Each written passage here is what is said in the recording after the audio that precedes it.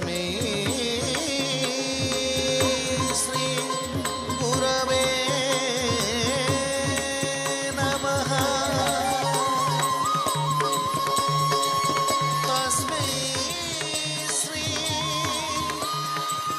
गुरवे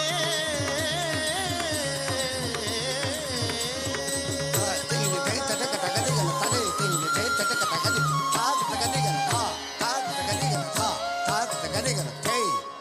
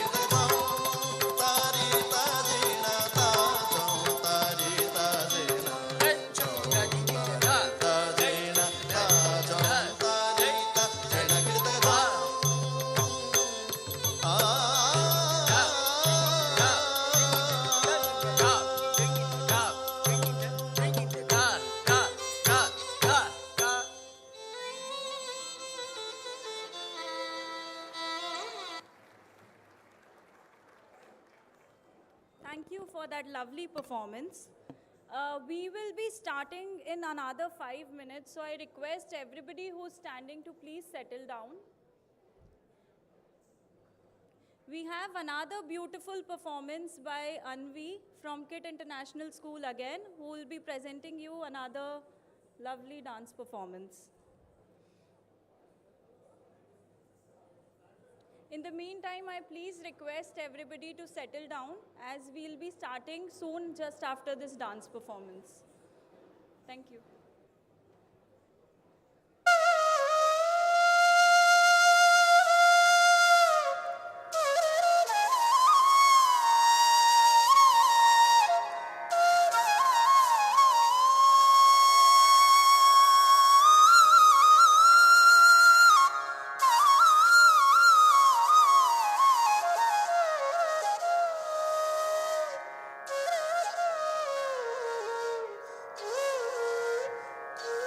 Tak gadi gana tha, tak gadi gana tha, tak gadi gana den, tak chini tak chini tak chini, tak chini den, tak chini chini tak chini, tak chini den, tak chini chini tak chini, tak chini den, tak chini chini tak chini, tak gade dina gade dina gade dina gade dina gade dina gade dina gade dina gade dina gade takatini ta tak gadi gana ta tak gadi gana ta tak gadi gana takke dha dha kodta kata hey takke dha dha kodta kata hey takke dha dha kodta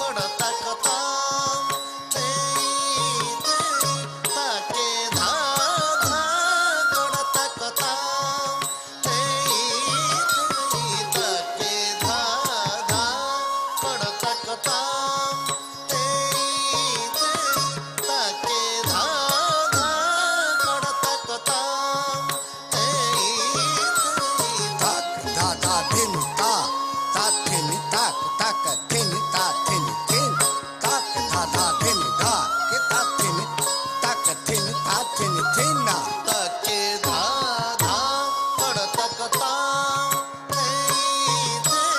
takke dha dha kodta kata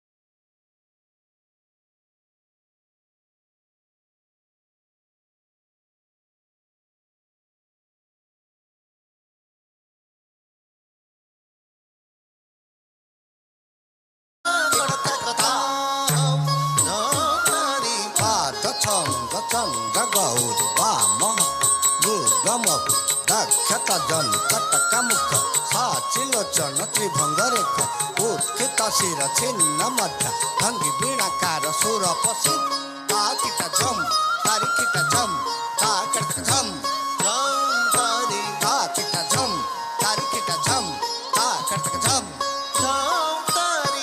तारिकिट तक झम तारिकिट तक तारिकिट झम तारिकिट तक ता थम ता धा धा दे ता थम ता धा धा दे ताकट गदी गन धा ताकट गदी गन धा ताकट गदी गन धा ताके धा धा कड़तक ता हम झम तारी ताके धा धा कड़तक ता हम झम तारी ना तेरे किटी तक तक तेरे किटी तक दे तेरे किटी तक तक तेरे किटी तक दिन ता दिन दिना ता दिन दिना दिन ता दिन दिना ता दिन दिना दिन ता दिन दिना ता दिन दिना के दिन ता दिन दिना ता दिन दिना दे दिना कड़तक ता हम झम तारी ताके धा धा कड़तक ता हम दे दे ता कर तक झम ता ता ता दे कर तक झम ता ता ता दे कर तक झम ता ड्रीम ड्रीम ता किटी तक ताक ड्रीम ड्रीम ता थे ताक ड्रीम ड्रीम ता किटी तक ताक ड्रीम ड्रीम ता थे ना तेरे किटी तक तक तेरे किटी तक दे तेरे किटी तक तक तेरे किटी तक थे तक दिन दा किटा थे ना तेरे किटी तक तक तेरे किटी तक थे तक दिन दा किटा थे ना तेरे किटी तक तक तेरे किटी तक ता थम ता धा धा दिन ता थम ता धा धा दिन ता थम ता धा धा गदे गन धा ता गदे गन धा ता गदे गन धा ता गदे गन धा ता गदे गन धा ता गदे गन धा ता गदे गन धा ता गदे गन धा ता गदे गन धा ता गदे गन दे ता दे ता दे दे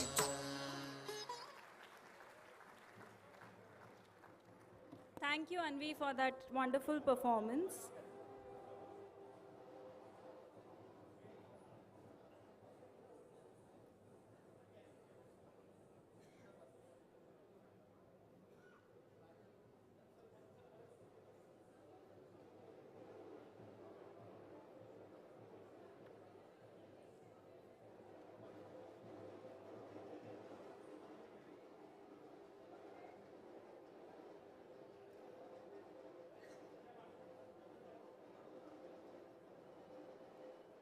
A kind request to everyone to please keep their mobile phones on switched off mode or flight mode. We will be starting very soon.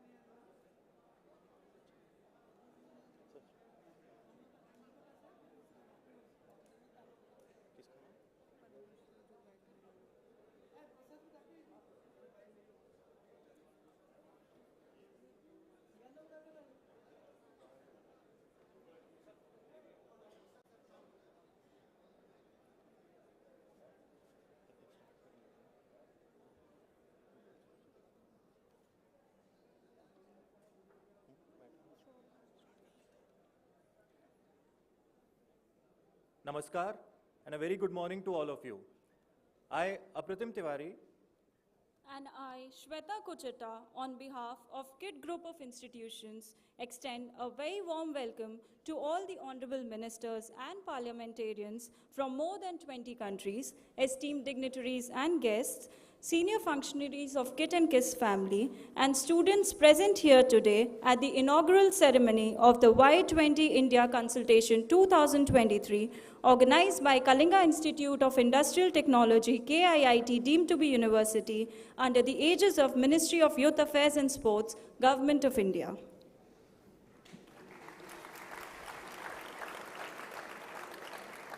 the G20 is the premier intergovernmental forum for international economic cooperation, comprising of 19 countries and the European Union, working to address major issues related to the global economy. The presidency of the G20 is held by India from 1st December 2022 to 30th November 2023. The theme of India's G20 presidency is Vasudhaiv Kutumbakam, or One Earth, One Family, One Future. Kalinga Institute of Industrial Technology, KIIT, deemed to be university, is one of the most promising and sought-after destinations in India for professional studies, offering 200+ disciplines to around 40,000 students from all over India and 65 countries across the globe. KIIT was founded by renowned educationist and philanthropist Professor Achyut Samant. This year, KIIT is honored and privileged to host the Y20 India Consultation 2023, an official consultation forum for youth from all G20 member countries to be able to dialogue with each other, raise awareness on global issues, and exchange ideas. I now request everyone to please rise for the national anthem.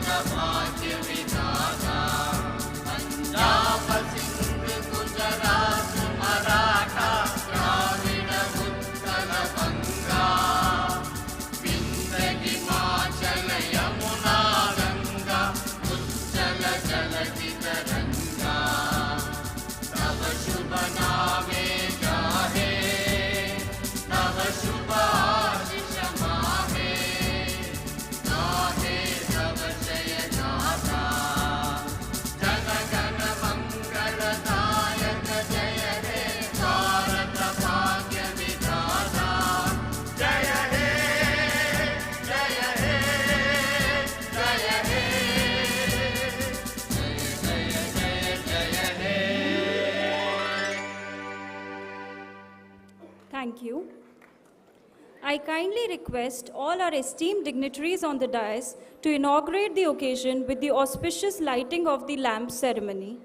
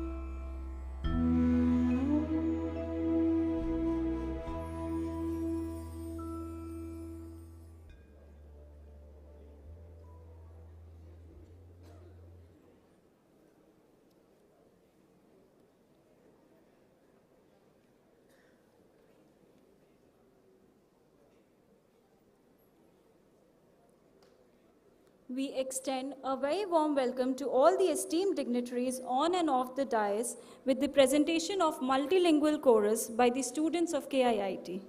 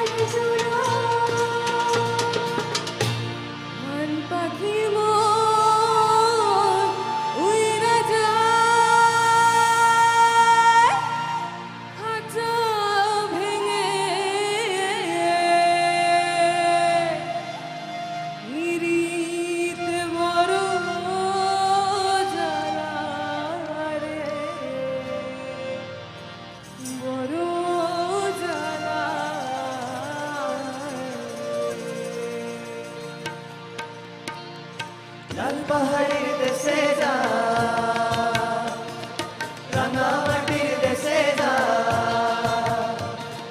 লাল পাহাড়ের দেশে যা রাঙামাটির দেশে যা এক তোকে মানাইছে নাই রে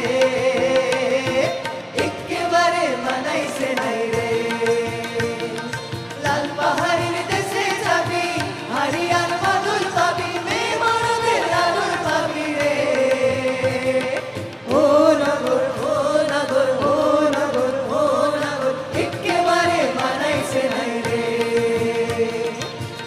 हरिर देशे जा रंगा माटिर देशे जा তোকে মানাইছে নাই রে একেবারে মানাইছে নাই রে একেবারে মানাইছে নাই রে একেবারে মানাইছে নাই রে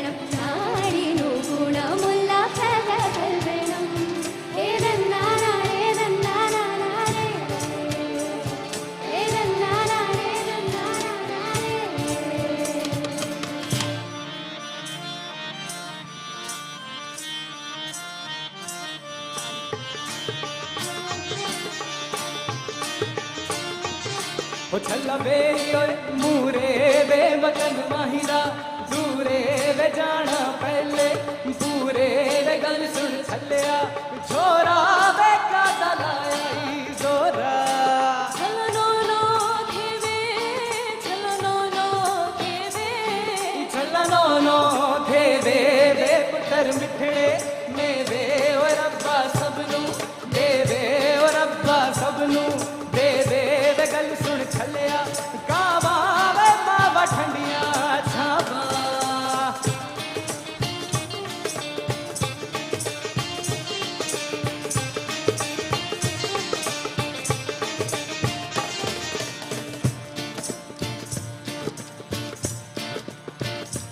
हो छल्ला कालिया मरचा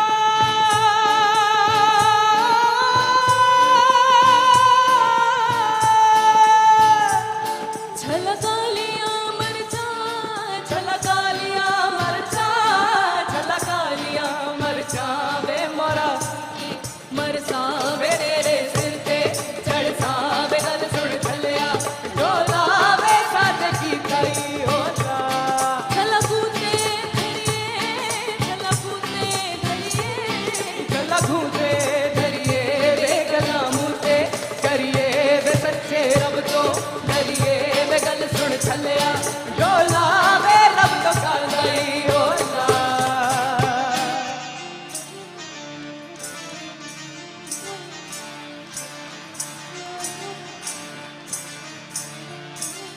मी डोलकरा डोलकरा डोलकरा दरिया सरासा मी डोलकरा डोलकरा डोलकरा दरिया सरासा वल्लभरे नंदमा हो वल्लभरे रामा वल्लभरे नंदमा हो वल्लभरे रामा माया बाबा चिलारा चिरे का मिलरे चोली पीवन कोन से अंधेरी साड़ी मत सुनान गो माली में फूला रचा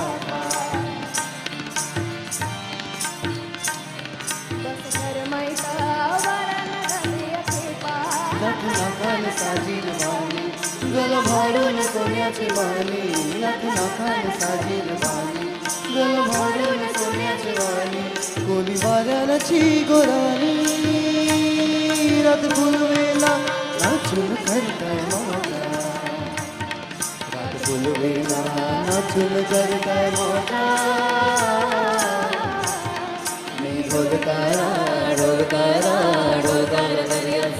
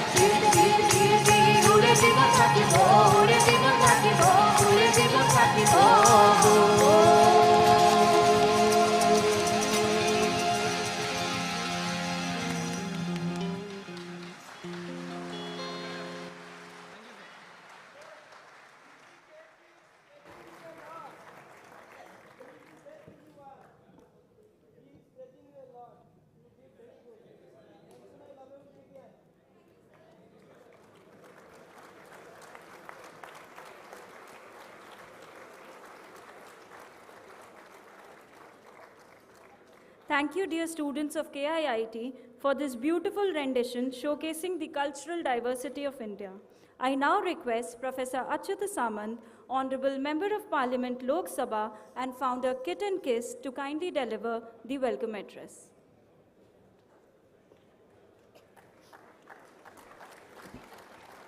So, आप लोग सबको मेरा नमस्ते प्रणाम. So, good morning everybody present here. On the occasion of this inaugural session of the Y20 consultation at KIIT campus, we have many eminent personalities on the dais and also great personality, eminent personality also of the dais present here. So it's my great pleasure to take the name of everybody, so I'll take a little bit more time. As a founder of KIIT and KISS, I have to welcome everybody and speaking minimum one line for the eminent guests present here from the 20 countries and also Government of India, everybody. So anyhow, we have with us on the desk our Honorable Chief Guest, our Sri Ashwini Kumar Chubeji, Honorable Minister of State for Consumer Affairs, Food and Public Distribution, Environment and Forest and Climate Change, Government of India, present here as the Honorable Chief Guest. Similarly, we have with us our Honorable Guest of Honor, respected Sri Tushar Kanti Beheraji, Honorable Minister of Government of Odisha, State for Home, Youth and Sports, Electronics and IT, Government of Odisha present here. Similarly, we have with us His Excellency, Honorable Member of Parliament, UK, respected Mr. Birendra Sharma ji. We have also with us His Excellency, Honorable former US Congressman USA, respected Dr. Robert Pittenger ji. We have also with us our His Excellency, Honorable Member of Parliament, Switzerland, and also the Global Ambassador of KIIT and KISS, my dear brother, Dr. Nick Gugarji.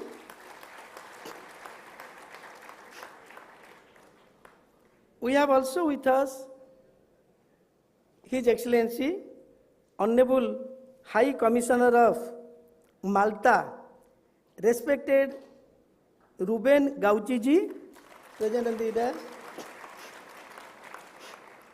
We have with us also respected Srimati Mita Rajivolochan, Secretary of the Youth Affairs in the Ministry of Youth Affairs and Sports, Government of India, and also our Vice Chancellor KIIT University, Pro Vice Chancellor KIIT University. They are also present on the dais, and many eminent personalities present on the audience side. So, as a founder of KIIT and KISS, it's my great pleasure to welcome you all in the inaugural session of the Youth 20 consultation for the Youth 20 engagement group of the G20 work stream, hosted by KIIT University under the leadership of the Ministry of Youth Affairs and Sports, Government of India. So, it is my great pleasure to speak a few words of all the honorable guests present on the dais and welcome them. Yeah, I have forgot the global person, main attraction of the entire world. our respected Mr. Ricky Cage, 3 times Grammy awardee, the special attraction for this youth program. It is the rarest of the rare thing to get Ricky Cage on any Y20 functions in entire India. We are very much fortunate because he is the alumni of KIIT University. That's why within 3 days notice he could come here today morning and now gracing the occasion. So it's my great pleasure to extend the heartiest welcome to our Honorable Minister Sri Ashwini Choube ji, who is the Minister of the State for Consumer Affairs, Food and Public Distribution, Environment and Forest and Climate Change, as our chief guest. Sir, your words and guidance will be invaluable to us, which I have been seeing for the last 20 years.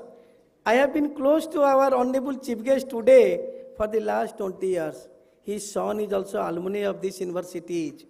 And he is such a spiritual person, nice person, very humble and simple, and seasoned politician, being MLA minister in the Bihar state, then also in the government of India. So many things in his credit. I am personally very much grateful to him. Not only he loves me, my work, he has visited my native place, village. He has come with madam also, his wife here, and within a very short notice he could make it convenient to grace this occasion as the chief guest. I am grateful to you, sir, forever you know, and I welcome you. And at the same time, also, I welcome the madam present on the audience side. Thank you very much. And we have with us our own Minister Tusharkanti Behera ji, IITian, very nice young chap, and having so many portfolio. So I welcome our Dr. Tusharkanti Behera ji as our guest of honors. And similarly, it's my great pleasure to extend the heartiest welcome to our definitely Dr. Birendra Sharma ji, Honorable Member of Parliament UK, and highly respected Member of Parliament in the UK since 2007. And also, he has dedicated his life to public service, guided by his strong belief in social justice and fairness. One good thing with Birendra Sharma ji, he is an Indian origin. Very spiritual person also, equally though he has spent his entire life in London or UK. And one good thing I have never seen with any social worker, including myself, that he has worked tirelessly to raise awareness of the challenges faced by the widows and to push for policies and initiatives to support them. He has been working relentlessly in India and also other countries for the welfare of the widows. So very rare social workers does for the widows. So thank you very much, sir. God bless you for century. And I welcome you on behalf of this entire gatherings present here and on behalf of the staff, students, management of KIIT University, and on my behalf also I welcome you. Similarly, we have with us our great congressman from America, Robert Pittenger ji. Very jovial, very educated, highly knowledgeable, and also seasoned politician for 3 terms member of parliament in US. And he is also known for his efforts in organizing Global Parliamentary Intelligence Security Forum to address critical issues. And Pittenger ji is also actively involved in charitable and educational organizations. Sir, I have no words to express my thanks, gratitude to you, coming twice within a time period of 10 days to India for this cause only, Youth 20. Thank you very much. On behalf of everybody, I welcome you, sir, His Excellency. Our Dr. Nick Gugar is also sitting. He has been associated with us for the last more than 10 years. He has been designated Global Ambassador of KIIT and KIIS. He is really doing fantastic for KIIT and KIIS. You will be happy to know that he is also a man of origin of India. He is now Switzerland Member of Parliament. He was born in South India and abandoned by the parents. He was taken care of from the 1 day old or 1 month old by the couple of Switzerland. Now you see the fate of Dr. Nick Gugar. What is his log? He is the most renowned politician in Switzerland, twice member of parliament, going to be thrice very soon. And he has been working relentlessly for the underprivileged child, both in India and also Switzerland, and he has many things in his credit. Thank you, my dear brother. Coming all the way to grace this occasion, I welcome you on behalf of everybody present here. And similarly, we have with us His Excellency, respected Ruben Gauci, High Commissioner of Malta to India. He has also many things in his credit. Not only his High Commissioner of Malta to India, but also his High Commissioner of Malta to Sri Lanka, Nepal, Bangladesh, and many other countries. So besides his good education, BA, MA, everything, he is very fluent in the language of Maltese, so also English, so also Italian, so also Russian. Thank you, His Excellency. Coming second time to KIIT to grace this occasion, I welcome you on behalf of everybody present here. And definitely, our respected Madam Secretary, Youth Affairs, Government of India, Srimati Mita Rajivolochan. So it is her functions, we are hosting it. So I should not cite many things about her. So I welcome you, ma'am, on behalf of the entire gatherings present here. And similarly, our dear respected Mr. Ricky Cage. I hope all the lovable KIITians, KIITians, young mass, or everybody must be aware of Mr. Ricky Cage, and recently who created history, getting third time Grammy Award. So Mr. Ricky Cage is an award-winning Indian music composer and environmentalist who has achieved international recognition for his contribution to music and activism with 3 Grammy Awards and over 100 music awards in 20 countries. Ricky's vast repertoire includes 16 studio albums, 3,500 commercials, and 4 feature films. He is also an ambassador for various United Nations programs, including UNCCD, UNESCO, MGIP, and also UNICEF. In addition to, he is also serving as a professor in National Institute of Advanced Studies, and he is also known as or certified, awarded Youth Icon of India, Global Humanitarian Artist from the United Nations. और कुछ है ही नहीं. और आपका बारे में बोले तो it will take hours together. Anyhow, we are very much happy that is such a great person, definitely. Be it Honorable Prime Minister of India, be it any minister, Chief Minister, everybody loves him and knows him like anything. And we are very much fortunate, lovable KIITians, KIITian. Recently, we have honored him with the Honorary DLiT Award. He has become the alumni of this KIIT University within just 3 days before that, because though I remember you, but I was afraid of requesting him. He is such a great man. So before 3 days, I sent one small mail. Is it possible on your part to grace this occasion and do the live concert in the evening for the entire audience? Within no time, he gave assent, permission, or consent. I am ready, I am joining with you. That is Ricky Cage. I welcome you, sir. Thank you very much for your... And at the same time, we have many eminent personalities on the audience side. So we are so fortunate. This podium has been graced by almost many policymakers, including our Honorable Prime Minister, President, Vice President, Speaker, anybody, and also 120 ambassadors, and also 22 Nobel laureates. But we have never get in one place 20 Member of Parliament from 20 countries on this podium. So today it is history that they are here.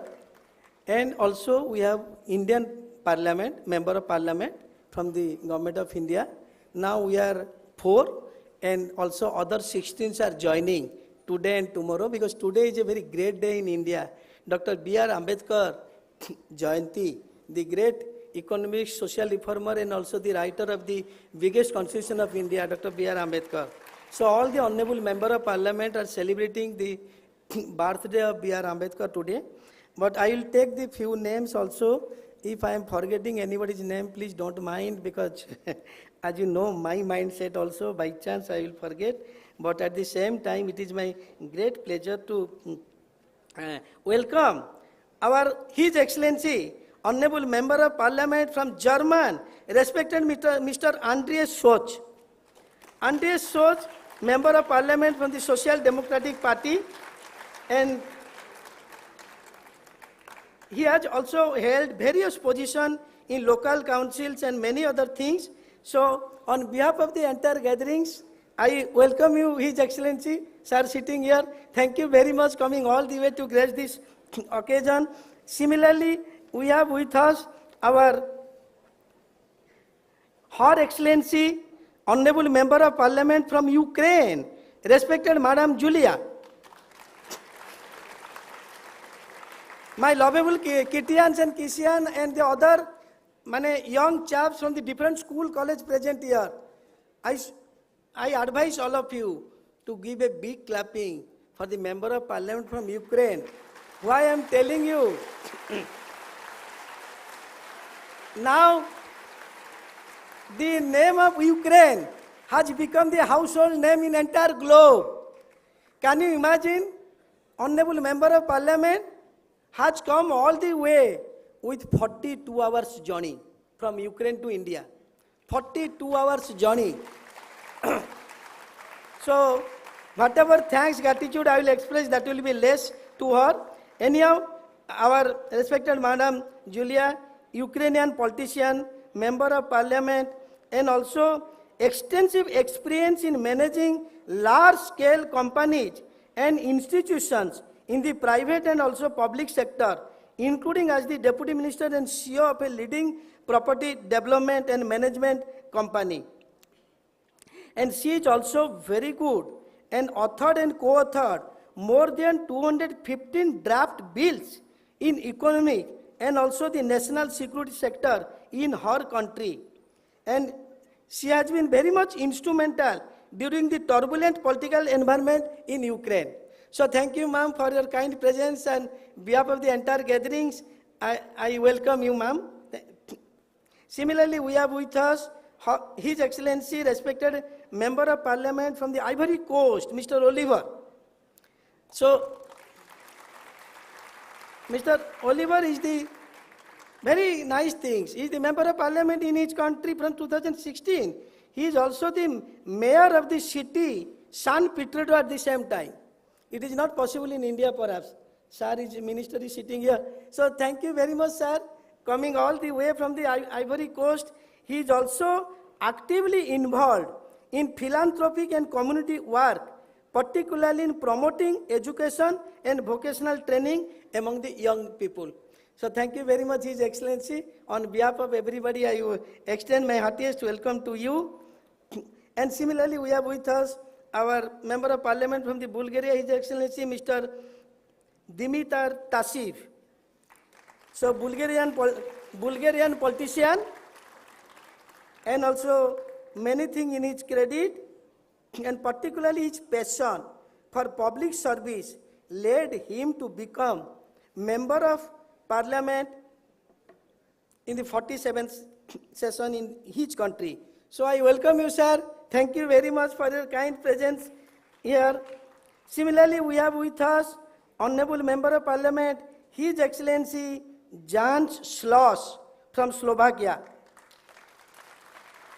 He is a research scientist also in the Slovakia Academy of Science, and many things in his credit. I welcome you also, sir. Thank you very much for your kind presence. On behalf of everybody present, I welcome you. We have with us our Honorable Member of Parliament, Sierra Leone, His Excellency Charles Shaw. In his own country dress, he is present here, Charles Shaw, and he is a good politician and also human rights activist.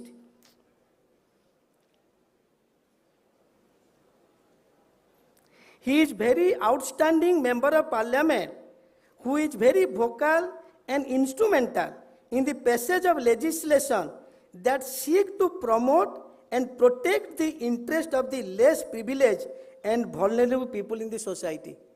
That's why yesterday you cried when you see the ocean of children at KIIT. Thank you, His Excellency, Honorable Member of Parliament. I welcome you on behalf of the everybody present here. And similarly, we are also, we have with us Professor Dr. Moser from the Switzerland, who is renowned academics and also researcher.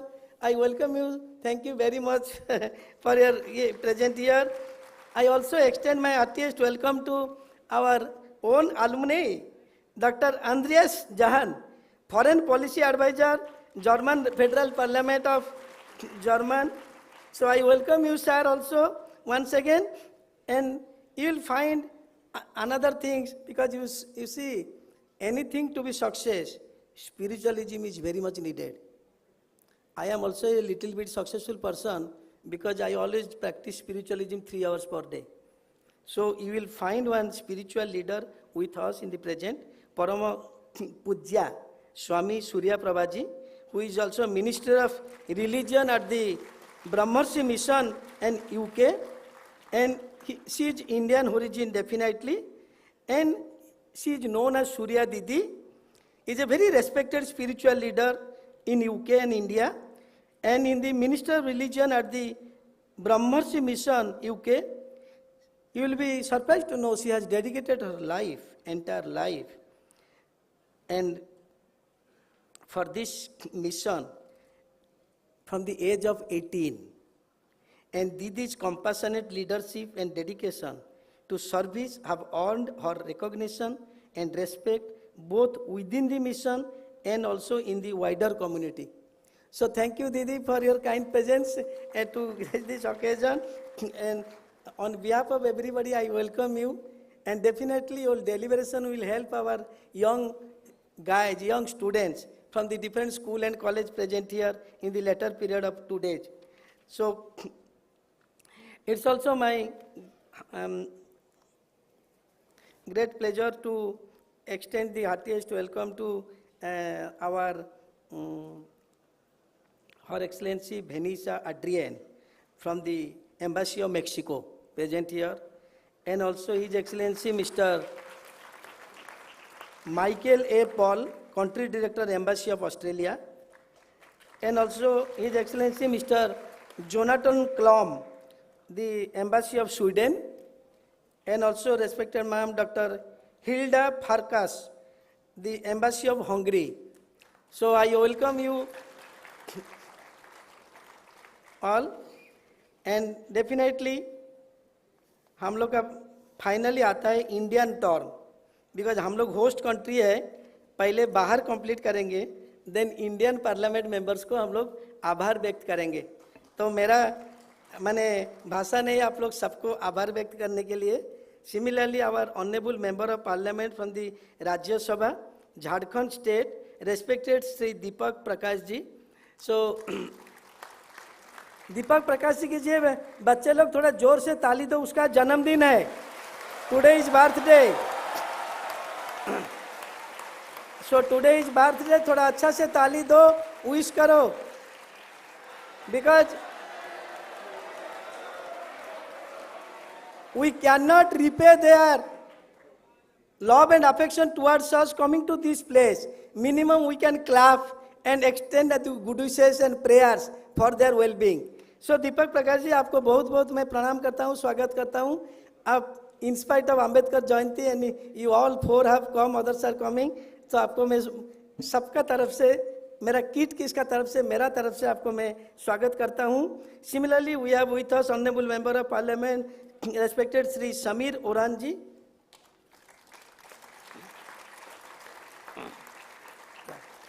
Samir Oran ji, he is also the member of parliament Rajya Sabha, and he is also the BJP national president ST Morcha present here. So आपको भी स्वागत करता हूँ, धन्यवाद देता हूँ, बहुत बहुत आपको धन्यवाद, आप यहाँ पर आए हैं.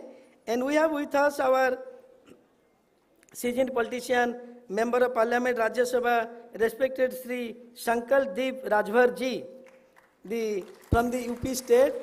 सो सर आपको बहुत बहुत मैं स्वागत करता हूँ, धन्यवाद देता हूँ. आप यहाँ पर आए in spite of busy schedule. आप आज चले जाएंगे, so still you have come, तो आपको मैं बहुत बहुत धन्यवाद देता हूँ. Similarly, it's our great pleasure to welcome the Honorable Member of Parliament, Shri Ajay Nishad ji, who is also the Member of Parliament Lok Sabha from the Bihar. तो आपको भी मैं बहुत बहुत स्वागत करता हूँ, धन्यवाद देता हूँ. In spite of your busy schedule, you came all the way to see all of us. तो आपको बहुत बहुत स्वागत करता हूँ.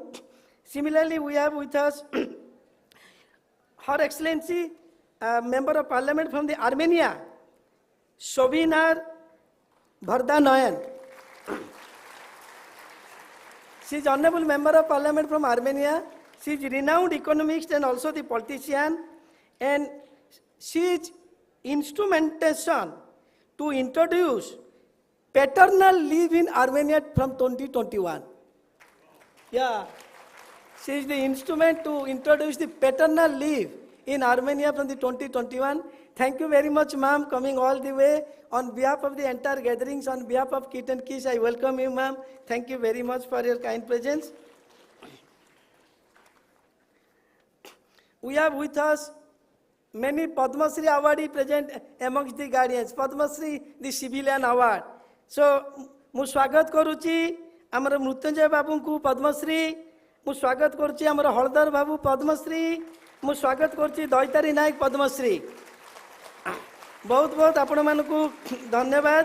ଆପଣମାନେ ଆମର ନିମନ୍ତ୍ରଣ ରକ୍ଷା କରି ଆସିଛନ୍ତି.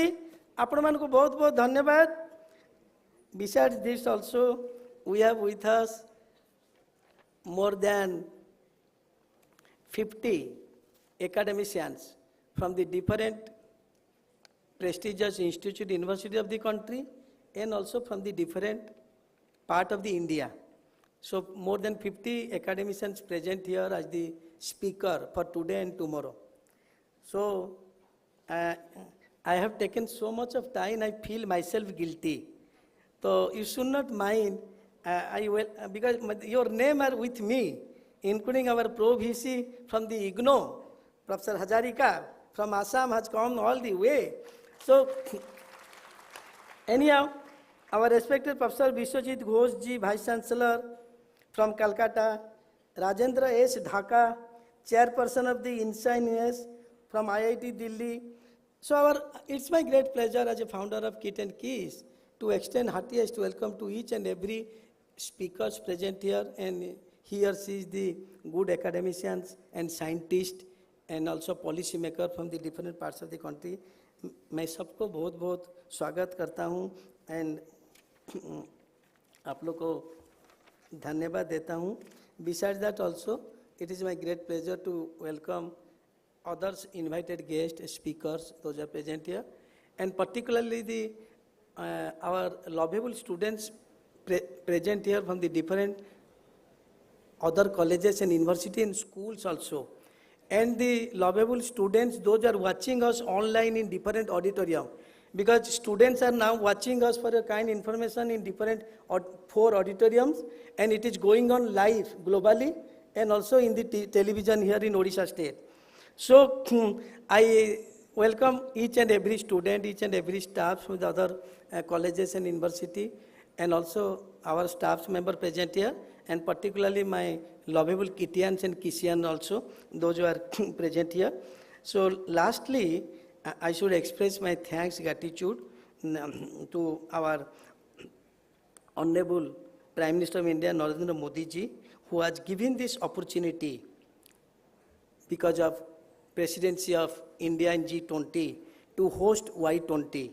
So we express our thanks, gratitude to Honorable Prime Minister Narendra Modi ji. At the same time, I express my thanks, gratitude to our Honorable Chief Minister Sri Naveen Patnaik ji, who has inspired and supported our belief in the transformative power of education. And lastly, not least, our special thanks, gratitude to the Ministry of Youth Affairs and Services for entrusting this to us to host Y20. So Madam is also present here on behalf of the ministry. So I express my thanks, gratitude to Youth and Sports Affairs Ministry Services, etc.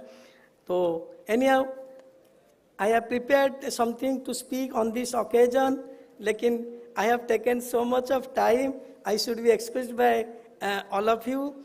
Now there are so many honorable guests present here. They will speak few minutes. Again, all the honorable member of parliament, our Indian parliament, other speakers, they will start their speaking from the 12:30 onwards today and tomorrow. So I hope definitely their deliberation will boost you, motivate you, and will definitely guide you. So you will never lose. In entire 5 auditoriums you are watching me, the deliberation will be made by our honorable guests, those who have come all the way. So once again, I should be excused by anybody I have left or I have not taken their names. And at the same time, thank you very much. Odisha is a very beautiful state. Bhubaneswar is the capital city of Odisha. Very beautiful city, no traffic, no pollution, full of greenery, very small city, very good. Bhubaneswar city. All the guests, those who are present here, definitely our volunteers will take to visit the sightseeing and also the Puri Konark, the 7th astonished of the world, the Sun Temple Konark. So our volunteers will take you. Don't forget to see this beautiful state beauty. Thank you very much.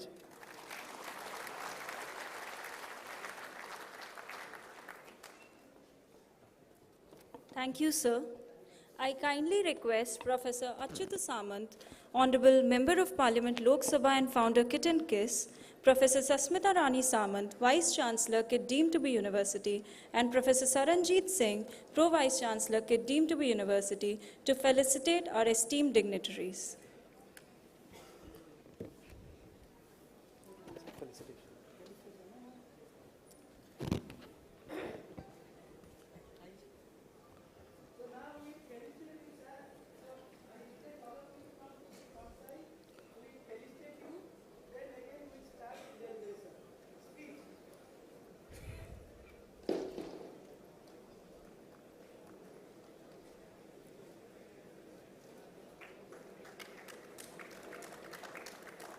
Starting with the chief guest of this ceremony, Shri Ashwini Kumar Chaubey, Honorable Minister of State for Consumer Affairs, Food and Public Distribution, Environment and Forest and Climate Change, Government of India.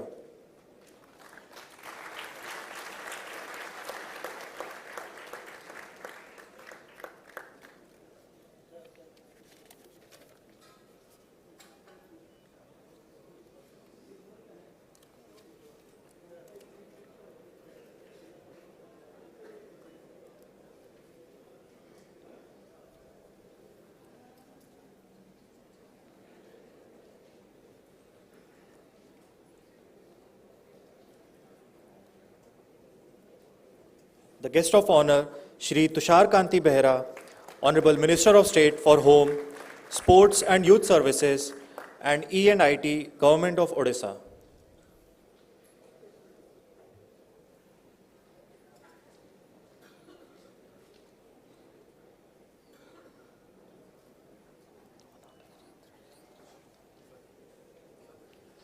Mr. Virendra Sharma, Honorable Member of Parliament, United Kingdom.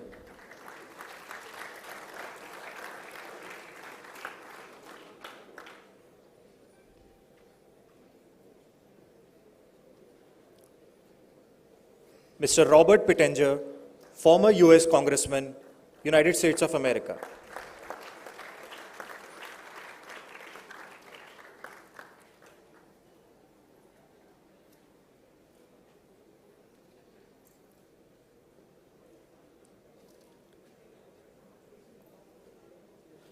Dr. Nicholas Samuel Guger, Honorable Member of Parliament, Switzerland.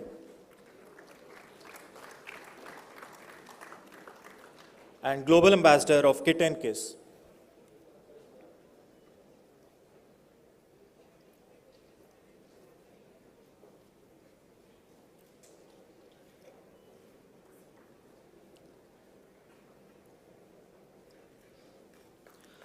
His Excellency Mr. Ruben Gauci, High Commissioner of Malta to India.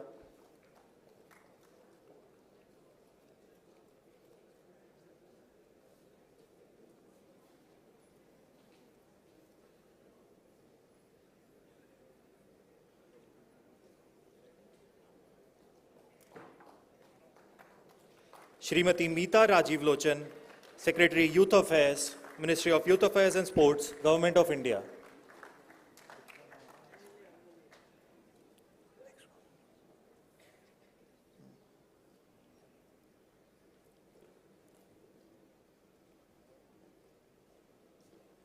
Mr. Ricky Cage, multiple Grammy Award winner, India.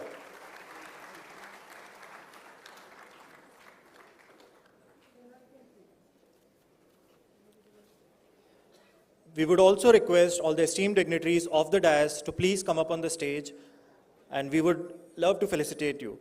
Starting with Honorable Mr. Andreas Schwarz, Member of Parliament, Germany.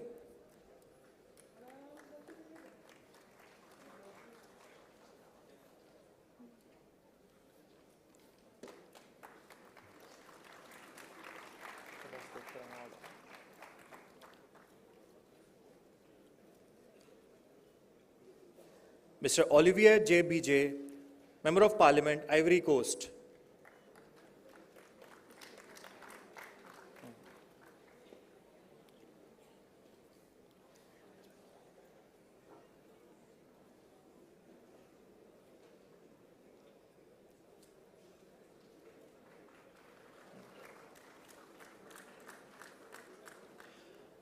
Dr. Jan Solos, Honorable Member of Parliament, Slovakia.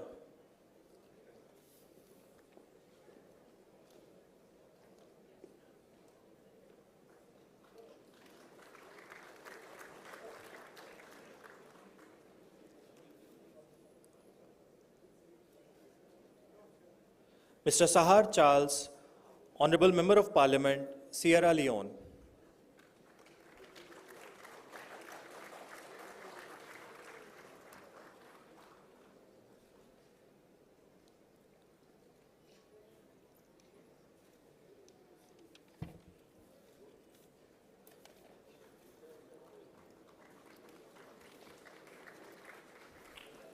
Ms. Yulia Klimneko, Honorable Member of Parliament, Ukraine.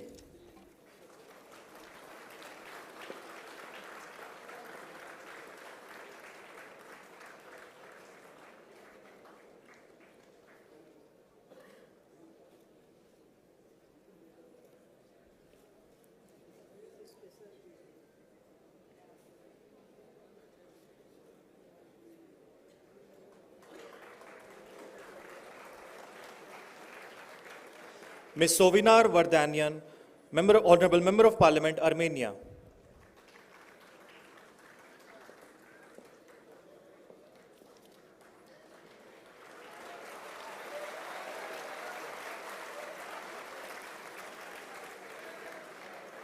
Mr. Dimitar Tashev, former Member of Parliament, Bulgaria.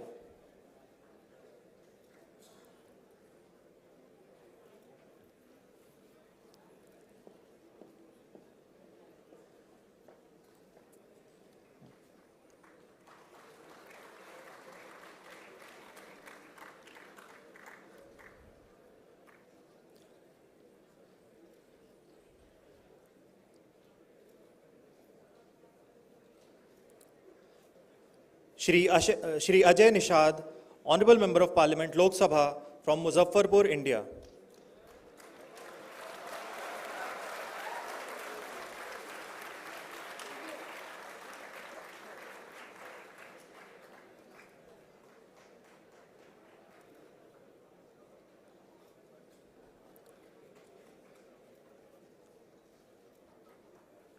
Shri Sakaldeep Rajbhar, Honorable Member of Parliament, Rajya Sabha from Balia, UP, India.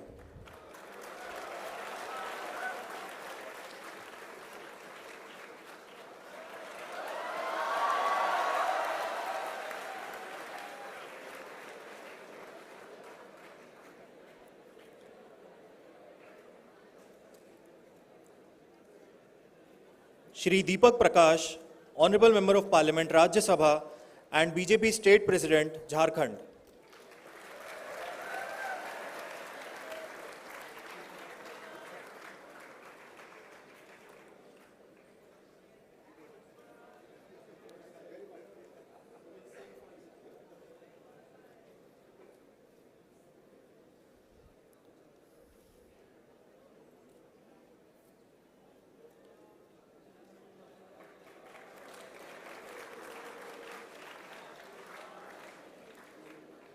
Shri Sameer Oraon, Honorable Member of Parliament, Rajya Sabha, and BJP National President, ST Morcha.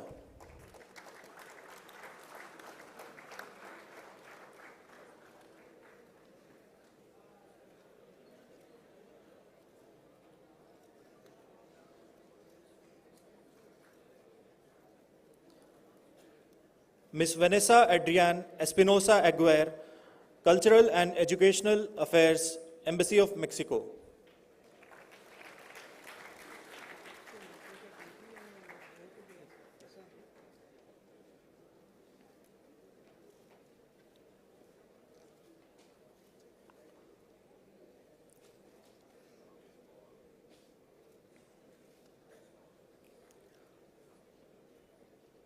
Dr. Hilda Farkas, Counselor for Science and Technology, Embassy of Hungary.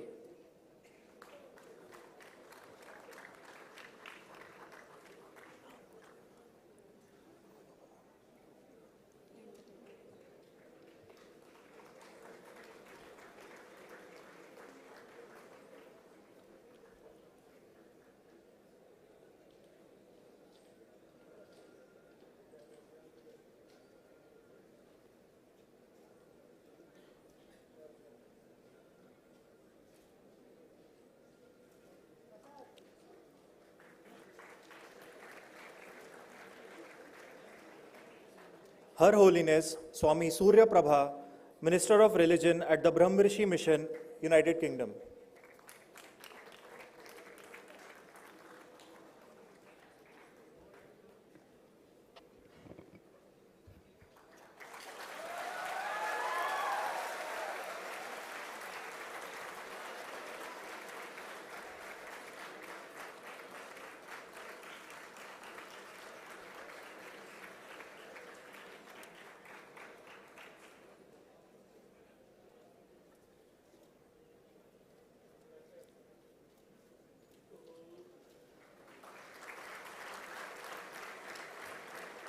Dr. Andreas Jahn, Foreign Policy Advisor, Bundestag, German Federal Parliament of Germany.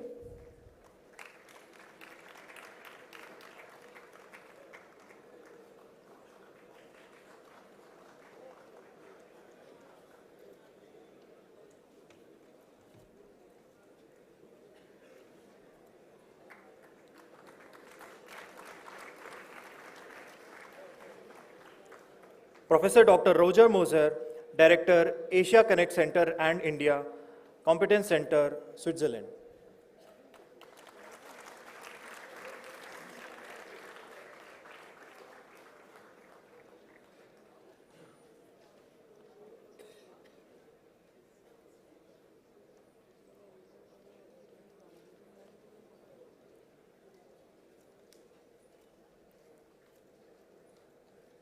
Mr. Michael A. Pahl, Country Director, Austrian Cultural Forum, Embassy of Austria.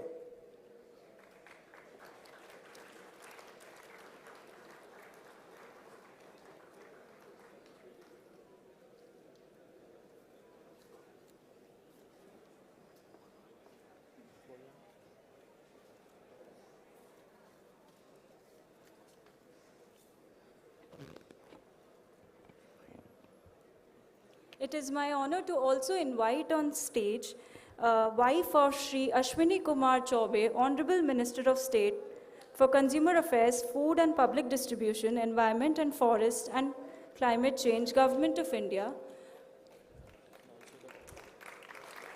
and also the daughter-in-law.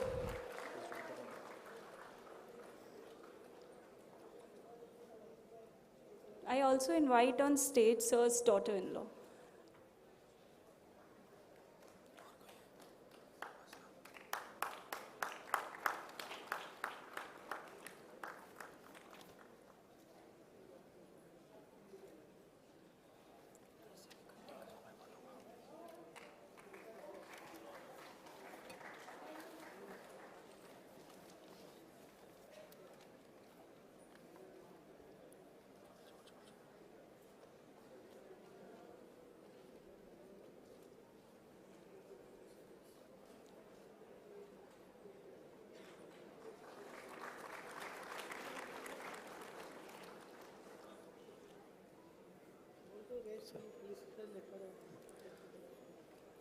We will also like to felicitate the remaining dignitaries at a later stage.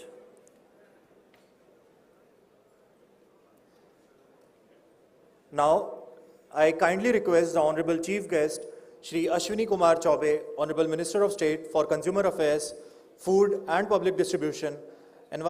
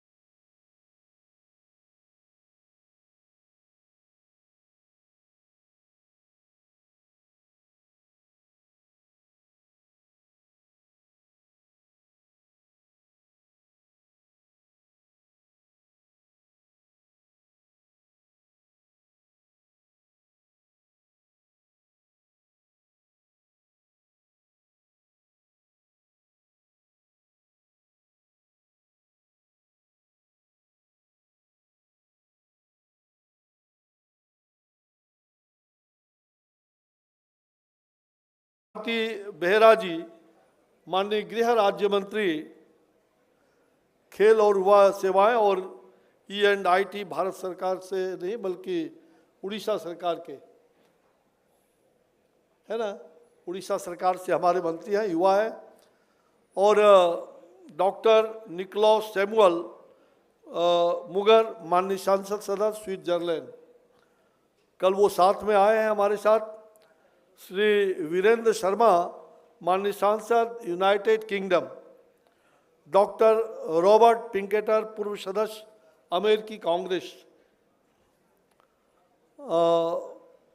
हमारे यहाँ पर आए हुए जो mister Ruben Gauci, high commissioner of Malta, धन्यवाद।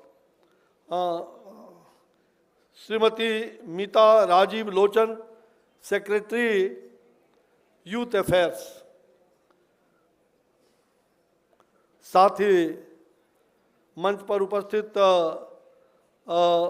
Shri Ricky Kej, multiple Grammy विजेता रिकी केज जी, और इस कार्यक्रम को जिन्होंने आयोजन किया है,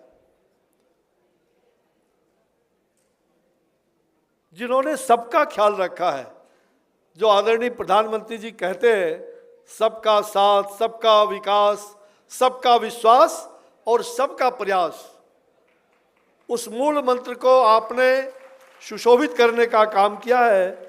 ऐसे हम सब लोगों के प्रिय और एक ऐसे शिक्षाविद जिन्होंने इस संस्थान का आज से लगभग 2 युग पहले इन्होंने स्थापना किया और आज देश विदेश में इस संस्था का नाम, इस संस्था से गए हुए छात्र छात्राएं देश भर में और दुनिया में अच्छा काम कर रहे हैं।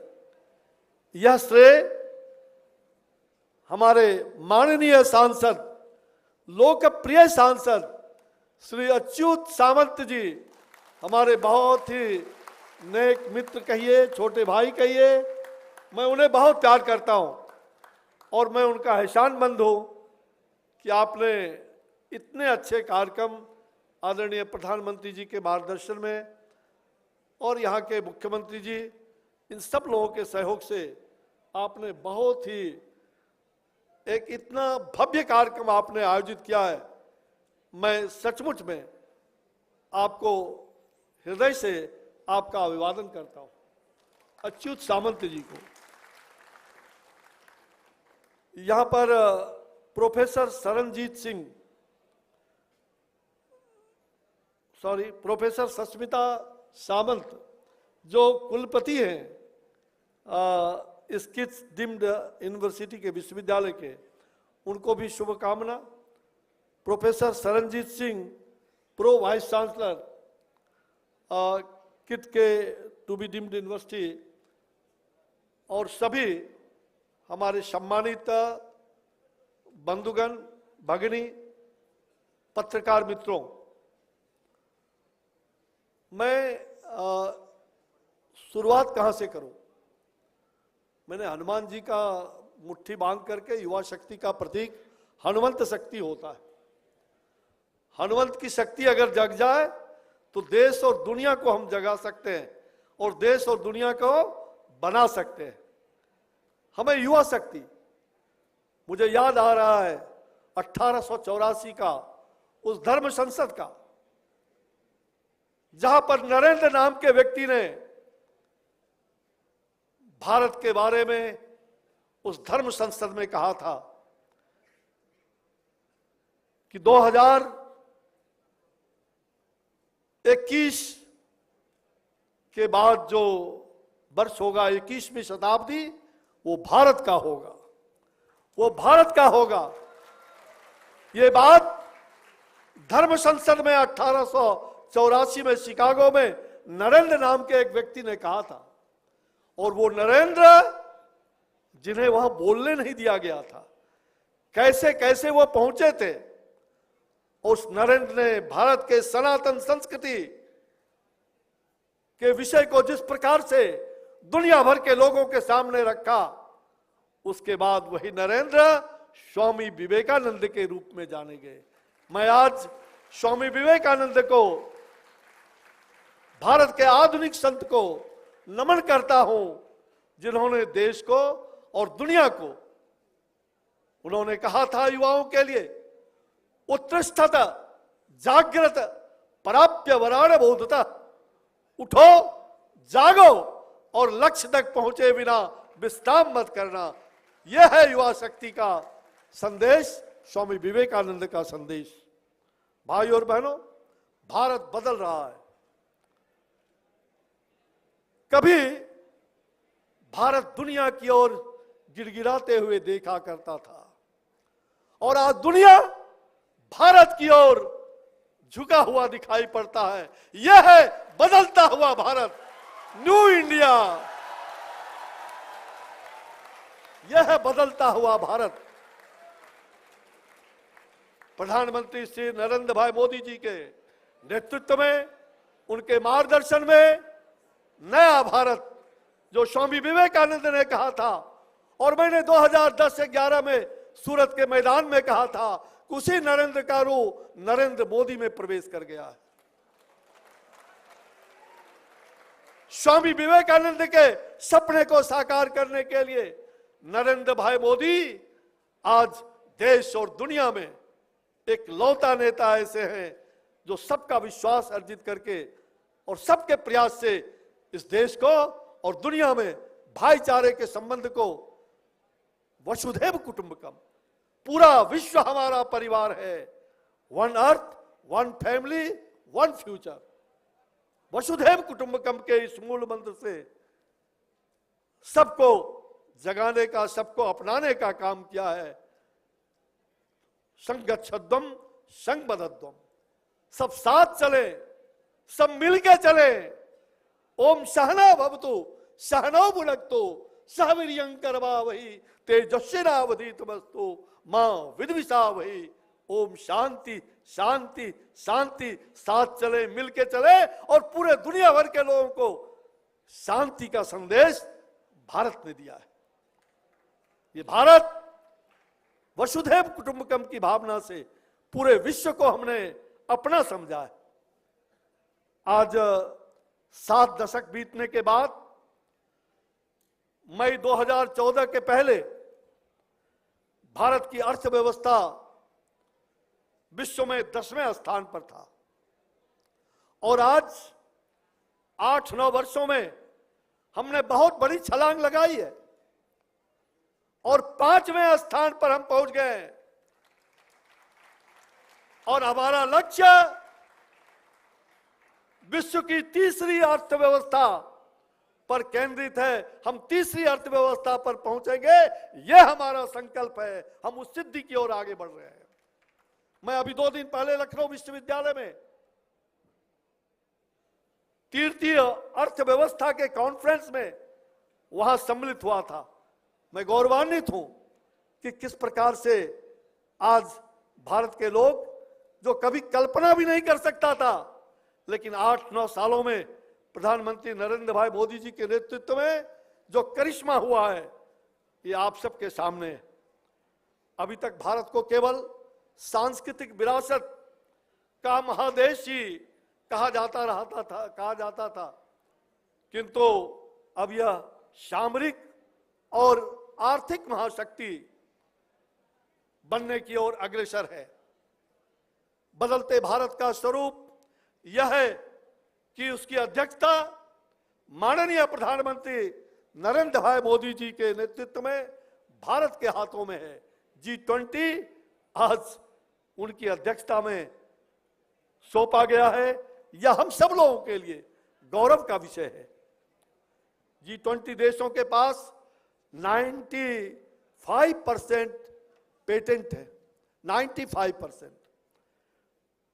वैश्विक सकल घरेलू उत्पाद उसका 85%, 85% की भागीदारी है। अंतर्राष्ट्रीय व्यापार का 75% की हिस्सेदारी है और विश्व की 65% जनसंख्या वाला संगठन G20 है। यही नहीं, इस समूह में विश्व बैंक और अंतर्राष्ट्रीय मुद्रा कोष भी शामिल है। भाई और बहनों, यह समूह सभी प्रमुख अंतर्राष्ट्रीय आर्थिक मुद्दों पर वैश्विक संरचना तथा उसको तय करने में महत्वपूर्ण भूमिका निभाता है। भारत इस समूह का अध्यक्ष होने के कारण सन 2023 G20 शिखर सम्मेलन के लिए एजेंडा, विषय वस्तु और फोकस क्षेत्र भारत निर्धारित करेगा। जो हम तय करेंगे, जिसका संकल्प लेंगे, उसे प्राप्त भी करेंगे, क्योंकि इस सम्मेलन में भाग लेने के लिए प्रतिनिधि विश्व के 65% जनसंख्या का प्रतिनिधित्व करते हैं। और हमारे देश में तो ये कहा गया है अभ्यागत के लिए, अभी देखो अच्युत सामंत जी ने एक एक अतिथि का किस प्रकार से नमन हो करके और उनका स्वागत किया। एक एक व्यक्ति यहां अभिनंदन करने का काम इन्होंने किया। ये है भारत की संस्कृति, ये है हमारी सभ्यता। भाई और बहनों, हमारे यहां शास्त्र में कहा गया है अभ्यागतं श्रांत मनोव्रजन्ति देवाश्च सर्वे पितरो आगनस्य तस्मिन् दविचे पूजिसे पूजिता स्युर्गते निराशा पितरो व्रजन्ति। इसका अर्थ है, जब अतिथि और अभ्यागत घर पर आते हैं, कहते हैं कि उसके पीछे समस्त देवता जन और यहां तक पितृदेव और अग्नि भी पदार्पण करते हैं। इसीलिए तो हमारे देश में कहा गया है अतिथि देवो भव, अतिथि देवता के समान आते हैं होते हैं। आप सभी देवत्व रूप में आज यहां पधारे हैं। भाइयों और बहनों, कोविड-19 वैश्विक महामारी के उस कालखंड को हम सब लोगों ने, दुनिया भर के लोगों ने झेला है। और मैं उस समय स्वास्थ्य मंत्रालय का काम देख रहा था। मुझे मालूम है कि किस प्रकार देश की आर्थिक स्थिति नहीं, दुनिया की आर्थिक स्थिति चरमरा गई थी। लेकिन भारत कभी भी अपने आप को उतने महान आपदा को झेलते हुए भी हमने अपने आप को अस्थिर बना करके रखा। हमने दुनिया के 176 देशों को, धन्यवाद, बहुत धन्यवाद,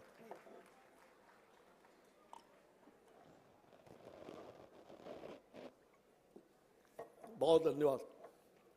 दुनिया के 176 देशों को हमने दवा भेजने का काम किया था उस कोविड की महामारी में। आदरणीय प्रधानमंत्री नरेंद्र भाई मोदी जी ने जहां स्वदेशी वैक्सीन को, जो 15 साल में वैक्सीन तैयार होता था, लेकिन भारत में 9 महीने के अंदर में 2-2 स्वदेशी वैक्सीन बना करके हमने न केवल अपने लिए बल्कि वसुधैव कुटुंबकम के उस भावना से विश्व के उन देशों को भी हमने कोविड महामारी में वैक्सीन भेजने का काम किया। यह है बदलता हुआ भारत, यह है बदलता हुआ भारत का परिदृश्य। भाइयों और बहनों, मैं विशेष करके जो मुझे लग रहा है कि जो कोविड के बाद जो राजनीतिक उथल पुथल और उसके कारण जो अधिकांश देशों की अर्थव्यवस्था की विकास दर वो नगण्य हो गया है। हमें एक मजबूत, संतुलित और समावेशी रिकवरी के लिए G20 द्वारा संयुक्त कार्रवाई की आवश्यकता है। व्यापार के लिए G20 के नेताओं को खुले, अस्थिर और पारदर्शी नियम आधारित व्यापार पर जोर देने की आवश्यकता है, जिसके वैश्विक कमी को दूर किया जा सके। जिससे वैश्विक कमी दूर होगा, इस धरती का भविष्य आने वाले नवयुवकों के हाथ में होगा। युवा शक्ति, राष्ट्र शक्ति, यूथ पावर, नेशन पावर, युवा शक्ति, छात्र शक्ति, राष्ट्र शक्ति। आज का छात्र कल का नागरिक नहीं, अपितु आज का नागरिक है। कर्तव्य और अधिकार के साथ युवा शक्ति को आगे बढ़ना है देश और दुनिया के विकास के लिए। भाइयों और बहनों, आज KIIT भुवनेश्वर ने इस तरह का आयोजन करके सचमुच में जो युवा पीढ़ी की चुनौतियां हैं, उन चुनौतियों से अवगत कराने का एक सुंदर मंच आपने तैयार किया है और भारत सरकार ने आपको इसकी जिम्मेवारी दी है। प्रधानमंत्री जी ने बड़े विश्वास के साथ इतने अच्छे कार्यक्रम, आपने उनके आग्रह को 2 दिनों का ये कार्यक्रम चलने वाला है, आज और कल।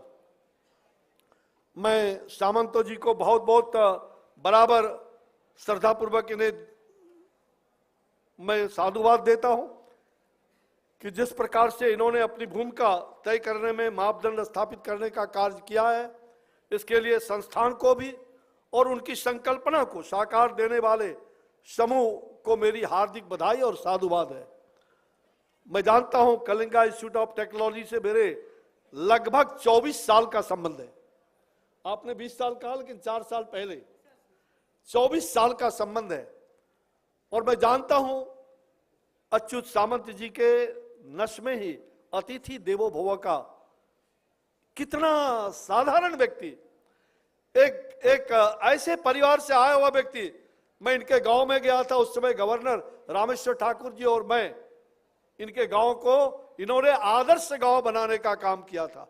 उस समय आज से 20 साल पहले, 21 साल पहले आदर्श गांव का कंसेप्ट जो आदरणीय प्रधानमंत्री जी ने हम सभी सांसदों को 2014 में कहा कि आप सब लोग एक एक आदर्श गांव को, विलेज को आदर्श गांव बनाने को संकल्पित हों। ये काम इन्होंने बहुत पहले किया था। मैं उस गांव में गया था, किस प्रकार का विकास गांव में, किस प्रकार का टेक्नोलॉजी, आधुनिक टेक्नोलॉजी के साथ साथ उस गांव में पोखर भी, माछ पालने का भी, कितना बढ़िया वो कार्यक्रम मुझे आज भी लगता। और मैंने प्रधानमंत्री जी के उस कार्यक्रम को कहा कि एक सामंतो जी, और बाद में तो ये राज्यसभा के सांसद भी हो गए और कुछ ही दिन बाद लोकसभा के सांसद बन गए, तो निश्चित रूप में प्रधानमंत्री जी भी बड़े इन्हें स्नेह करते हैं, बहुत प्यार देते हैं। ऐसे व्यक्ति को वो अपना समझते भी है। मुझे लग रहा है कि आज के इस विकसित विश्व में विकास की जो विविध चुनौतियां हैं, उन पर निजात पाने के लिए मैं भारत के महान अर्थशास्त्री आचार्य चाणक्य को आज याद करना चाहूँगा। आचार्य चाणक्य की जो अर्थशास्त्र की कौटिल्य की जो नीति है, आप सबको मालूम है, उन्होंने कहा था प्रभुतं कार्य मलम्पा तन्नरः कर्तुमिच्छति सर्वारंभेण तत्कार्य सिंहादेकं प्रचक्षते। अब तो चीता पालने का दिन आ गया है, अब कबूतर उड़ाने का दिन चला गया। अब तो हमारे प्रधानमंत्री चीता, और अभी अभी टाइगर प्रोजेक्ट का मैसूर के अंदर उन्होंने उसका उद्घाटन किया था, मैं उस कार्यक्रम में था। मनुष्य को लक्ष्य प्राप्त करने के लिए शेर के सदृश व्यवहार करना चाहिए। शेर अपने शिकार को एकाग्रता से देखता है और फिर पूरी शक्ति से प्रहार करता है। उसी प्रकार मनुष्य को भी संपूर्ण ऊर्जा और एकाग्रता के साथ कार्य करना चाहिए। यह G20 का हमारा और UY20 का जो कंसल्टेशन है, उस पर केंद्रित होगा। और इस आयोजन के लिए मैं आपको पुनः एक बार बधाई देता हूं, शुभकामना देता हूं, और मैं अपने अन्य मेहमानों को भी सुनूंगा। तो मैं अपनी बात को यहां विराम देते हुए फिर से जय जगन्नाथ की भगवान जगन्नाथ आप सबका कल्याण करे। सर्वे भवन्तु सुखिनः, सर्वे सन्तु निरामया, सर्वे भद्राणि पश्यन्तु, मां कश्चित् दुःखभाग् भवेत्। आप सबका कल्याण हो, आप सभी भद्र हो और आप एक दूसरे के काम आए। आप एक दूसरे की पीड़ा को अपनी पीड़ा समझ करके पीड़ित मानवता की सेवा करें। मानव सेवा माधव सेवा, मानव सेवा मानव सेवा। आइए हम नर से नारायण की प्राप्ति करें। बहुत बहुत धन्यवाद। जय हिंद, जय मां भारती। अपन मनन को हार्दिक शुभेच्छा। जय Jagannath.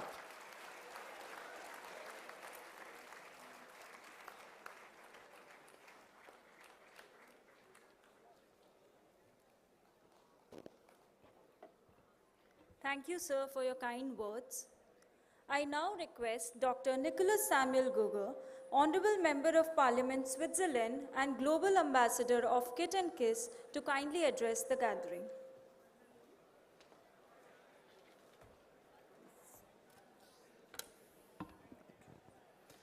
Namaskar. Dear Brother Dr. Samantha Ji, dear Kissians and KIITians, dear Honorables, dear Honorable Minister, it's a great pleasure. I'm a politician. I will talk to you now the next 2 hours. Joke. I will have a very short speech. My speech is all about heart. Can you take the cameras? Here you see that's a heart. I brought you my heart. As you heard, I'm born in India. I'm now more than 50 years in Switzerland. But where is my family? My family is here back in India. So I'm really happy to have my family here with Dr. Brother Samantha. I'm happy to come often back to Orissa. And it's a great day for the youth. I was a youth and social worker. So I started my career as a youth and social worker in Colombia. I was working with abandoned children in Colombia. That was 1992, 31 years back. Now 30 years later, the circle gets round. I started in India, 1970. 74, I came to Switzerland. 92, I came to Colombia, South America. And then in 2015, I came back to Orissa and India. So today, it's a day of the future. And I shout out, hello, future. Hello, future. What brings us the future? That's a big question. In what I believe, where I want to go, what is my purpose of life? And this is the question. Today, it's a G20 day, but also a I-20 day, the Youth 20. So the youth is very close to my heart. As a youth worker, I am still a child. Can you imagine? Are you strong enough to listen to your inner voice as a child? Are you listen to your heart, what you need? So that's the most important. And I invite the youth to come to their heart back. I invite you as adults, as students, as doctors, as professors, as politicians, to share your heart with the youth. And that will be the future. And with that, I conclude. Thanks a lot to be your guest. Thanks a lot, Dr. Samantha-ji, for this gathering. And be blessed. Everybody be blessed. Have a nice day.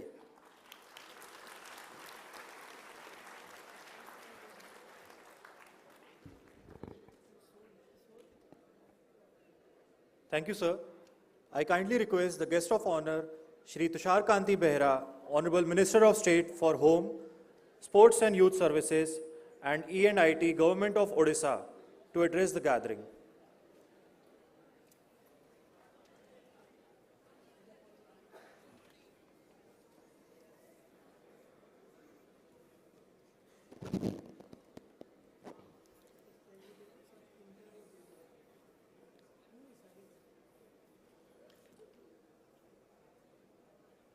In today's session, Honorable Chief Guest, Sri Ashwin Kumar Choube ji, Honorable Minister of State for Consumer Affairs, Food and Public Distribution, Environment and Forest and Climate Change, Government of India, Dr. Nicholas Samuel Gugar, Honorable Member of Parliament, Switzerland, and Global Ambassador for KIIT and KIIS, Mr. Birendra Sharma, Honorable Member of Parliament, UK,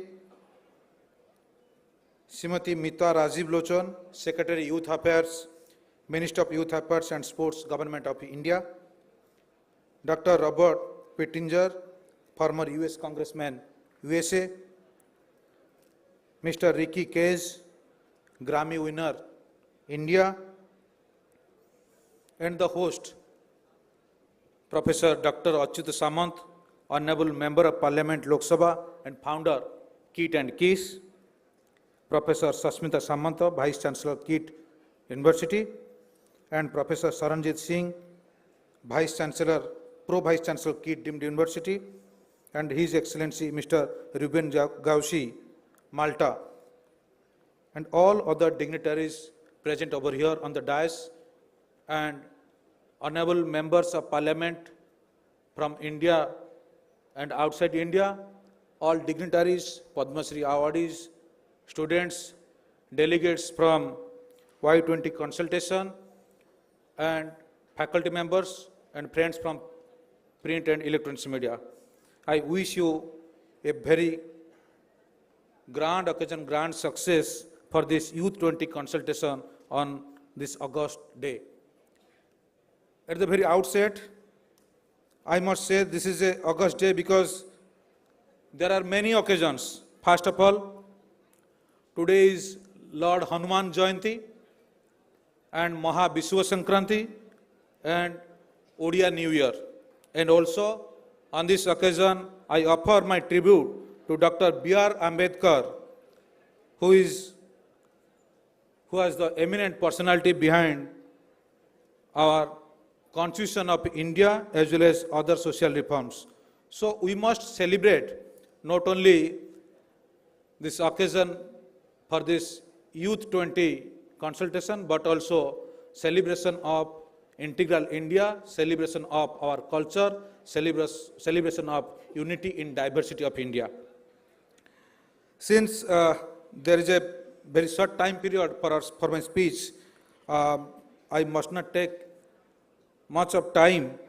Just I will focus on 2-3 lines regarding Vasundhaiva Kutumbakam or world is one family, because to achieve this ambition, the youth must work together.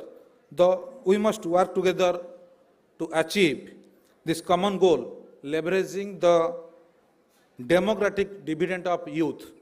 That means the youth, not only from India, but across the globe, across the G20 countries, should work together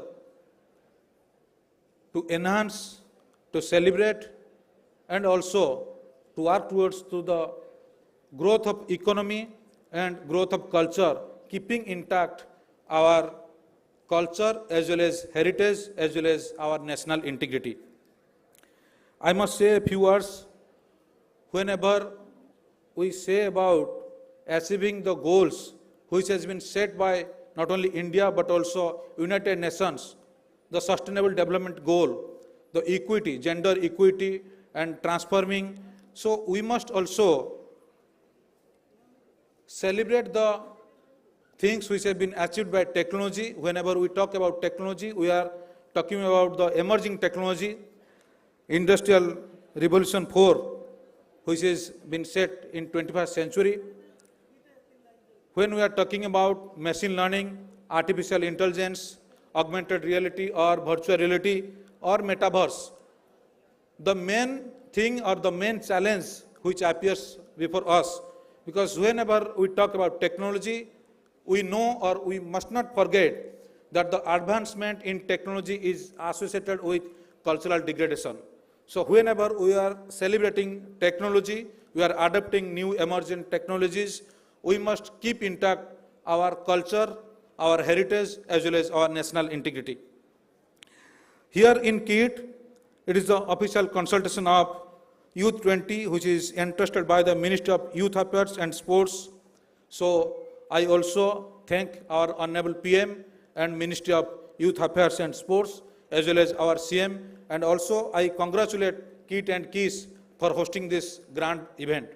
And also, whenever we are talking about health, well-being and sports, I will talk few points on sports, because now Odisha is being emergent as the global power in sports. Recently, under the visionary leadership of Honorable CM Shri Naveen Patnaik, we hosted the Hockey World Cup 2023 in Bhubaneswar as well as in Raurkela. The world has witnessed how we celebrated this program successfully. And also, whenever we are talking about disaster and risk reduction and also sustainability and environment, we must not forget the 3R principle, which is reduce, reuse and recycle, because many students from environment engineering background must be here, because when we are talking about the climate change, we must focus on minimal use of the resources. Because of sustainability, we must give way to our next generation so that the world will be peaceful and the resources will be utilized in an optimal way. Lastly, in skilling, we must tell how to skill the youth or the upcoming generation to take India to a greater height. So at this August occasion, I must not forget, or I must take the name of one youth from Odisha, Mr. Anil Pradhan, who is the founder of Young Tinkering Lab, Young Tinkering Foundation. Under his guidance or under his mentorship, 3 kids from Odisha have been selected for NASA Rover Challenge. Total, out of 6 students who have been selected from India, 3 students are from Odisha. So I must congratulate Anil Pradhan as well as other youth who are in their 20s. They are striving for the best of our society who are taking further our youth, our kids to the newer height of Odisha and also to the newer height for our youth. They must be celebrated and they must be acknowledged. I also congratulate all the students or all the dignitaries who have been here for 2 days to participate in this Youth 20 consultation. I also wish a grand success for your future as well as a grand success for this event, which will you will celebrate this for next 2 days. And also I hope the students who are not here but watching this program online, they should be feel happy for celebrating this occasion, as well as they should collaborate and concentrate how to take future our state, our society, as well as our country, and also establish India as a global power in the world. Thank you all. Bande Utkal Janani, Bande Mataram.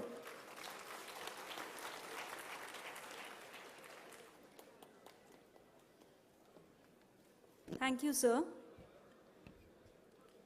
I kindly request Mr. Virendra Sharma, Honorable Member of Parliament, United Kingdom, to address the gathering.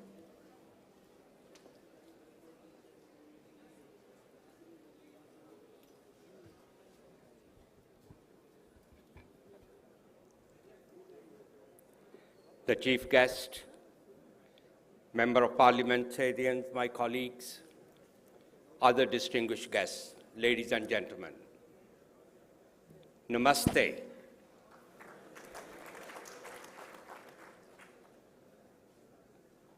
It's a great honor and a privilege to join you all in this G20 event, youth event. It's a great honor. As a son of India, myself, left India many years ago, went to Britain, now as a member of parliament, returning to my motherland, bringing you the greetings from all the diaspora and the British community for the success of this event and the success for the future. I was given only 5 minutes, but with the knowledge I gained, the experience I had, both between India and Britain, and especially my own passion for women empowerment and the youth for the 21st century's future. The year of youth, we need to. I would like to have more discussion with all of us together rather than individual. That's the most important. Chief Guest has spoken in length about the achievements of the government and the achievement of the people of India. The credit goes to the people because people of India has decided to bring the change. Not the political party has brought the change. That's the difference we need to find. I like to congratulate, and I'm going to use the term which maybe Swamiji don't mind. Hamare Mahatma, Dr. Samantha ji. Mahatma, if you look at his life and look at the achievements these two institutions has got in such a short span of time, no simple person, ordinary person cannot achieve it. Please, thank you very much. On behalf of the humanity, I thank you.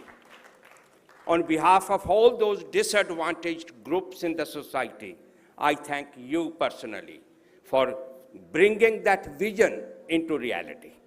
And we all have to learn from that. What we need to learn is that what the vision we can deliver. Chief Guest has mentioned Swami Vivekananda. He has mentioned Chanakya. He has mentioned many other philosophers of our country who has given lot from the very basic humanitarian grounds. I personally think the youth year is there. In Britain, I have taken that task on behalf of the young people and the women, which I passionately campaign, and I don't have enough time to go into details. But I hope there will be an opportunity. We have the question and answers so that I can explain to the young people of tomorrow, the leaders of tomorrow, that a person went from a village, worked as a bus conductor, now got parliamentary position in Britain with hard work, dedication, and commitment. How you can achieve it, I'm happy to talk. One last point. Every year, I host an event. It was on Zoom, and it is on Zoom, because we can't afford it. Youth from the 7 countries, India, Pakistan, Bangladesh, Sri Lanka, Nepal, Afghanistan, and Tibet, coming together every year. The young people under the age of 25 discuss the issues of the youth and how they can be active. I get nearly thousands of applications to come on that 50 people's course. That is 1 week, and I will ask every young person to look at my website and see it if you qualify to be participating in that. If you wanted to learn something for the future, how the youth parliamentarians work, how the future young people have the vision for the achievement and eliminating poverty from the society, how every young person have the education for everybody, not for individuals, not for me, but how we can bring the change for all of us. These are the topics we need to discuss more openly, frankly, with the people from the past, people of present and future generations, and the future youth coming up to discuss it. I thank sincerely the organization and especially Dr. Sahib for inviting me here today, hopefully to share my thoughts with you in more details. But I look forward to working with you, not only for today, not only for tomorrow, for the rest of our life, so that how best we can leave a legacy for our future generation. God bless you all. Thank you.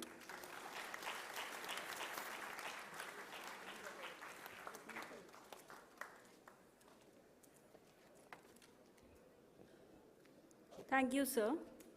I kindly request Srimati Meeta Rajiv Lochan, Secretary Youth Affairs, Ministry of Youth Affairs and Sports, Government of India, to deliver the address.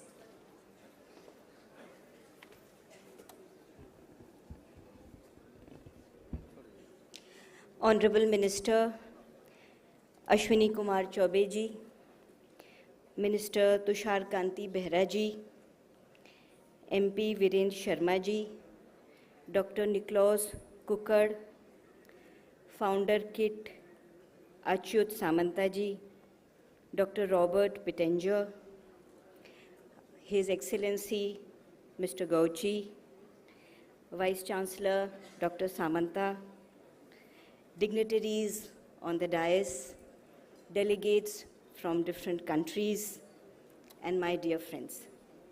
Friends, it's a privilege to be here with you today, and I am truly impressed by all the achievements of KIIT. KIIT began as an industrial training institute in 1992-93, and within a short span of 30 years, this institution has progressed so fast and so well that today it is ranked among the best universities, best educational institutions in this country. That is truly a wonderful achievement, and I think it speaks volumes about the vision, the dedication, and the hard work of the founders, Samanta ji, and also of the vision and hard work of the academic leadership. So a big congratulations to all of them for the great work that they are doing and for the future. KIIT is the most appropriate institution to host a Y20 consultation. Friends, young people today are already shaping the world in many different ways, whether it be business, whether it be politics, research, sports, or so many different fields. The Y20 engagement group and the Y20 platform is a place where young leaders from across the world can come together and discuss the key issues of the day. I can see that there are some very interesting sessions that are scheduled to be conducted today, and the themes are very interesting. How to empower young scientists in governance, reimagining businesses, the designing disruptive technologies. All of these have a key role to play for the future. Technology today dominates everything we think and everything we do. And when we look back at India's journey, we see that India has been able to leverage technology to achieve economic growth in so many ways. In particular, I would like to mention about digital public goods. The combination of the Aadhaar database of over 1 billion people, the DigiLocker, and the BHIM, which is an acronym for the Unified Payments Interface, has helped millions out of poverty, and it has really launched the country on the path of economic growth. So we are very happy to share our experiences, and we would also like to learn what else has been done by other countries in this regard. This is the forum to talk about that. Friends, when we look at all countries today, a key problem that they face is skilling the young and continuously reskilling and upskilling the workforce. India alone has over 450 million people in the workforce. So this is a very big task before us, and we hope to hear from all of you about possible solutions. How can countries collaborate and work together to strengthen knowledge sharing mechanisms? How could knowledge be universalized? And can these mechanisms help to take society up the learning curve? We hear a lot about artificial intelligence. Artificial intelligence in turn depends upon documentation and upon digitization. So what do you all think about these things? At the ministry, we are keenly watching all the consultations, and we look forward to hearing from all of you. At the end of these sessions, we expect a one-page report from the KIIT about whatever policy recommendations that they have to give about what could be the contents of the Y20 communique. From 17th to 20th August this year in Varanasi, the Youth 20 Summit will be held, where we will finalize the Y20 communique, and hence we are really looking forward to the kind of suggestions which all of you would make. Young people are the present, young people are also the future, and their vision is very important to shape the world. Friends, we cannot know what the future can bring. I think that's one thing that the COVID pandemic has shown all of us. But certainly, all of us in these forums can work together to try to reimagine the future and to try to craft robust solutions for a better tomorrow. So once again, I would like to give a very grateful thanks to KIIT, to Dr. Samanta, and their team for hosting this wonderful consultation, and we really look forward to hearing the voices of the young. Thank you. Jai Hind.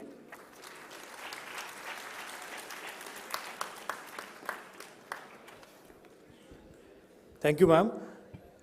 I kindly request Honorable Mr. Robert Pittenger, former US Congressman, to address the August gathering.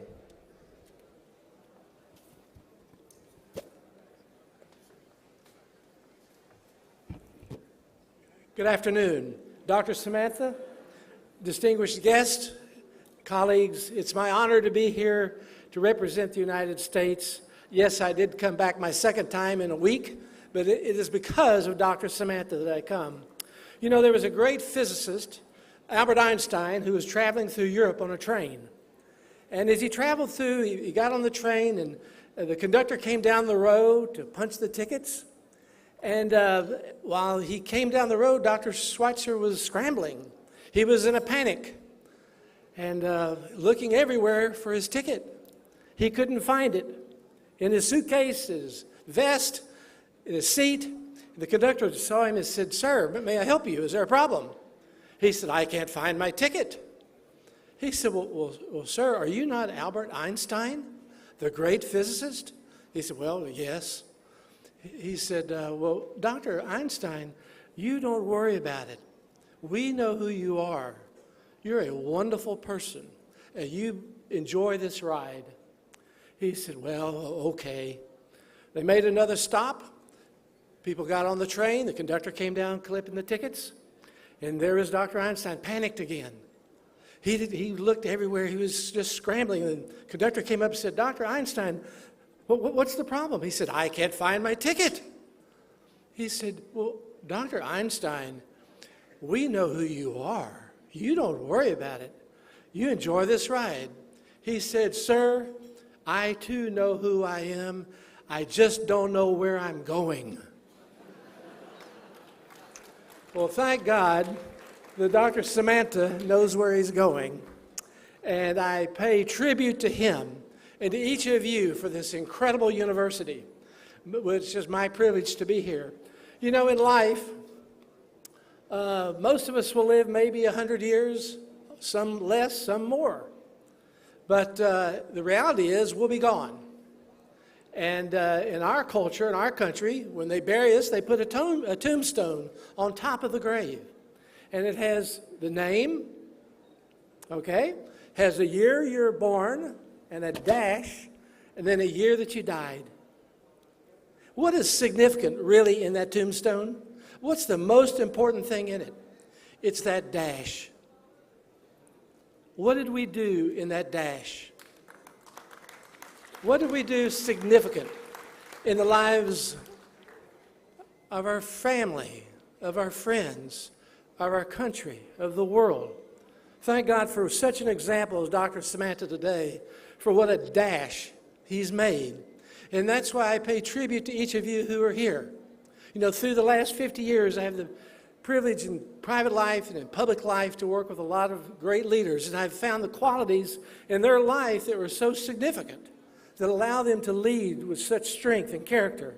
I had invited Margaret Thatcher, the former Prime Minister of the UK, to come and be with us in Charlotte, where I lived, and we had a dinner and a time of students as well.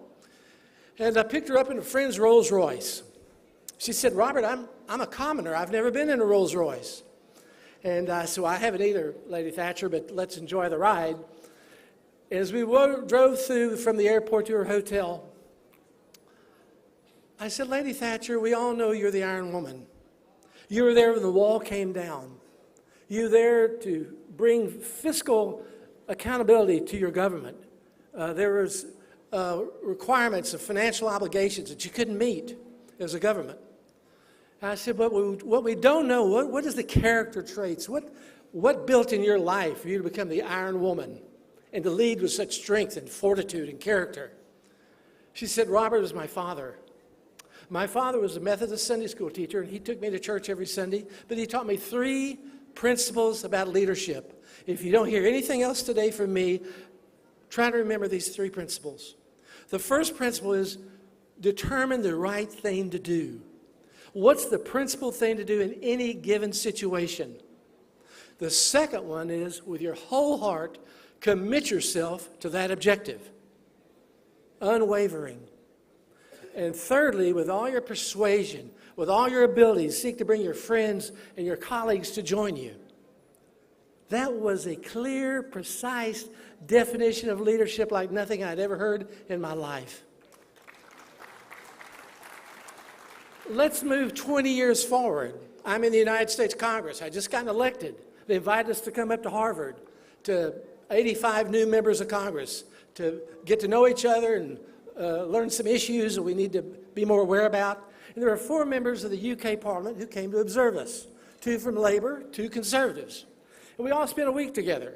And Joe Kennedy, my colleague, the grandnephew of John F. Kennedy, took us out to Fenway Park, the home of the Boston Red Sox. I'm a Yankee fan. But he took us out there, and we had a great evening going through the dugouts and the team room and all through the stadium. And we went out there on buses. And I happened to sit next to one of the Labour members of Parliament. And as we chatted along, I asked her about my dear friend David Amos, who was a member of Parliament. Oh, I love David. And finally, I got the courage to ask her, well, what do you think about Margaret Thatcher? It took a little courage because Margaret Thatcher was a conservative and she was a member of Labour. 2 polarized views. I said, well, what do you think of her? She said, God bless her. She saved our country. She had the guts to do what my party didn't have the guts to do. And boy, my mind went back to that conversation that I had had with her 20 years before when she defined leadership to me and the cost that it takes to persevere, to continue, to accomplish your vision. Another one, and I'll be brief, was Ronald Reagan. Many times I've served with him. I was on his inaugural committee. I hosted him in Charlotte again. The distinctive character about Ronald Reagan was found in what Harry Truman said, speak softly and carry a big stick. We don't have to banter around. We don't have to be arrogant. We don't have to be hostile in public life, in discourse. We can be thoughtful, caring people that can convey our ideas. Nobody ever got angry at Ronald Reagan because of his personality. They may not have liked everything he did, but he was a gentleman. And the discourse in public life, in private life, is so important. Well, thank you. I'm so grateful to have been asked to be here to honor you, sir, and honor this great school. And I think of the replication, the multiplication, what's going to happen through this school alone, through your lives, throughout India and frankly throughout the world, by the millions of people that will be impacted because of your presence here today. God bless you.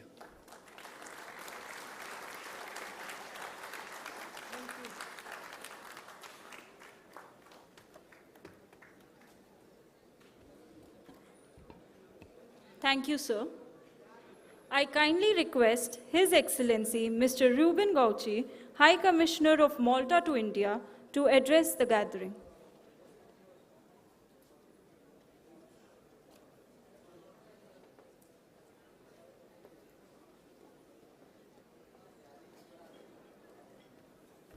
Thank you very much. Judging from our theme today, One Earth, One Family, One Home, I would kindly like to greet you, Om Shanti, my family.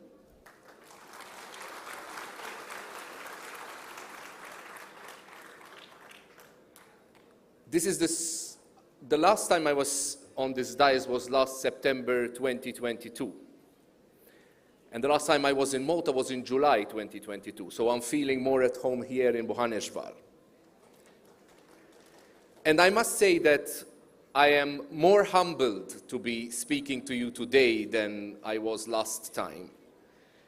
Because today I am surrounded by parliamentarians, elected people. They are elected to speak. In my case, I am appointed to speak. So I should be more humble whilst addressing people who have been chosen by others, and that's democracy, to speak on behalf of them.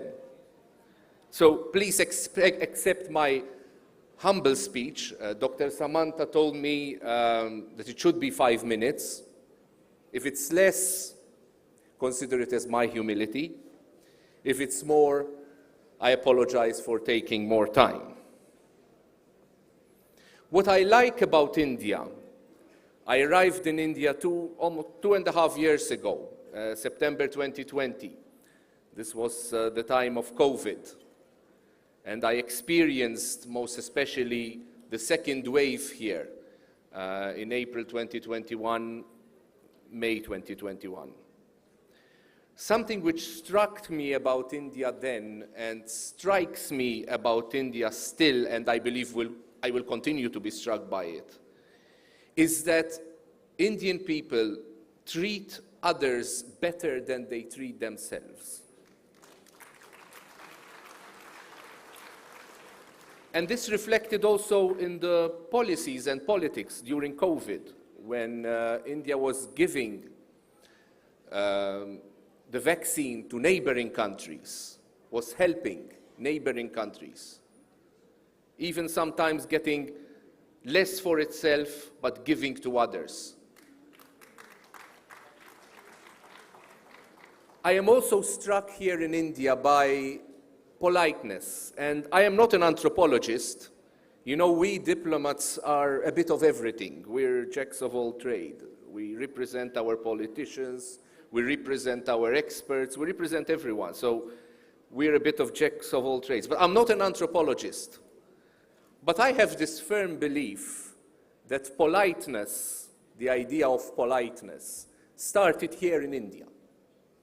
Because the politeness which I see in this country, even sometimes when I get angry, and still people remain not only visibly polite, but intrinsically polite. And this is something which I really, really admire about this country. As I said, I was here in Bhubaneswar in September 2022. This is my second time now in the state of Orissa.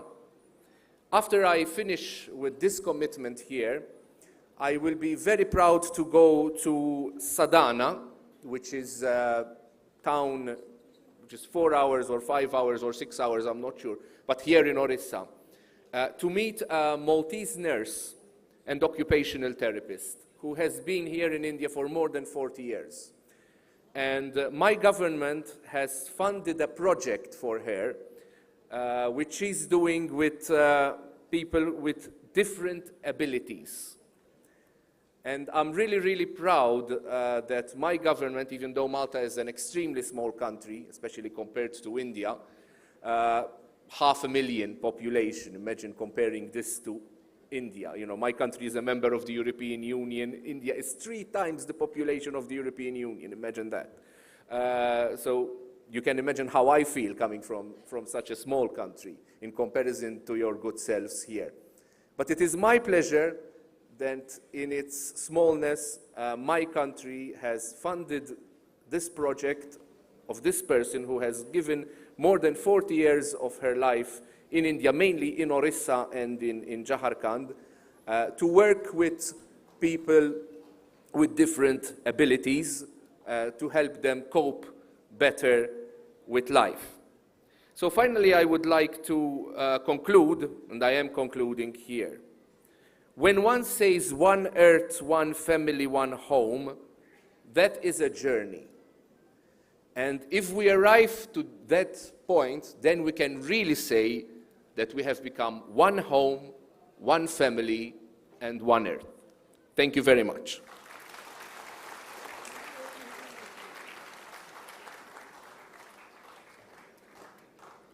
Thank you, sir.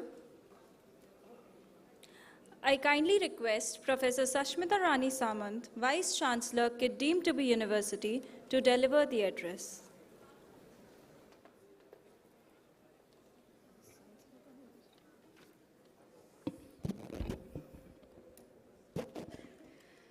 Very good afternoon to one and all present here. Most Honorable Chief Guest, Sri Ashwini Kumar Chaubeji, Honorable Minister of State for Consumer Affairs, Food and Public Distribution, Environment, Forest and Climate Change, Honorable Guest of Honor, Sri Tushar Kanti Behera ji, Honorable Minister of State for Home, Sports and Youth Services, Honorable Member of Parliament, Switzerland, Dr. Nicolas Samuel Gauger, and also the Global Ambassador of KIIT and KIIS, Honorable Mr. Birendra Sharma, Member of Parliament of UK, Honorable Dr. Robert Pittenger, Honorable US Congressman of USA, Honorable Mr. Ricky Cage, multiple Grammy winner of India, Most Honorable Founder of KIIT and KIIS, and also the Honorable Member of Parliament, Professor Achyutananda Samant sir, Honorable Secretary of Youth Affairs, Madam Mita Rajiv Lochan, the person who had allowed KIIT University to host this Youth 20 consultation in this university campus in the state of Odisha, for which we all are very thankful to her.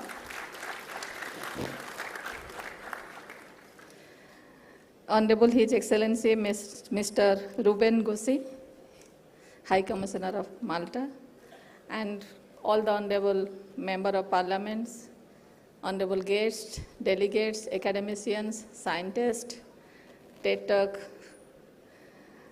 persons, and all the students from KIIT and KISS, and students from all the colleges of the state present here, the faculties from all the colleges of the state, students and teachers of different schools of the state present here. I would like to thank each one of the members for being present here and for contributing for this Y20 consultation, because today in this country, because of the demographic dividend, or maybe it is destined that perhaps this is the best time for this country to grow, to lead, and to show to the world the intellectual capital that this country is having. Today in this country, we all are celebrating New Year in many states. So Happy New Year to the students, the guests present here from different states today. Second is that we are celebrating Ambedkar Jayanti. The document prepared by our, I can say that, Honorable Dr. B.R. Ambedkar. Today the whole world is reworking on this. The document which is leading the 140 crores of people, a big civilization with the potentials of intellect, with the potentials of the capabilities, and grooming the people with lots of sense of peace and tolerance. And for that, whole world is looking towards this document. And I think that while we all are celebrating so many events today, I think this country is today proud of many events, and on the same day we all are celebrating this Youth 20 consultation. And in this country, this is proud of its 65% youth it is having today. 65% youth it is having today, and the youth of this country now is prepared to rule over the globe. Our Honorable Prime Minister is speaking in many occasions that in this country, while this country has introduced its own new education policy, which has enough capabilities to educate the youth of this country, and with that, we are having the policies to nurture those capabilities and education in this country by providing them the support to rule over the world with the capabilities of entrepreneurship. So we are seeing that many events, many policies are coming up, either in the form of startup policies, the entrepreneurship policies, or very recently, many policies are coming to maintain the safety and security in this country. It can be the social media policy or any other policies in place. So the youth present here, I think we also take the advantage of demographic dividend of this country and rule over the world. I had read somewhere that in 2019, in UK Parliament, the policy of net zero was approved. And after that, that country prepared itself to go for net zero, and many policies followed it and people accepted this. And now in this country, in this world, perhaps that is being considered as the policy which is more focused for climate change and environmental consciousness. But if you see the policy of this country about Swachhata, perhaps this country has taken this step 1,000 years back. And today, while our Prime Minister is talking about once again this India will be Vishwaguru, I think 2005 years back in Taxila University, this country was getting students from 55 countries. And this country was teaching their medicine, mathematics, philosophy, and commerce. And before 2,500 years, people from 55 countries were coming to this country to learn those subjects and to grow in education and other professions. And today, again, in 2022-23, this country is preparing itself to strengthen its intellectual base and to rule over the world. And this Y20 consultation in KIIT University, I would like to say that one of the speakers has already said, perhaps this is the best place to host this event. Because since establishment of KIIT and KIIS, the vision of our honorable founder, Professor Dr. Achyutananda Samanta, was to provide the services to the people of this country, particularly to the youth, as such they can be self-sustainable. They can take care of themselves. They can grow by themselves. He always says that I am the model before the youth, that any poor child or any child who is educated, he can take care of himself and he can grow. He believed in the power of education, the power of knowledge, and with that belief he had established KIIT and KIIS. And maybe that vision and that power slowly has been transformed into the reality, and it has come to each and every individual in KIIT and KIIS with 100,000 population, including students, staff, and others taken together. And today all the honorable members are here. We have heard each one of them, and we have seen their love and affection for this purpose. When the purpose is broad, it's noble. I think that, and I believe being the person from management, the wishes, the capabilities, strengths are connected to it naturally. And we have heard and got the blessings of honorable ministers and MPs present here, and got their blessings today. And I hope that it's a great blessings for all the youth present here, and must have given you lots of examples to take the clues for yourself how to grow in future.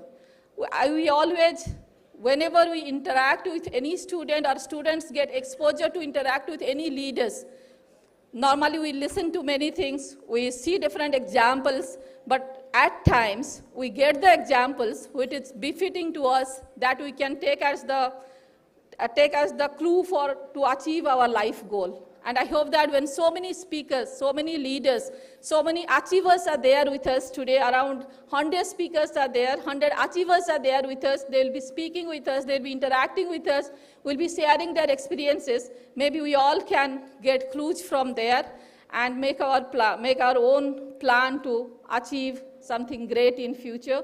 So many congratulations to all the young students present here. And I hope that this Y20 consultation meeting, somebody had written me, this is my lifetime experience. I thank you for that, for inviting me. Somebody had written me, mails, 3-4 students had written. So I hope it be a lifetime experience and a life changer experience for the youth, those who are present here. So once again, thanks to the Ministry of Youth Affairs for giving this opportunity to KIIT University.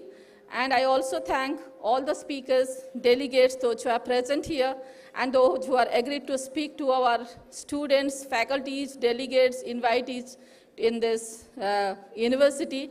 And I can say that guide them further. So thank you all.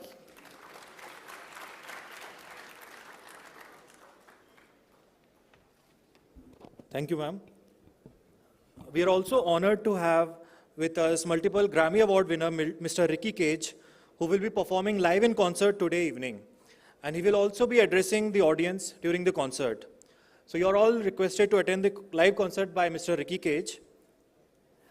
Now, I would request Professor Saranjit Singh, Pro Vice Chancellor, KIIT deemed to be University, to propose a formal vote of thanks.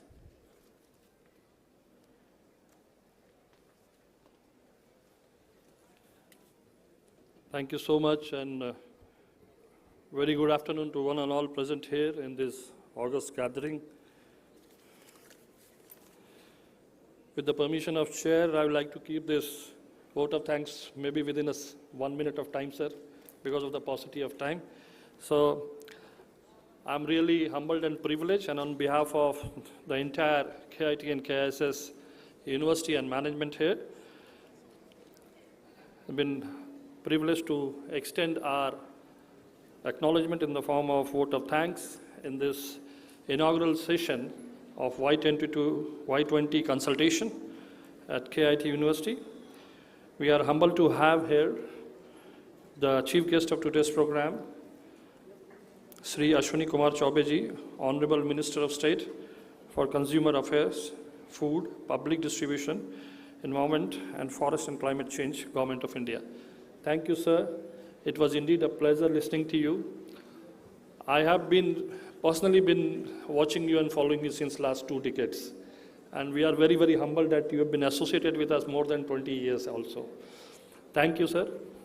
I think you have motivated our students and all the participants who are present here. Thank you for coming to this inaugural session.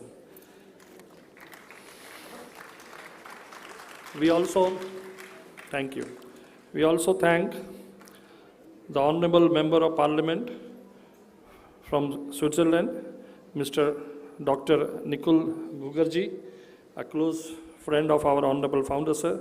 Thank you, sir, for visiting us, and thank you for gracing this occasion. We thank the guest of honor, Honorable Sri Tushar Kanti Behraji, Honorable Minister of State for Home, Sports and Youth Services and ENIT, Government of Odisha. Thank you, sir, for gracing this occasion. In absentia, we thank Honorable Mr. Virendra Sharma ji, the Honorable Member of Parliament from UK, the son of soil. He has left for Gurdwara. Probably he'll be joining us maybe in an hour or so. We thank also our own founder, Professor Achyut Samant sir, the founder KIIT and KISS, the Honorable Member of Parliament Lok Sabha, and he has been one of those visionaries and edupreneur. Probably we have been cherished to work with him. Thank you, sir, for gracing this occasion. We thank His Excellency Mr. Ruben Gaushi, the esteemed Commissioner from Malta. Thank you, sir, for gracing this occasion. We thank Dr. Robert Pittenger, former US Congressman from USA. Thank you, sir. The stories which you shared was really inspiring, and probably we will be taking care of those things which you shared with us. Thank you, sir. We thank Mr. Ricky Cage, the multiple Grammy Award winner, the youth icon, and the youth who have been sitting here and probably will be listening to him today evening. Thank you for gracing the occasion, sir. We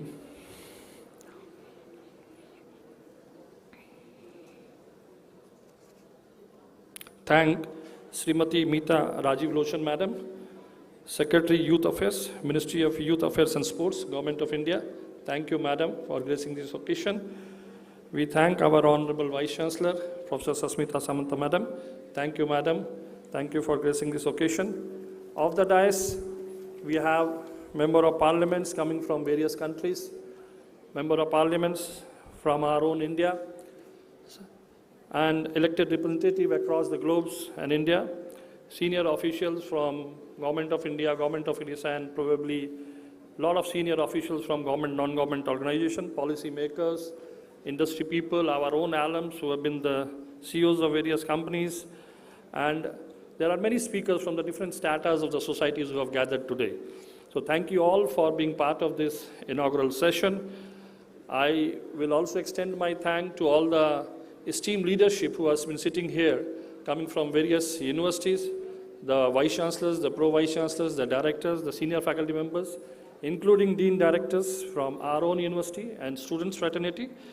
There have been almost some 70,000 students who are there on live, because the entire program is going to be live for another rest 1.5 days as well. So our students, both from KIT and KSS, we are thankful for joining us for this particular program, including the parents and the guardians and the alums.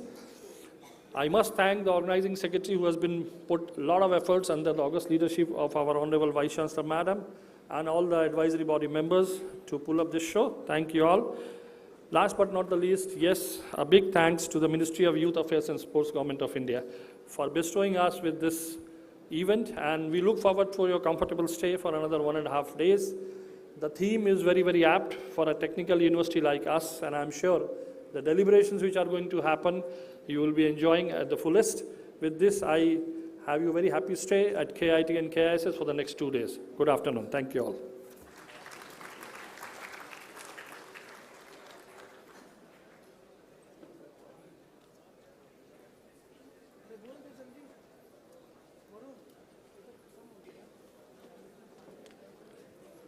Thank you, everyone.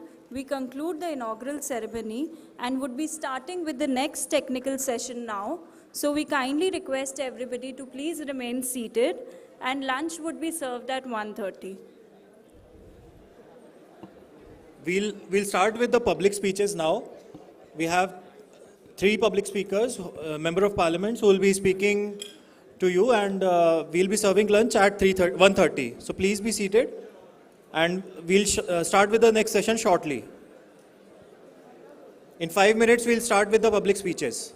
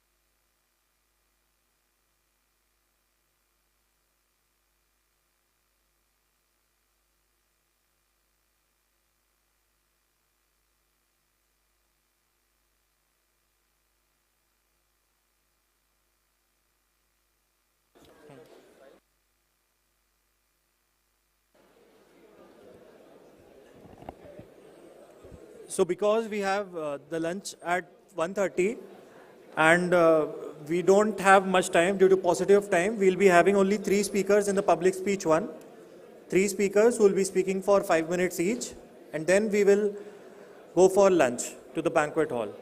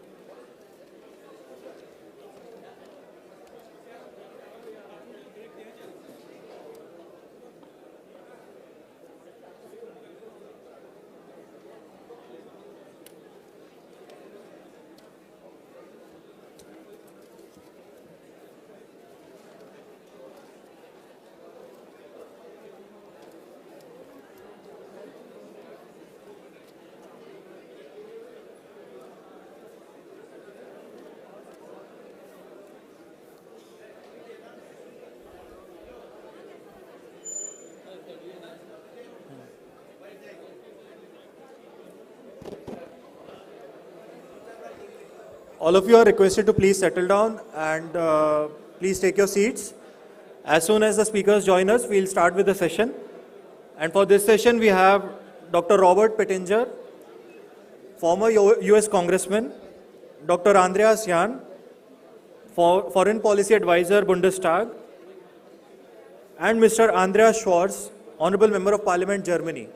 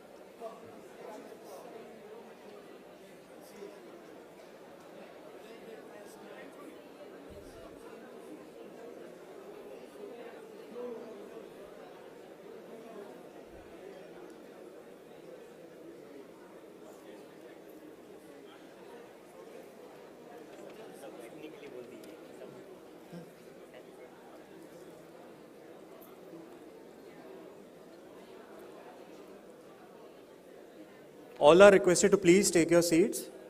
We'll start the session now.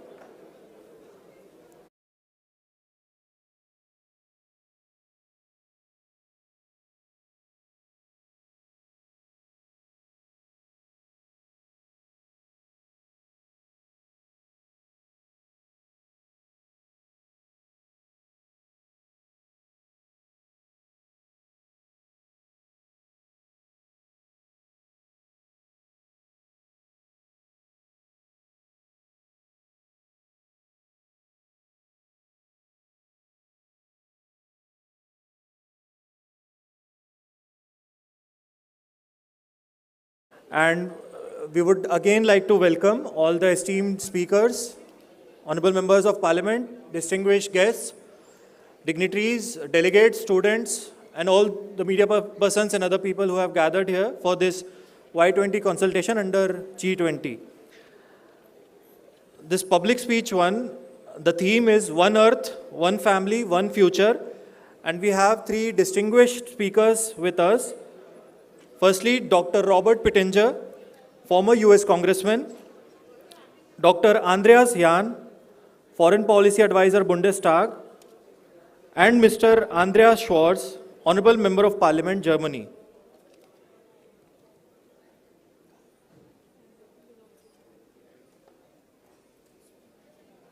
Also, Ms. Hilda Farkas, Counselor for Science and Technology, Embassy of Hungary, will also join us shortly.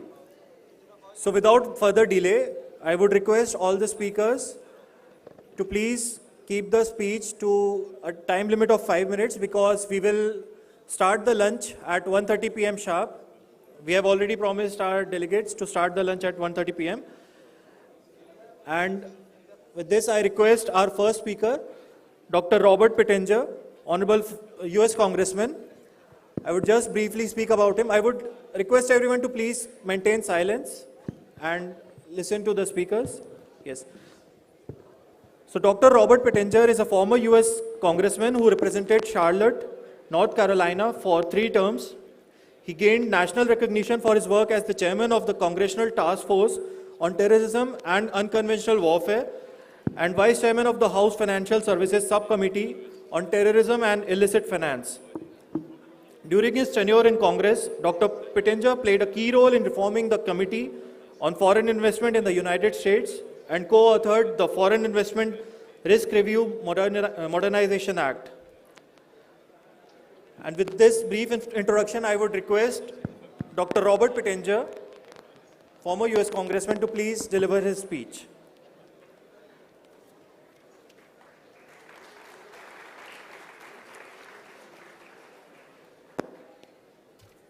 Good afternoon. What a privilege to be with you today to honor Dr. Samanta in this incredible institution. This is my second time to be in India in the last week, and I've come here to honor him in this great work. I would like to tell you a story about Dr. Albert Einstein. Are you familiar who he is? The great physicist. Dr. Einstein was traveling through Europe on a train, and as he traveled on the train, he got on the train, the conductor came down the row to punch the tickets. And he got to Dr. Einstein, and Dr. Einstein was panicked. He was scrambling, looking for his ticket. And he couldn't find it.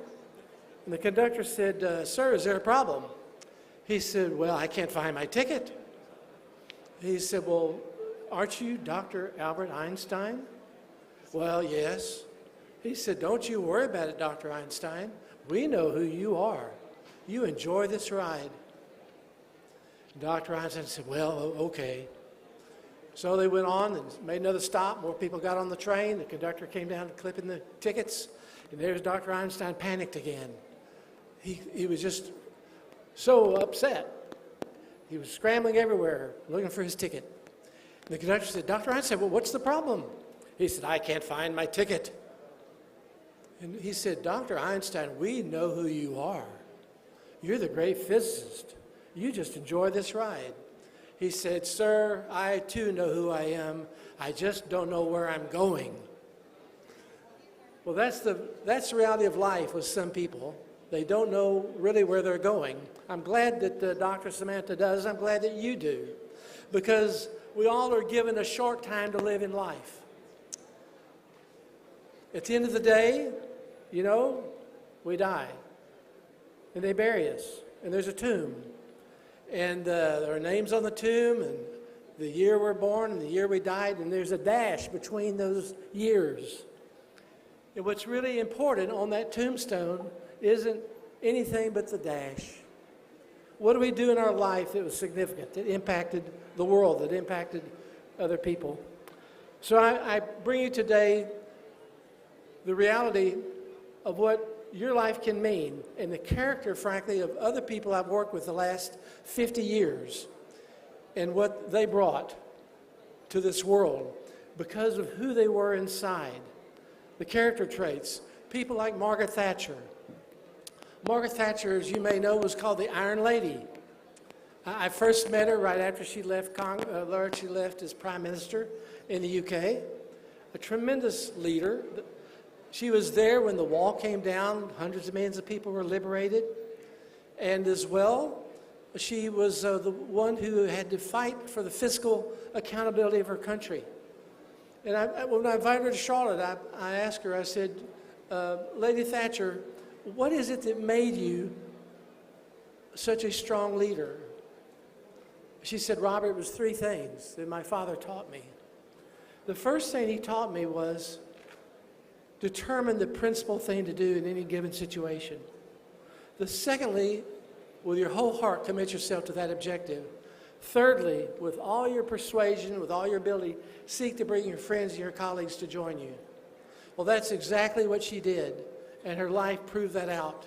Another person was Ronald Reagan. Ronald Reagan followed the philosophy of former President Harry Truman. Speak softly and carry a big stick. We don't have to be hostile in our relationships. We don't have to be caustic. We can be gentle people who are thoughtful with our colleagues and our friends in our discourse. We can be civil. Then as well, there's Mikhail Gorbachev. Mikhail Gorbachev is the man I met. Of course, he played a strategic role with Reagan and Thatcher and Pope John Paul in the collapse of the Soviet Empire and the liberation of hundreds of millions of people. I was first in the Soviet Union in 1988, and I saw the reality of a country that lived under oppression and suppression and no religious freedom. And he opened up his country. He saw what a difference could make in people's lives. Perestroika, glasnost was the theme that he carried out.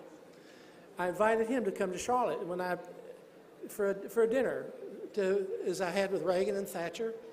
And we had a dinner, and he met with students prior to the dinner.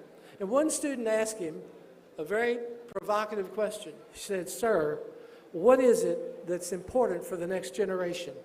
What do they need? What great civilization, what pillars do they need to stand on to be successful and to have make a compelling statement?" He said, President Gorbachev said to this young lady, "There are 4 pillars that you must stand on. The first is a commitment to the poor. The second, a commitment to the environment. The third, a commitment to democracy. And then the fourth, he said, was a commitment to Christianity." I thought, wow, he's come from an atheist country. Why would he embrace a religion? And we got in the car, and I said, "Mr. Gorbachev, are you a Christian?" He said, "Robert, in Moscow today, it's very popular to go to church, but that doesn't make you a Christian." Well, that's true in any religious faith. Well, I said, "Sir, what happened in your own life?" And he said, "Well, I grew up with my aunt. There was a picture of Lenin on the wall and a picture of Jesus growing up in the living room, and now there's no longer a picture of Lenin."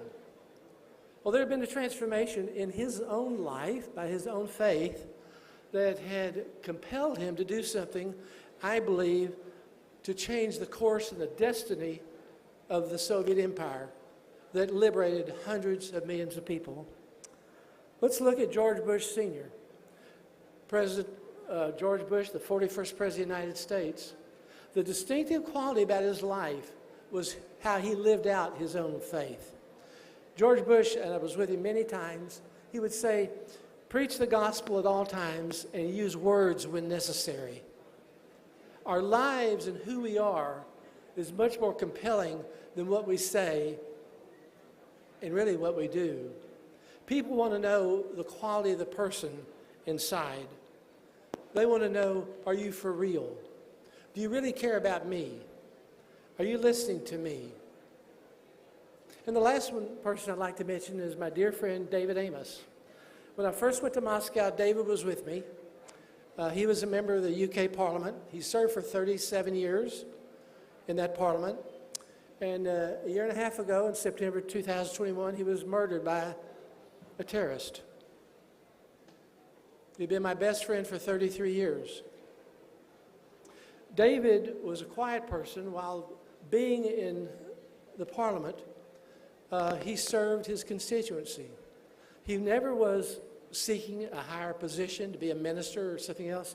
He wanted to serve others. And he did that for 37 years. And for his service, the Queen knighted him. He was Sir David Amos. But no one ever knew that. He wrote a book, The Eyes and Ears of Parliament. You were 2/3 of the way through the book before you knew he had been knighted by the Queen. In America, my goodness, American politicians, they've been knighted, been all over the front cover and the back cover and the side cover. We'd want to tell everybody. But he was a person who quietly wanted to live out his faith and his life in service. So I commend these individuals to you and the qualities that they had that enable them to be very effective, influential people. You know, God uses ordinary people to accomplish extraordinary things. He has certainly done that with Dr. Samantha, and he will do the same with you. You are special to him, and frankly, you're going to have an impact on the entire world. Thank you, and God bless you.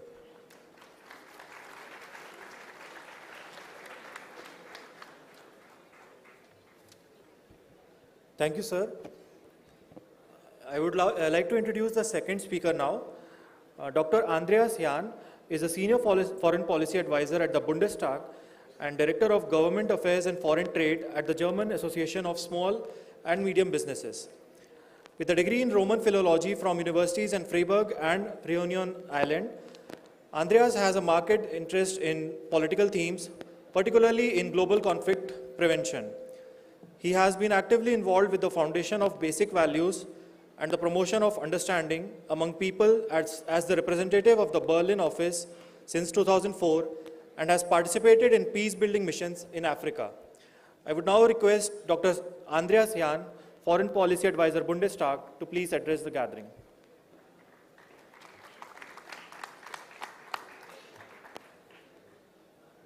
Thank you so much, honorable ministers, excellencies, dear members of parliament, dear students, and I'm very happy that you are so attentive to listen after 2 hours. So you have all my admiration, and I promise you I will not speak too long, so you can just concentrate and listen attentively to the Member of Parliament, Andreas Schwarz.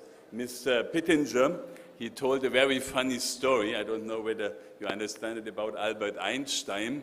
We have also a German philosopher called Friedrich Hegel, and we have a similar story about him. He was, like myself now, for his students, he was a philosopher, a professor of philosophy, and he lectured his students.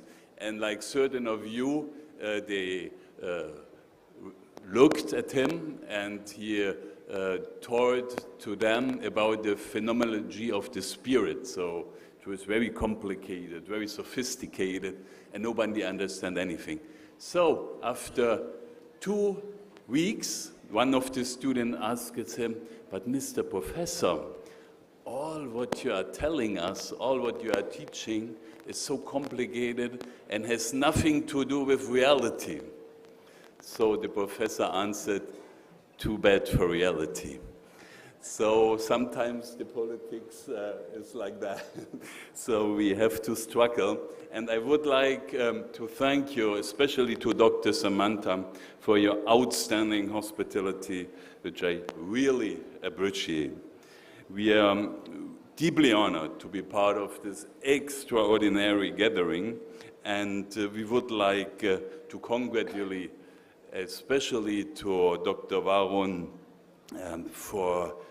Sutra for his perfect organization of this Congress, and we feel really at home here in your country. I was honored with honorary doctors, some of you will remember here in the same stage, so I feel more like an ambassador for India than for Germany.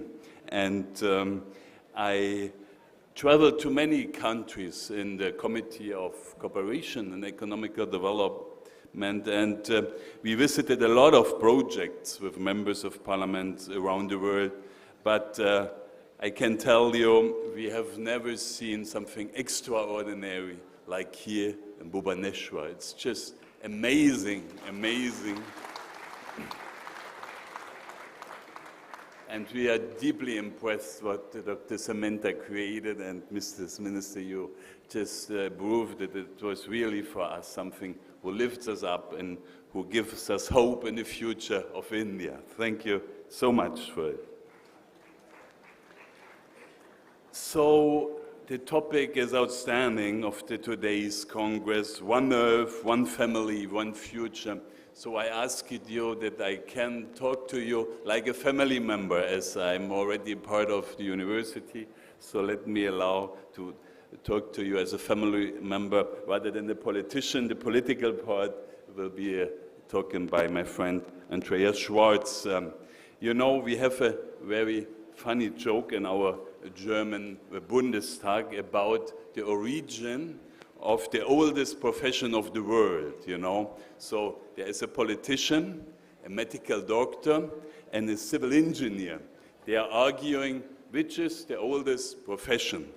So the medical doctor claims for himself, well, it should be the medical doctor, because when Adam was created by the rib of Eve, God needed a medical doctor to plant his rib in her heart.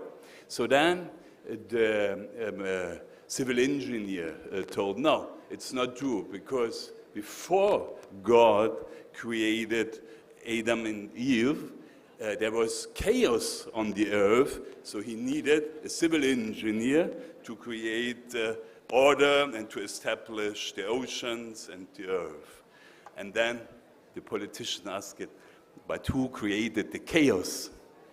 So that's for sure what we have in Germany. Here in India, of course, it's different. You are very disciplined and you follow your way in a different way.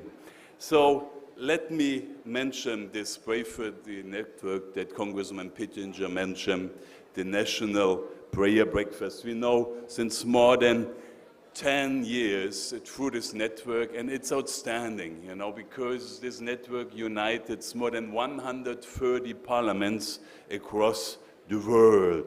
And the National Prayer Breakfasts were created for 70 years in Washington, and in Germany it was introduced in 1979.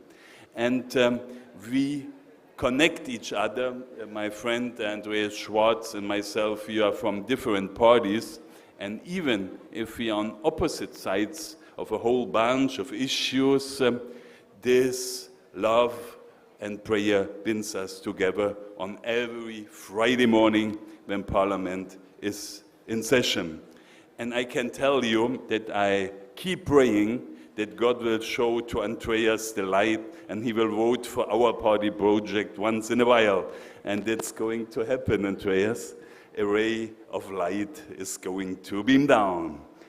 So we have even, and that might be surprising for you, people on our group with Hindi beliefs. We have people who are agnostic, and the far left party leader once came to me and told me, Andreas, I love this group so much. I come here every Friday morning because it's the only hour in the week of sessions where I can leave my mask here in this parliament. And even I'm not believing in God, I'm very much interested in Him. So Dr. Samantha, you talked about spiritual leadership, and I'm happy that His Holiness, Her Holiness Swami Sukhvyala is among us today. We build really with you a trustworthy build a bridge to your spiritual leadership, and that really makes us proud and feel us united. So Dr. Samantha, allow me to include you from now on in the future of our National Prayer Breakfast Union and of our core team of our fellowship, because you should start such an initiative in the Indian Parliament, and we will endorse you, and you will definitely be the one who is capable to unite all these divisions. Because you have seen a lot of hardship the last decades. I suppose that not a day passes when you don't get a letter from somebody or meet someone who is in big need. You give shelter to the most needy, and I can imagine that you try hard to curb foreclosures and to help to deal with all these increasing challenges. So you are a perfect example, Dr. Samantha, for servant leadership. And even you give us hope in Europe because if faith reminds us that despite being just one very imperfect person, we can still help whoever we can, however we can, and wherever we can, for as long as we can, and hope that our Creator will buttress those efforts. And let me tell you that I'm very, very happy that this kind of promoting servant leadership, we need more, Dr. Samantha, and that's the kind of faith that moves mountains. And those stories like yours scattered across the country, across the continents, and you take us really to those who make the difference. And thank you for all to be part of it, and we are really proud to be here. So I also thank the Indian government, and especially you, Mrs. Minister, because we observed now that faith groups can work out and care where the government is really in great need. And this is the big result of your presidency, Mrs. Minister, from the G20, and that's why we are so grateful from Germany. So thank you to the Indian government to foster these activities in the framework of the G20. So let me conclude. One Earth, one family, one future. This is a great vision.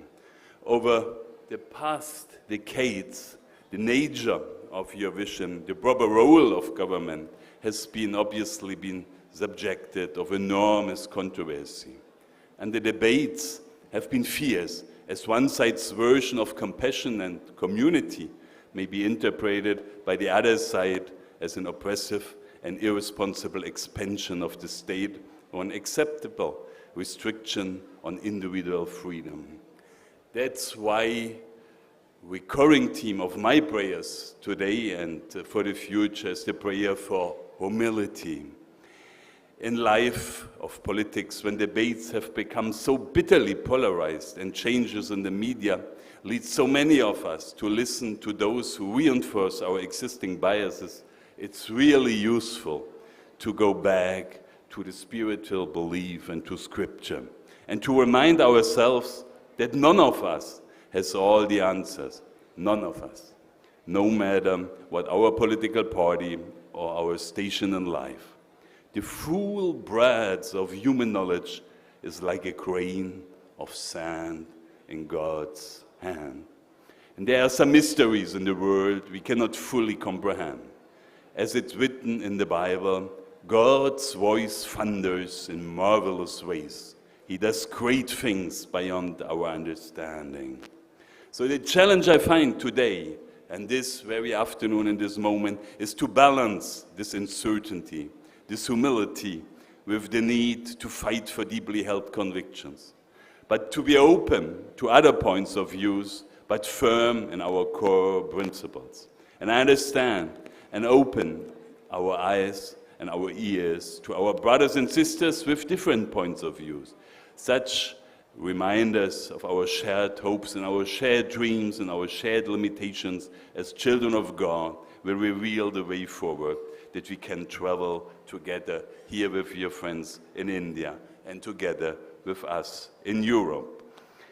And the last recurring theme that binds all our prayers together is that we walk closer with God and make this walk our first and most important things. So in our own lives, it's easy to concern by our daily worries and our daily concern.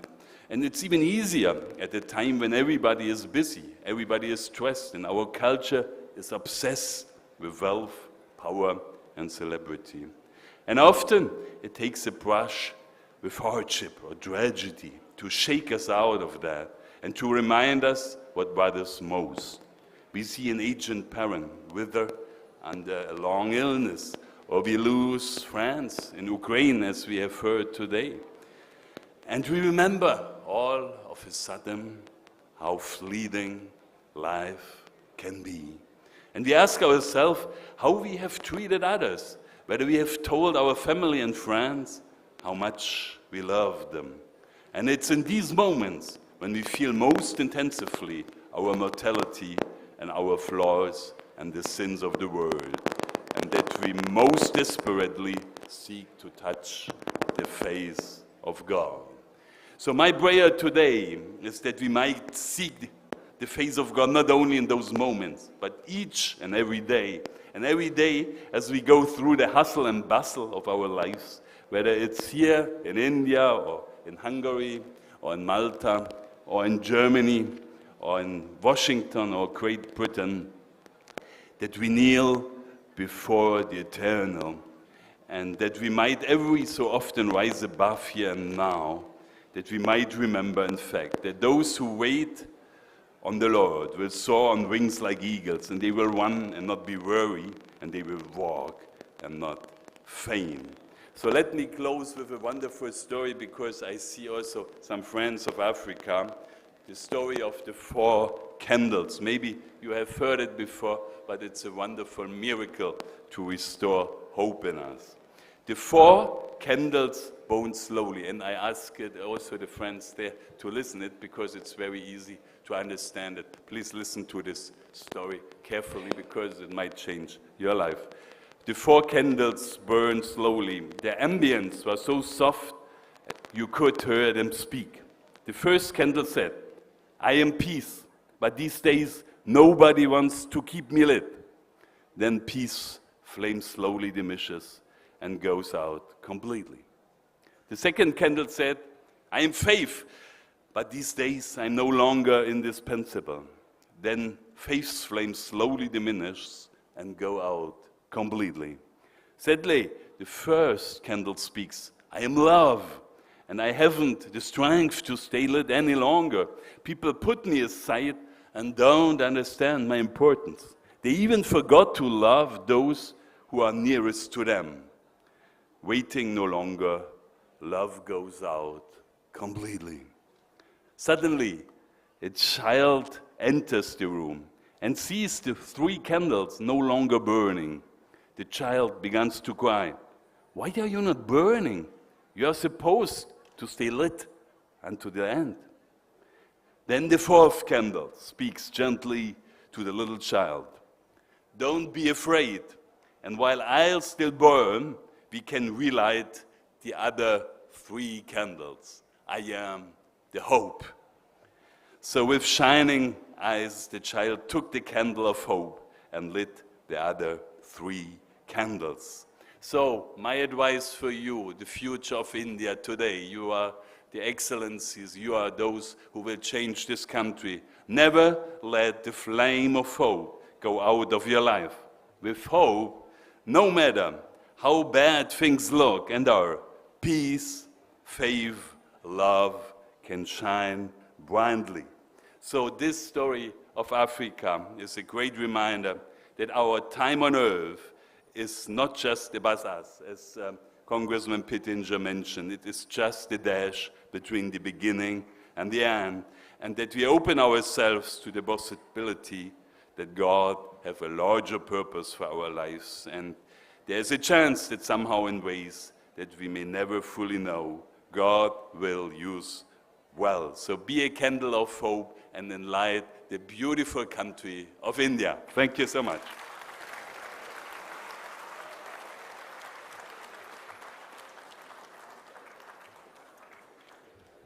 Thank you, sir. A special request to all the delegates, students and volunteers at the back to please maintain decorum and please listen intently to our distinguished speakers. They have traveled all the way from different countries to speak to you, and please maintain silence and the decorum. Thank you. I have the privilege to introduce the third speaker of this session. Mr. Andreas Schwarz is a member of the Social Democratic Party, SPD, and has been a member of the German Bundestag since October 2013. He grew up in Stralendorf, Franconia, and graduated from junior high school in Hirschscheid. In 1985, he successfully completed his business studies at the Advanced Technical College at Nuremberg. Mr. Andreas Schwarz has held various positions in local councils, such as mayor for the municipality of Stralendorf and head of the district council of Bamberg for the SPD. He is currently a full member of the budget committee and the main rapporteur for Section 14 Defense Budget. With this brief introduction, I would request Mr. Andreas Schwarz, Honorable Member of Parliament, Germany, to please give his speech.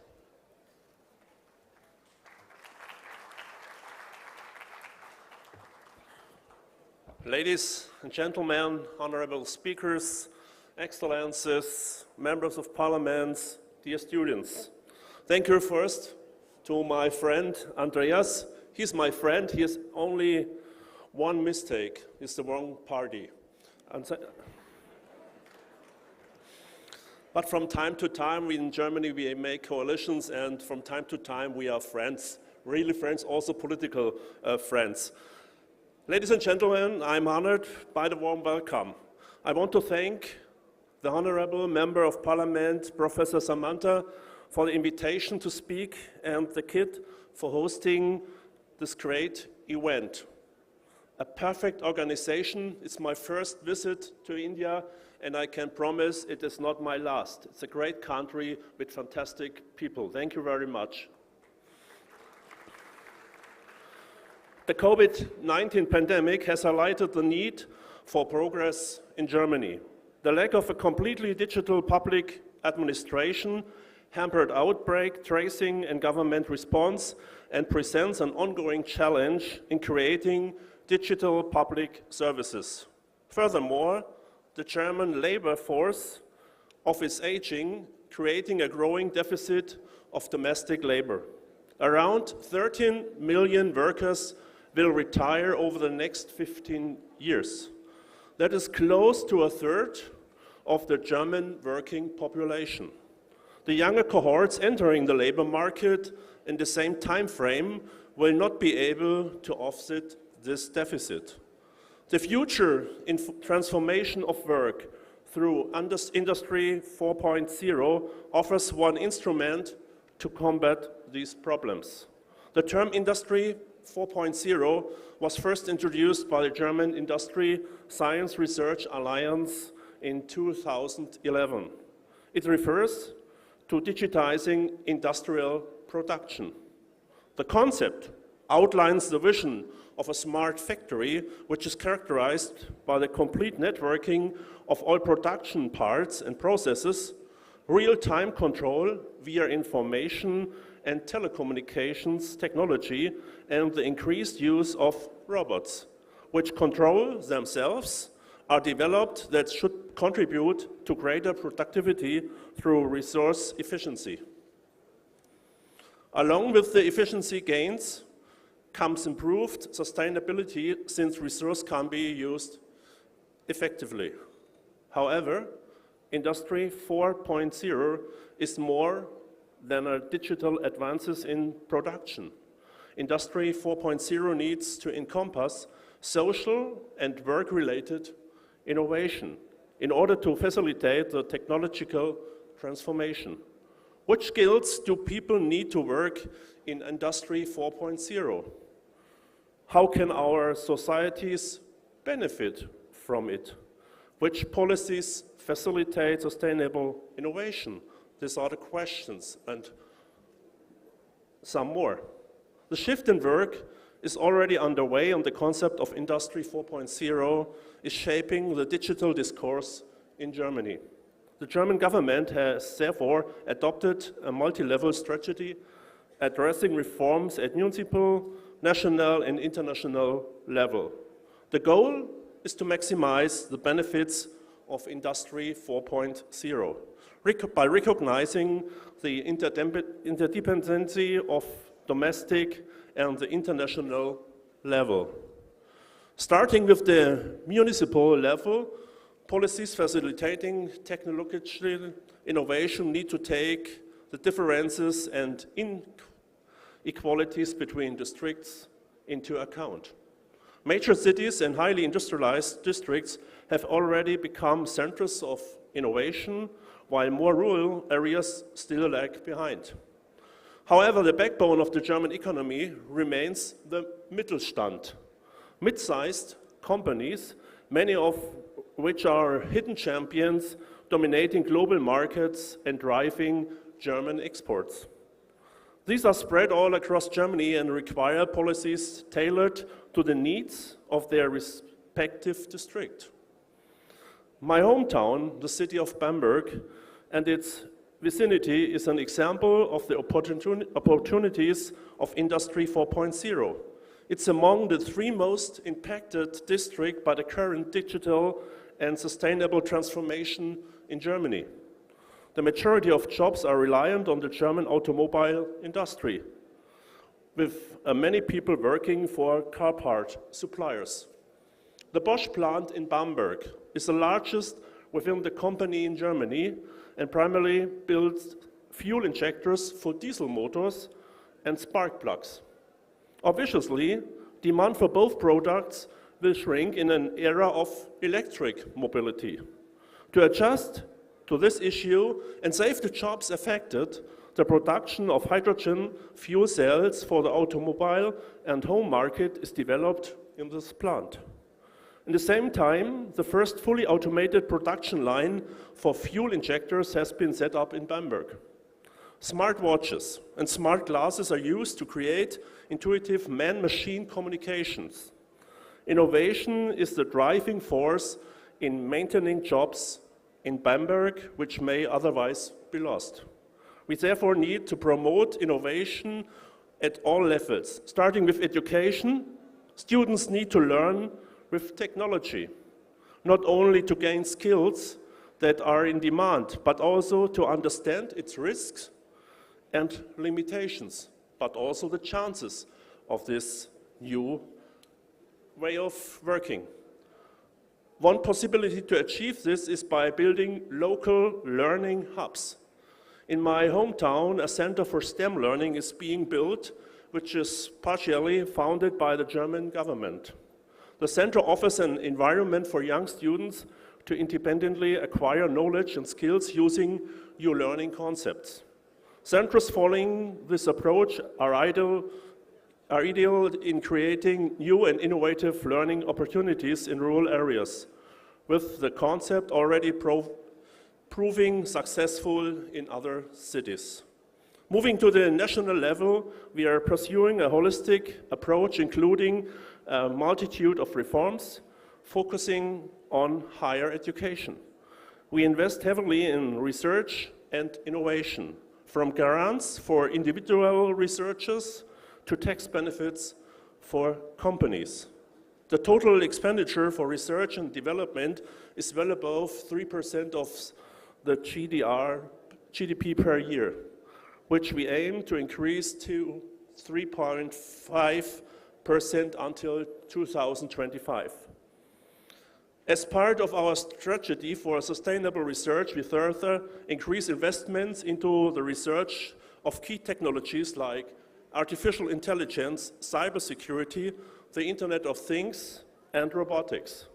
Additionally, we have created an agency responsible for bringing together researchers and small to medium-sized enterprises. The goal is to speed up the adoption of new technologies. The goal is to speed up, we are also changing our higher education system to enable more researchers to stay in academia. This gives them more time to develop the innovative technologies of tomorrow.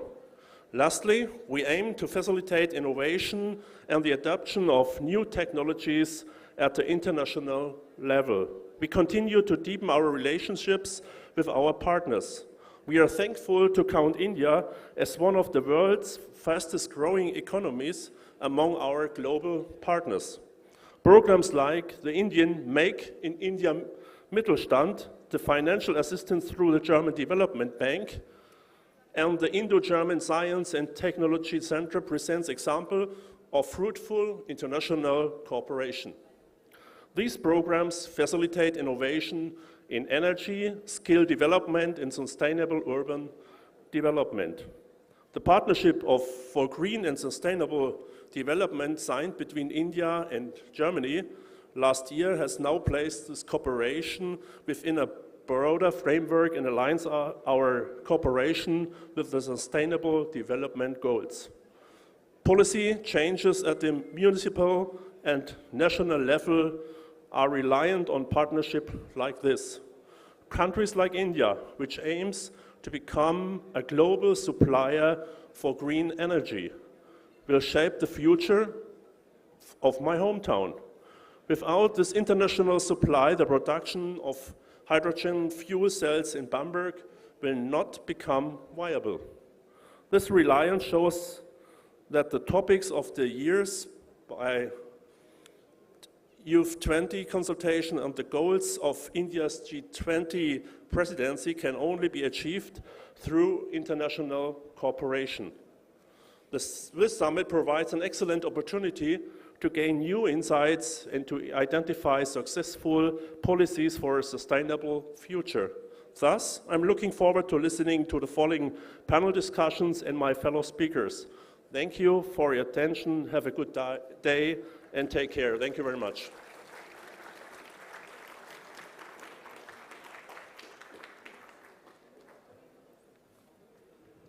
Thank you, sir. I would like to introduce the final speaker of this session, Dr. Hilda Farkas, Counselor for Science and Technology, Embassy of Hungary in New Delhi. Dr. Hilda Farkas is Engineer of Environmental Protection, finished at the University of Technical Sciences, Budapest, Hungary. And after that, she completed her MSc and PhD courses. And she has been an honorable professor at 2 universities in Hungary. She worked for the European Commission in Brussels. After her return to Hungary from Brussels, she has been appointed as the head of Waste Management Department in the Ministry of Environment. Among other things, she was responsible for the harmonization of the European Waste Framework legislation. From 2011, she was Executive Director at the Hungarian Association of Environmental Industries, and in 2017, she has been appointed as Counselor for Science and Technology at the Hungarian Embassy in New Delhi, India. With this brief introduction, I would request Dr. Hilda Farkas, Counselor for Science and Technology, Embassy of Hungary, to please address the audience.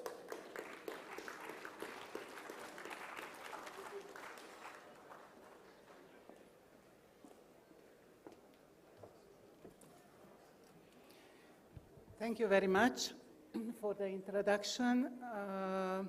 Honorable guest, His Excellencies, Member of Parliament, and my friends, students. I am very happy to be here. To be honest, this is my 7th year here in India, so I learned a lot and really enjoyed this country. And especially I really enjoyed Bhubaneswar, which is my very favorite city. And I have visited KIIT many times. It was sometimes a conference reason or just a simple visit. So I have very, very good memories from Bhubaneswar and from the university as well. So especially, as you heard, I'm a teacher of the university in Hungary. So I got my doctorate from environmental science very long time ago, which means that when I started my work as a specialist, environmental specialist in my government, I was there at the very beginning, how the whole sustainability things began. And I think that this maybe may give me a possibility to remind you where we started. What was the simple question at the very beginning and how it developed, how came more and more wider and more considerable. So at the very beginning, once upon a time, in the years of 1980s,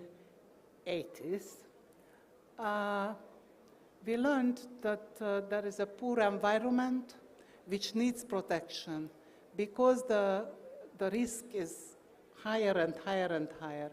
So that was the very simple question.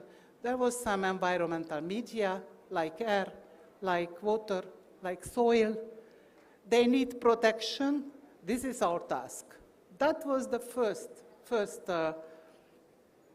line, let's say, the bottom line.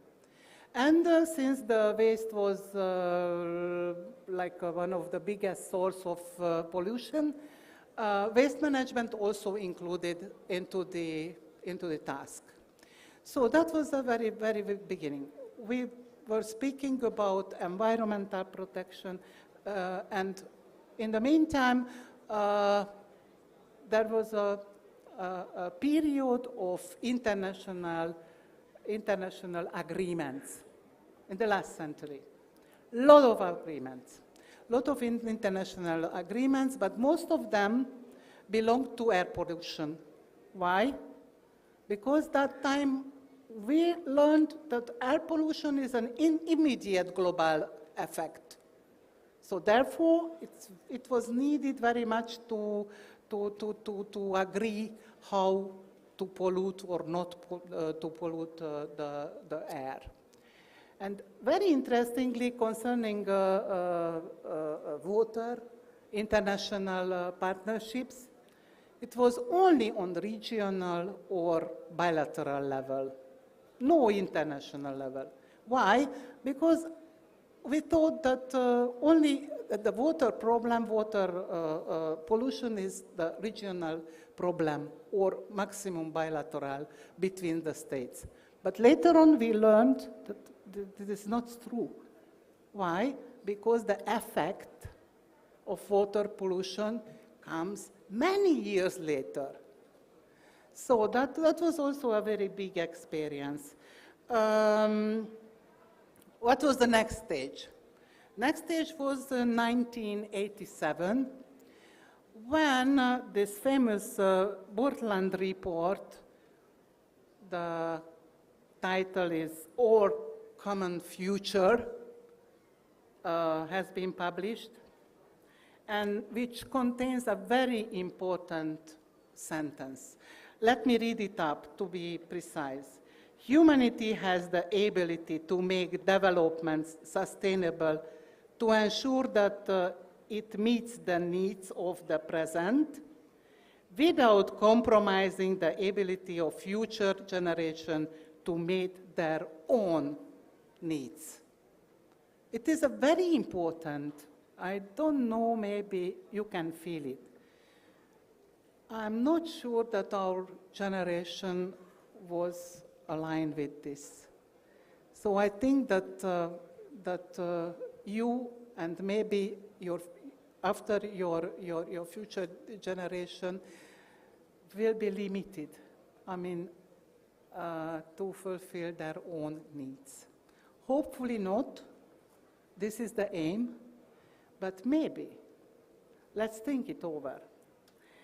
So, why was this our common future important?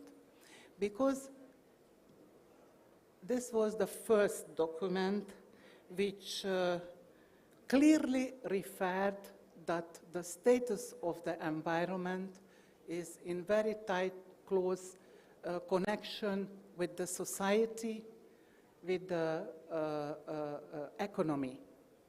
That was a very big step. And then the next stage was in Rio in 1992, when the Second World Conference on Environment took place, and when Agenda 21 has been published and has been adopted. So, which Agenda 21 clearly make known for everyone that these three elements, I mean society, economy, and environment and resources are very common and in one system. So it was a very, very big step. And slowly we came to the UN 17th Sustainability Goals in 2015. So this is a very clear message that how the environmental climate-related goals should be achieved by 2030, which provides people with higher quality of life, and which provides better access to the human achievements, and in the meantime creates a long-lasting, comprehensive, and sustainable growth of economy. Very important to consider the economy. Later on, I come back to this. So this is the point. I do not like to analyze this seventh sustainability goals because I'm not clever enough for that. But from that point, I would like to send some small messages for you, for the future generation. First of all, you should consider that future can only be shaped globally. So we should see the whole system, the whole Earth, because one Earth and one future, which means that individual actions are also very important. And I also would like to come back to that individual and global problem later. Very important that the young generation should acquire such kind of future literacy. What it means? It doesn't come very easily. It's very difficult to make. So you have to understand the micro and global processes. You have to establish where to go and how to go.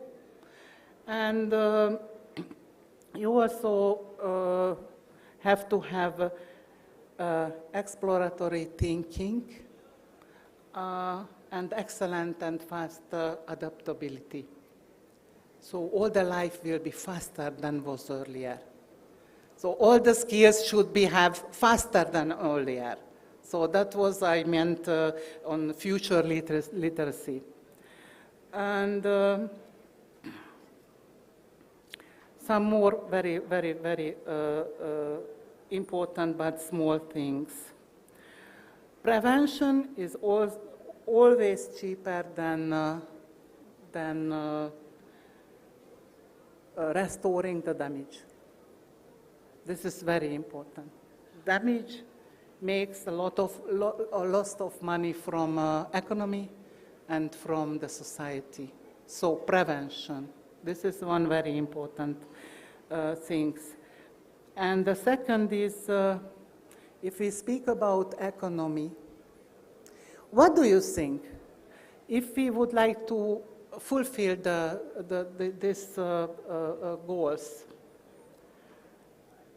what do you think? How the money comes from? Because it needs a lot of money. You know that. And how the money should be ensured, and when, how? Who will pay the money? Only the economy. Only the economic players will play this money. And when they can do it, if the economy is healthy and if they are doing well, they are doing productive way. So this is very important. We cannot do anything on global way if there is no budget for that. And last but not least, I would like to mention the biggest challenge at the end. I really do not have the answer for that, but maybe you, young generation, will find the answer. I mentioned that all the sustainability problem we can see on global level, but individuals will perform the development. So there is a big contradict or opposite interest sometimes between the community and between the individuals. Speaking about individual person, individual company, individual state. So the biggest challenge, how to change or transform the human mind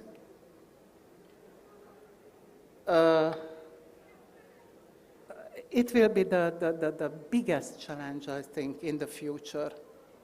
Make them understand that the individual should give up their own comfort, their own money, their own habits, or other interests what they have. So I think that this is the biggest challenge for the future, to change the mind here.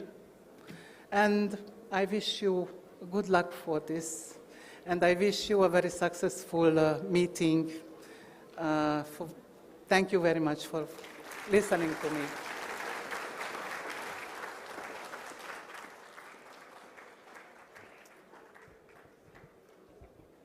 Thank you so much, ma'am.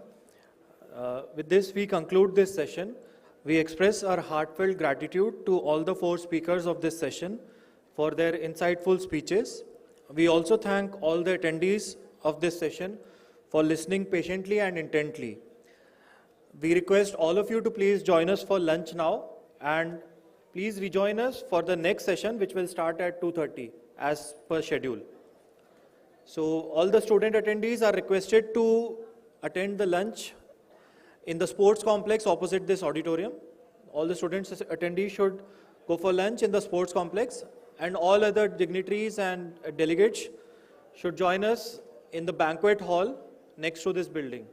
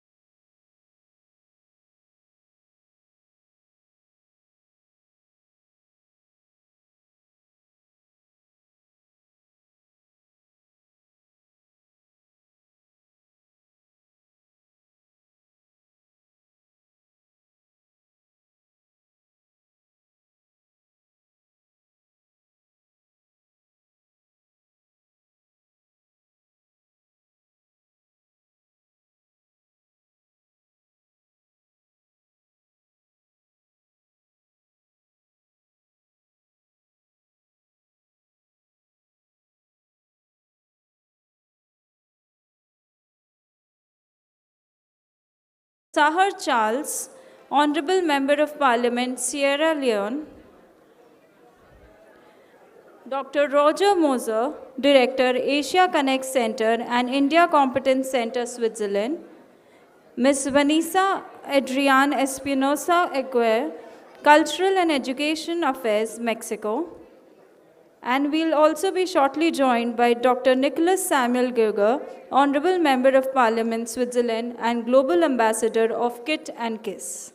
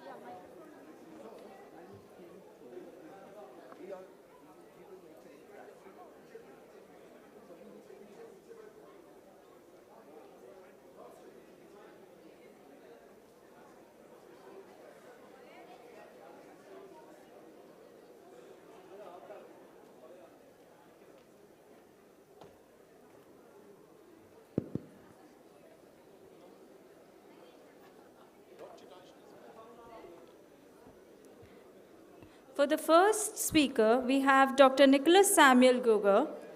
He is Honorable Member of Parliament, Switzerland and Global Ambassador of KIIT and KISS. Nick Geuger is an entrepreneur, social worker and politician known for his work in advocating for social justice and sustainable development.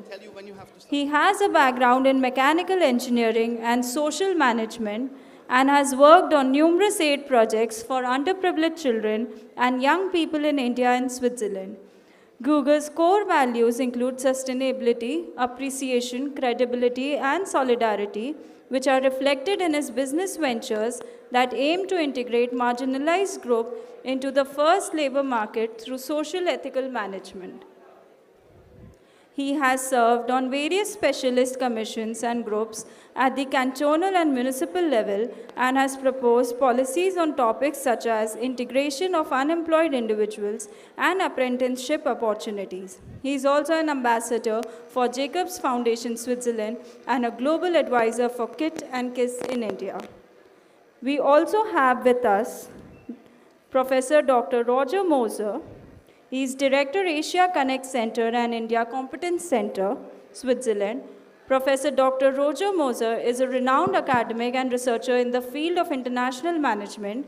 He serves as the Director of the Asia Connect Center and India Competence Center at FIM HSG in St. Gallen, Switzerland.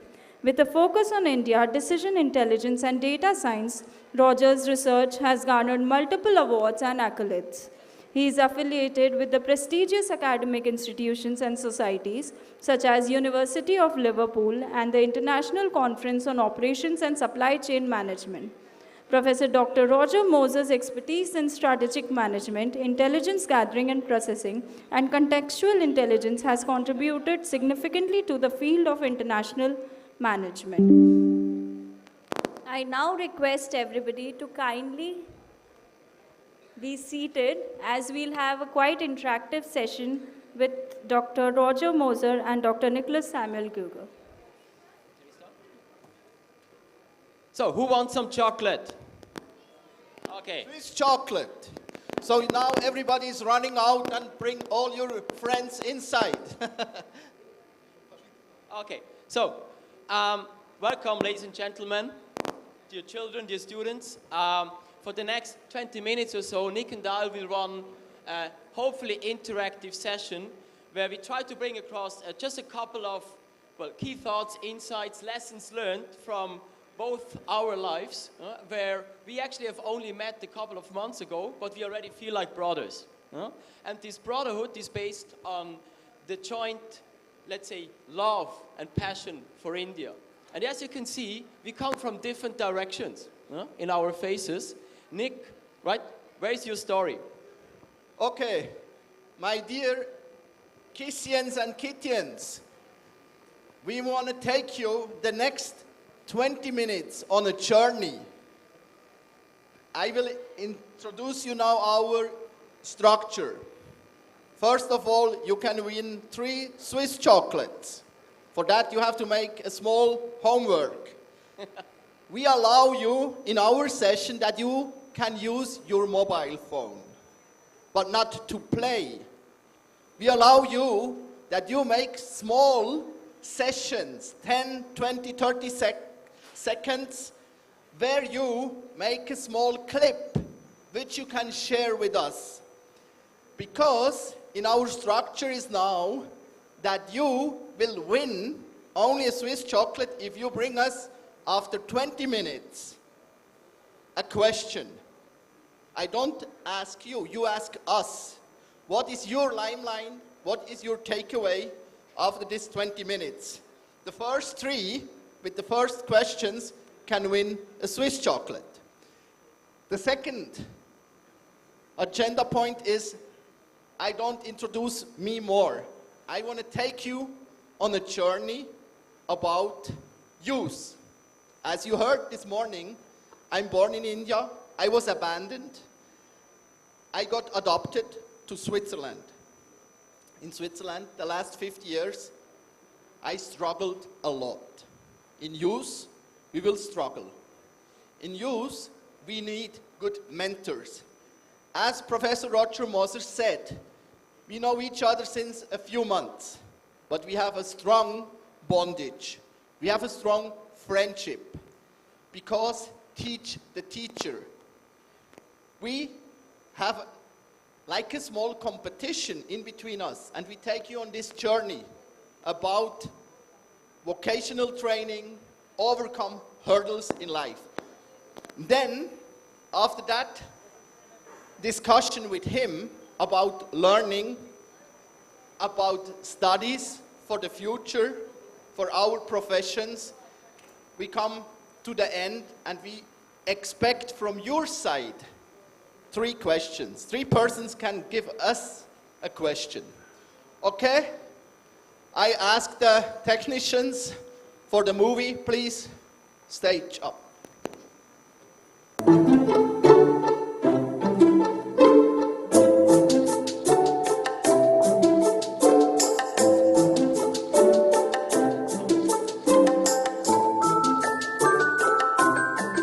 Mein Name ist Nick Gucker, ich bin 51 Jahre alt, bin Unternehmensentwickler und Unternehmensberater, andererseits Nationalrat für die EVP.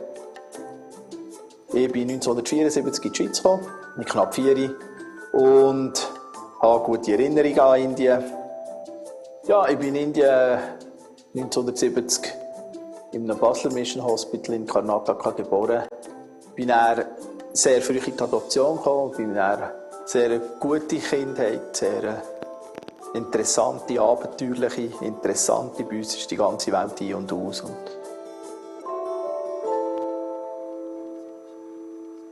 Da war die Situation, wir hätten eigentlich gerne eigene Kinder gehabt. Ich kenne ihn bekommen und habe das nach verschiedenen ärztlichen Eingriffen akzeptiert.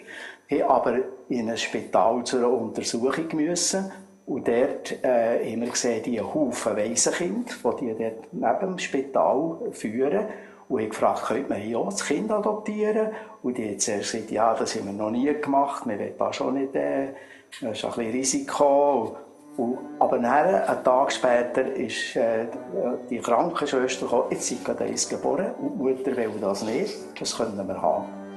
Und dann haben wir gesagt, ja, das nehmen wir. Und das war einfach unser Kind gewesen. Und wie geschenkt.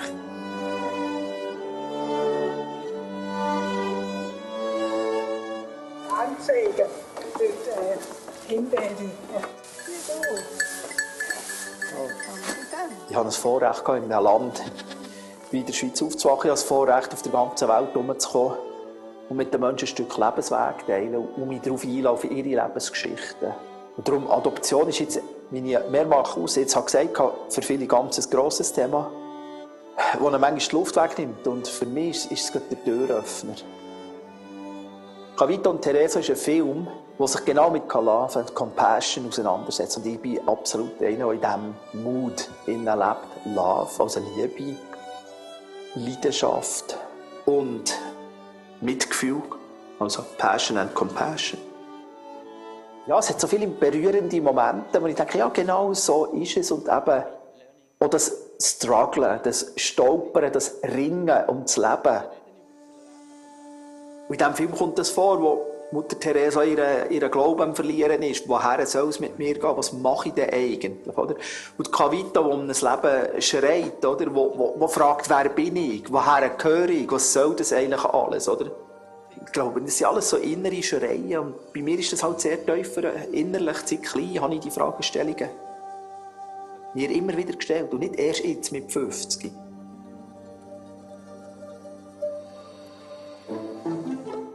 Ja, nichts anderes als können einfach riesig dankbar sein, dass ich so etwas darf. Mutter sein für das Geschöpf hier, das Geschöpfli hier.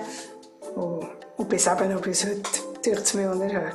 Dass wir ihn einfach so als Geschenke bekommen. Wir haben dann noch 2 eigene Mädchen bekommen. Und die, das tut mir auch ganz toll. Da sehe ich Sachen von mir drin. Aber nie so, wie ich das Gefühl habe, das ist mir das Geschenk gegeben worden. Ich bin ein Gucker. Ich bin hier aufgewachsen, ich bin hier daheim.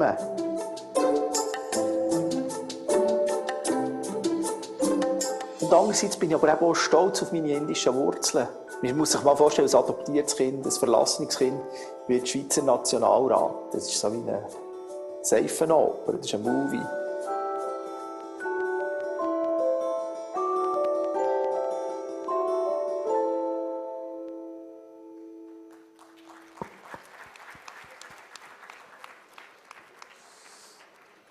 Thank you. I shared with you a small clip of my life. And life is long life learning. Long life learning means I'm now 53 years old. And what I learned, I'm still a student. In this morning, I spoke about my heart. In this morning, I spoke about to be a child, to be interested in life. So now we go in an interaction with Professor Roger Moser, one of the famous university leader professors in Switzerland, HSG. And we want to talk about learning, thinking, and working. So please, Roger, it's your stage. We go in a game. Okay. Well, again, just saying the interaction between us and the compassion we have on India is, I spent the last 15 years in and out of India. I came to India 2007 and stayed in Bangalore, for 5 years. My kids were born in Bangalore. Most of my friends are Indians. My businesses happen in India, and most of my research happens in India. So we basically always have a debate now, what is India all about, and how can we prepare India better for the future? What kind of contribution can India make, to one people, one earth, one future, in one way or the other? And Nick, look, when we have climate change, we have the automation of production processes, and now with ChatGPT, we have all realized what technology can already do to the automation of cognitive processes. What does it mean for you? How can we help the youth? How can we together change the way we maybe think, how we learn, and how we actually work? And coming back to your story, what do you say based on your unique, let's say, journey, what kind of new learning, what kind of new approaches you have experienced in Switzerland as you might have had otherwise in India? Thanks for the question. I have a dream. Who know this quote? I have a dream. I hope everybody of you have a dream. And I ask you this morning, what is the purpose of life? And for me, it's very important. First of all, I was ready to learn. In this small clip before, you saw that I was in my first career a mechanic.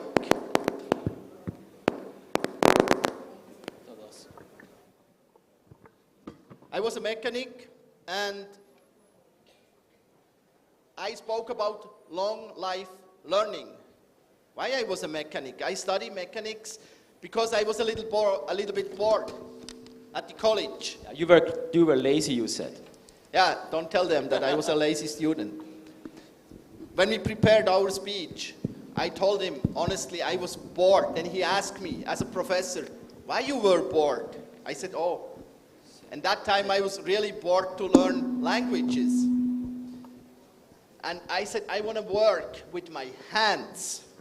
I want to see my results.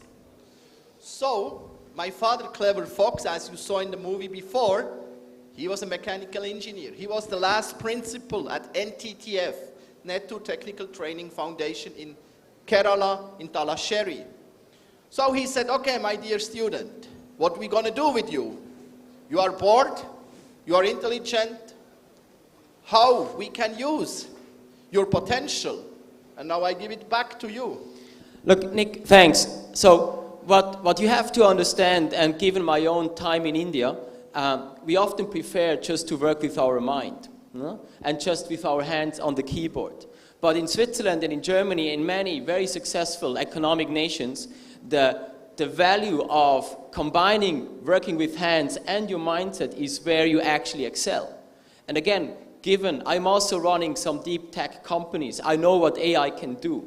What we need to prepare for is a completely new education system where both those features are actually combined, and where companies and your parents actually appreciate that you can bring both skills to the table.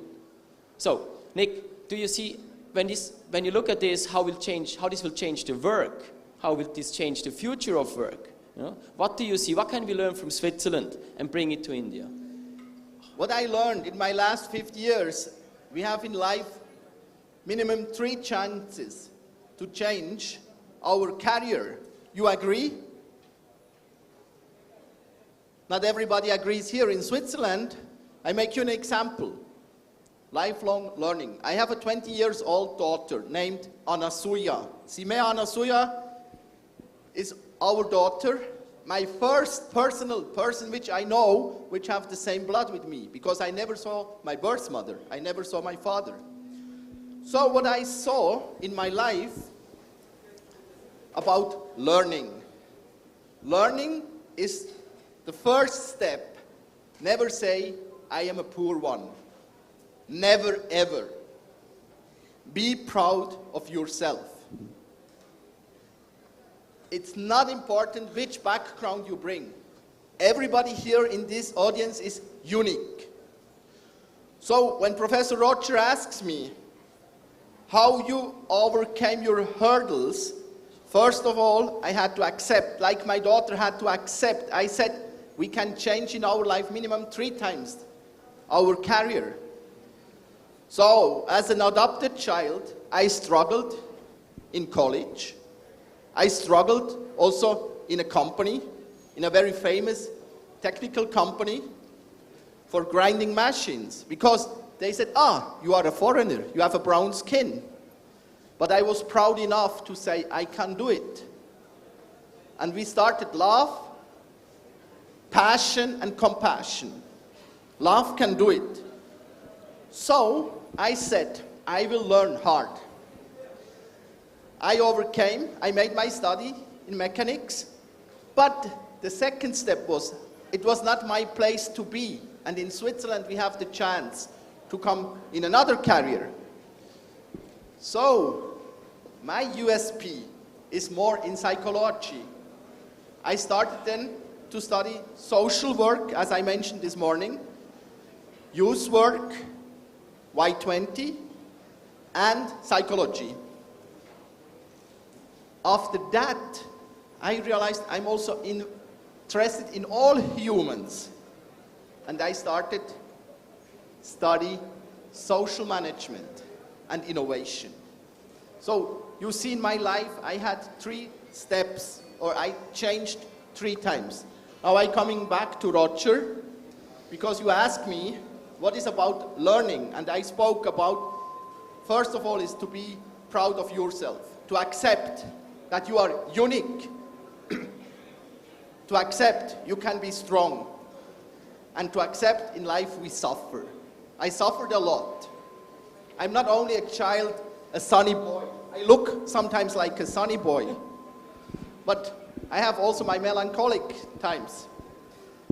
So, in life we have sometimes more shadow than sunshine. But be proud of yourself. Thank you, Nick. I've been told we have to wrap up and go over to the questions more or less. Just one or two professorial advices, because I obviously work a lot with students from Australia to Switzerland to India. If you really want to excel today, the one really important skill is to ask the right questions. I'm not looking for answers anymore. In most answers, ChatGPT can give you, but to be able to ask the right questions to ChatGPT or anybody else, so to say, this is still a skill that requires completely different forms of thinking, of reflection, of being, really understanding what you're actually talking about. That doesn't mean that you don't need to know things, but just knowing things is not enough anymore. And that should reflect in your learning, because later on it will help in actually getting a job that is fulfilling and is actually somehow still fun, except for maybe some long working hours. Now, Nick, we have to wrap up, so we go back to the questions, and I'll let you choose the questions. Right. So you don't want to talk about working? Okay, we go. Yeah, okay. So, I ask you, what are your takeaways? Because we said learning must making fun. So we want to know, what are your takeaways, what are your thoughts about your personal life? Which questions, what is your takeaway right now from the last 15 minutes? Because we have a Swiss watch with us. We don't want to have a delay. And you're Indians, you have the time. You understand what I mean? In India we have time. But we have also a program this afternoon. In 5 minutes we will finish this short session. So the next 5 minutes till 3:05 p.m. belongs to you. And you can win something. What are your questions right now? I said there are 3 Swiss chocolates waiting, and who want to win a chocolate, raise up his hand. Okay, there is a young boy, stand up. He will come. Professor is coming to you. Yeah, I like that. What was your agenda after suffering from such bad childhood? What was your agenda after that? You asked me what is my agenda now? Yeah, no, in your childhood, after suffering like all these things in your life, childhood. So you asked me when I suffered, how I overcame my hurdles? Yeah. Okay.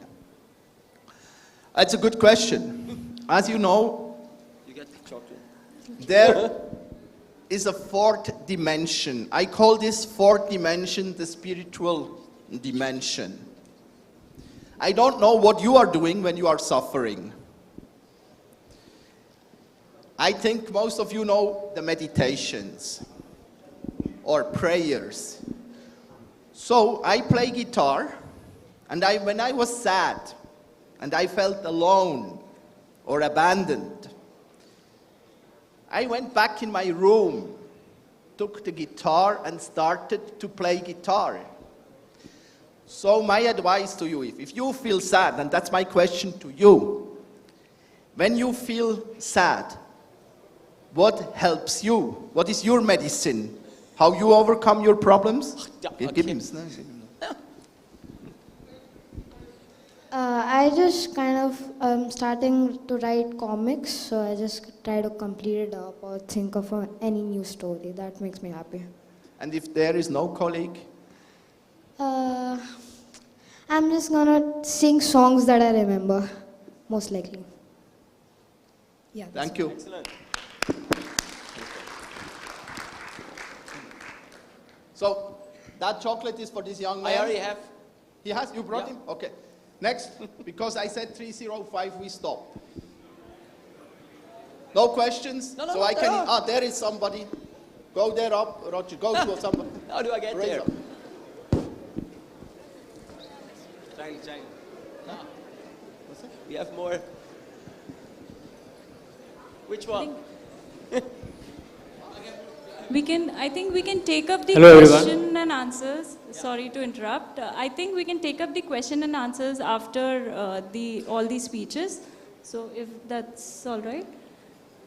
So how they bring you the questions? Just after the session gets over, I think you can bring your questions and... Okay, we are 2 minutes too early and we will change. Okay, she needs the time, as I thought. 2 minutes, okay, then you start now. Can you introduce? She changed now. We continue with the other speeches. Yes, and then in the end. Then in the end, we take up the question and answers. Sorry, we had a misunderstanding. So we change now to my Ukrainian colleague, and you can take your questions till the end, and in the end you can win again. Okay, I got it. Thank you so much. So it's my pleasure to also welcome on stage Mr. Virendra Sharma, Honorable Member of Parliament, United Kingdom.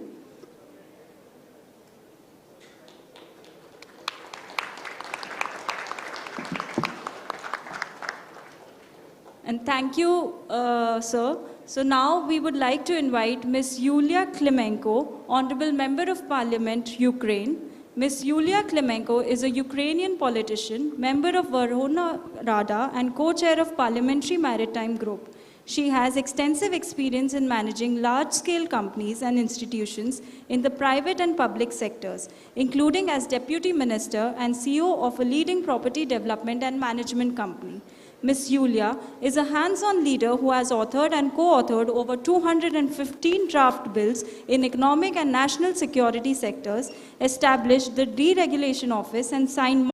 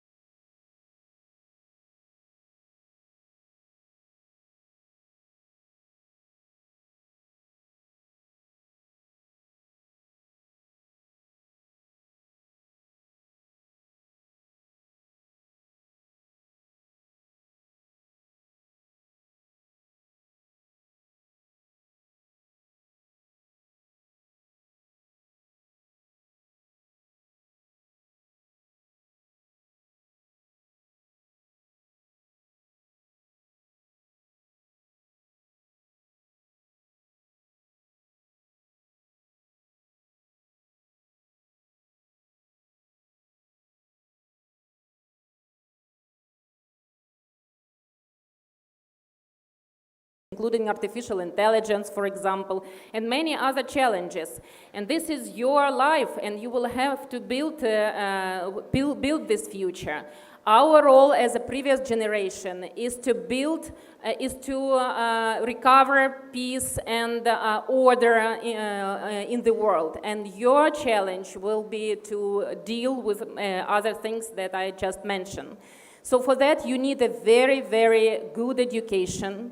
For that, you will need a very curious and lifelong learning skills. So you have to learn and study every day. If you will get education here or in other university, it doesn't mean that this is the final stage in your life. No, it's just a start. You have to learn every day. That's what I'm saying to my 6 kids. You have to learn every day. You have to get from other cultures, from other institutions, educational systems, the best, and bring it to your country to make it better.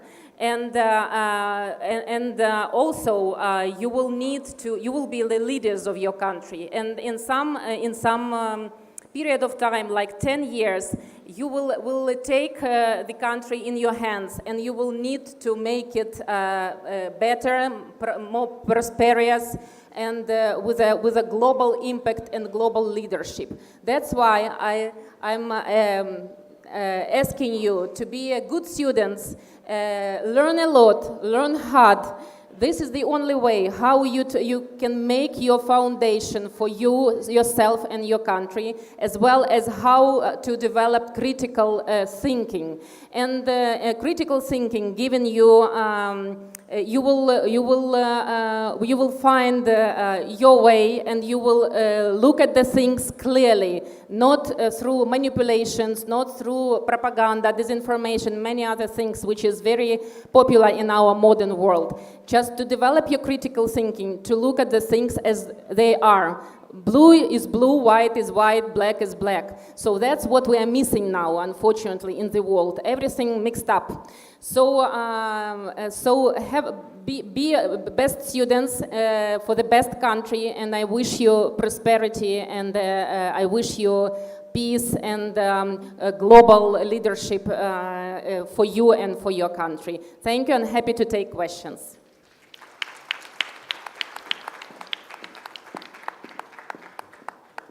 Thank you, ma'am.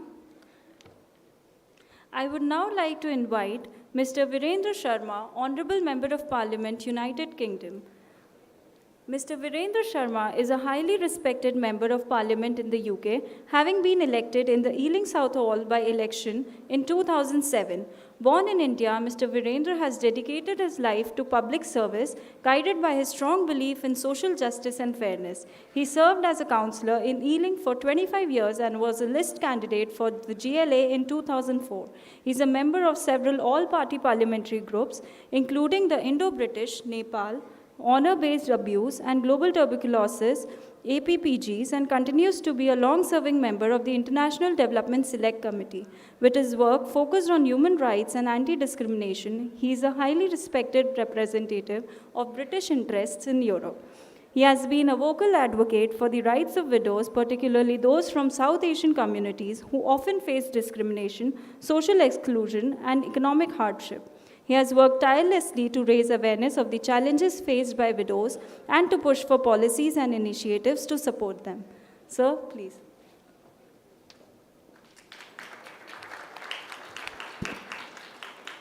She told me about me more than I knew it. Thank you very much for that wonderful introduction. It's a pleasure to come and meet you again.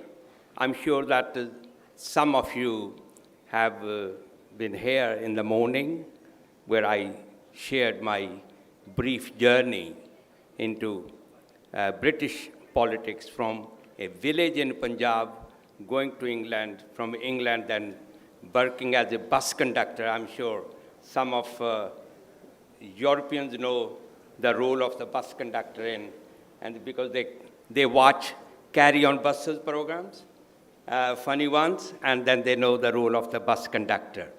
So very briefly, that I was born and brought up in a small village in Punjab. And I done my primary education in the village, went to the nearest town to do my high schooling, then go to the next big town to do my graduation before moving to Britain. I was an economic migrant because I went to Britain to earn more money, or I always use the term, to make more money. Because I could not make much here, so I thought, move to England, there will be more opportunities to develop your own career, so we can make more money. And I got married, started working as a bus conductor in 1968. So at the age of 21, I moved to London, so 68. Now you can count how old I am, right? So, because some people might be thinking. So I decided at that time, when I moved there, looking at it, that everybody is running after how quickly we can make more money for yourself. Everybody. I wanted to do something different. I decided to fight against the system in Britain. I wanted to fight against discrimination, inequalities. I wanted to fight against that. Some of you, those who are married, have the experience, must have the experience sharing that kind of view with your partner. If the partner is not of the same view, because partner was run a business, make more money, have a big house, big car, that's it. That's the end of life. Nothing more than that. That is what, for me, for my family, that is everybody's wish. I don't want to be me. I want to be us. That's where I decided to go into the public service. Without any aim, those politicians will know it, without any planning, no guarantee that I will be a member of parliament. That was never came into any Indian's mind in 1960s, that he or she will ever become a local municipal commissioner rather than forgetting about the MP. That was the environment, political, social, and economic environment of those days. I decided to go against that system, fight it. I was fortunate enough, again I look at the politicians, that opportunities start coming, recognition start coming, that, oh, there's a young boy. That time I was a young boy. At the age of 23, when I got elected, 2 years after arriving in Britain as the national organizer of the Transport General Workers Union at that time. So then the recognition started coming, and I was fortunate, then political doors were opened. Local councillor, becoming a mayor, then working for the leader of the Labour Party, then going now as a member of parliament. I am the longest serving Indian origin member of parliament in Britain.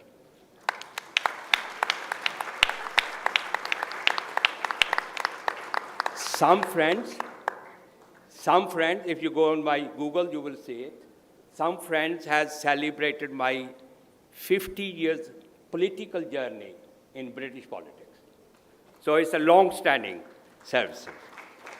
To the young people, if you have made up your mind to fight against the young people, against the system, you can succeed.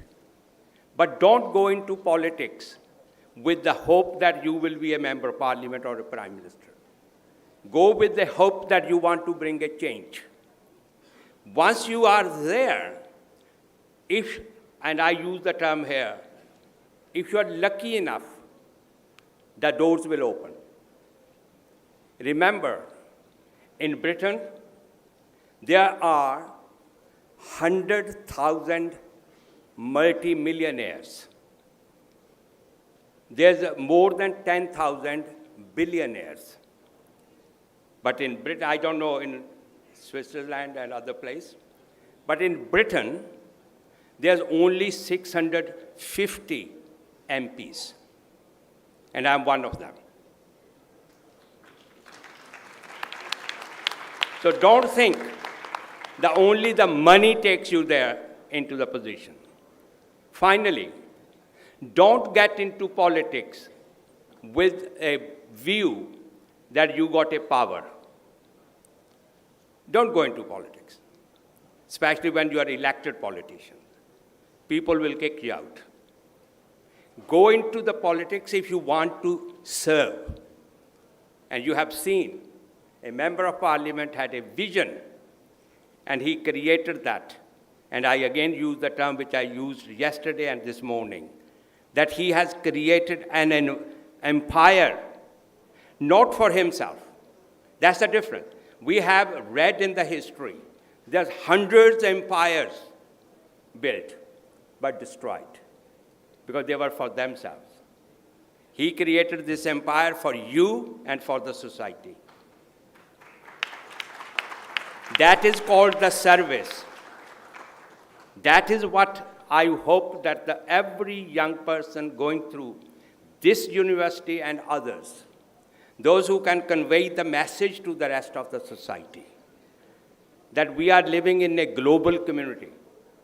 We are no longer living in one little hut or in a little village. In my lifetime, I have seen the changes in the last 25 years, which we never had before. Never had mobile phones, never had electricity in the village, no phones in the village. And if you want to go to Delhi from my village, you start getting ready for 2 months before, planning it. Now you don't plan. You just decide that I'm going to Delhi. Tomorrow you go to the airport and you fly. You got the mobile phones to convey the message. You got these texts nowadays, which is alien for me, that you can convey the messages wherever you want. So you are in an era which is already in a change. And I hope that your knowledge of today, the learnings from the past, understanding that today, you, the young generation, who will be the leaders of the future, the scientists of the future, will take that legacy, which I and many of my colleagues sitting here will feel proud that we were there at KIIT University's function where these young children were listening to us, and they have made us proud. God bless you. Have a wonderful time. Good luck in the future. Thank you.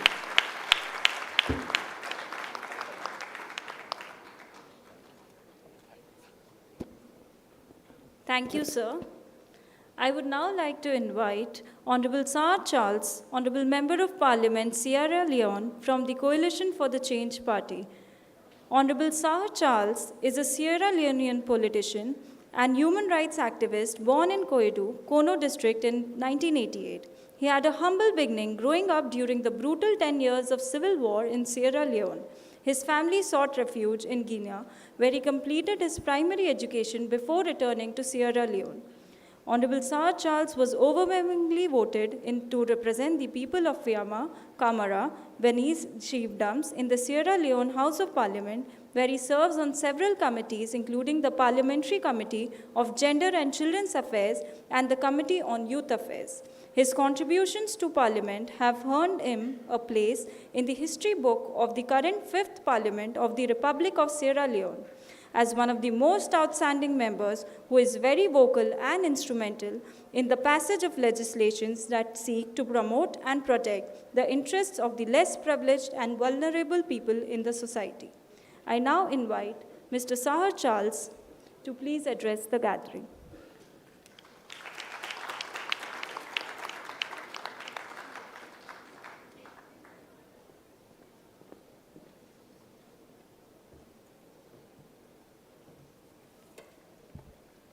Thank you very much. KIIT University, KIITians and KIITians, thank you so much to the government of the Republic of India under the leadership of the G20 for giving the opportunity to this great institution to host this all-important inaugural session of the Y20 Consultation 2023. As I've started from our engagement yesterday, it is clear that as young people, the future is in your hands. There is no way we can make this world a better place without the young people. Your roles and responsibilities in carving the future of the world can never be overemphasized. It's as a result of that, I'll take you to the quote from Swami Vivekananda, who says, and I quote, "Believe in yourself and the world will be at your feet." That is simple. You don't have to look at yourself irrespective of the challenges that you face and you give up. No way. You've heard the story of Samuel being an abandoned child some 50 or so years ago. You've heard the story of the founder of this institution, Dr. Samantha, how he started his great vision that has become a reality today. All of these people, their beginnings were not great. Their beginnings were almost nothing to write home about. But they were having one thing that kept them alive to this stage. And if you heard from the presentation of former Congressman Pettinga, he made it clear there was an illustration about 4 candles. That 3 of the candles burned out. And the one that was alive was what? The candle of hope. I say to you as young people, that candle must not be extinguished in your life, irrespective of the challenges you face. It doesn't matter where you're coming from. It doesn't matter your background. Yes, there is nothing at home. Your parents could not meet your basic necessity. All of these are challenges. But despite it all, that single candle of hope should not be extinguished. You should be able to keep it alive. And with that, there is no mountain you cannot climb. There is no wall of opportunities you cannot break. As you heard from my story, I'm coming from the Republic of Sierra Leone. I hope quite a good number of you might not know, but those who are following international trend must know that Sierra Leone, we went through over 10-year brutal civil war. And my hometown, Kono District, was hardly hit by the war due to the fact that it was a cosmopolitan city. We are in is a mining zone where they mine diamonds, golds, and all its minerals. So like when the incursion occurred, that was the target. It was destroyed from the report of the UN in 2001. The report came out that said, Kono District was devastated up to 99%. Everything, almost everything was gone.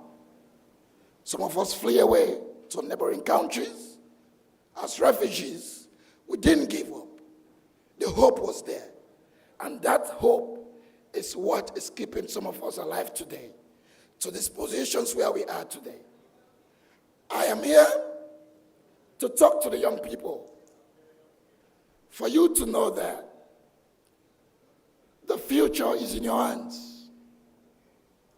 Great leaders like Mahatma Gandhi, they all knew the importance of young people. And that is why they were guiding the youth in the right path. Life is not about influence, it's not about wealth. It's about how sincere you are. You just heard from the last speaker. Honorable Sharma, who is an origin of India. You've heard him.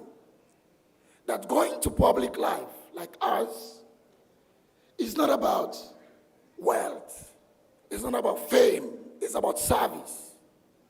I got elected into the 5th Parliament of the Second Republic of Sierra Leone on March 7, 2018. Up to date, as I'm serving, I only have one motivation. And that motivation was, and still remain, to serve humanity, to serve my people. As young people, don't sit back and underestimate your potential. Don't underestimate your capability. There are a lot you can offer to your society.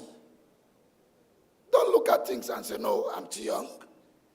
I don't have the resources, I can't do it. You can do it. Just step up. You just need to take that first step. Every other thing will become easier. There are a lot of things happening in your various community where you are. What are you doing about those things? How positively are you influencing things in your community? So the theme of this year's G20 that says one heart, one family, and one future, it resonates with the theme of this particular consultative meeting that says the power of youth and their role in present-day society. Let's see how we can harness what we have as young people. Let's take our right place in society. Those of you here that are students of this great institution, grasp this opportunity, make the best use of it in shaping yourself to address the challenges of your community.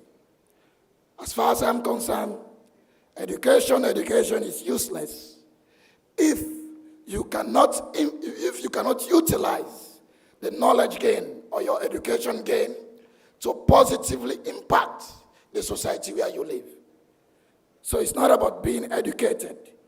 It's about when you've gained the education, how best you transform the knowledge you've got for you to influence positive impact in your society, address the challenges of your time. That is the value of education.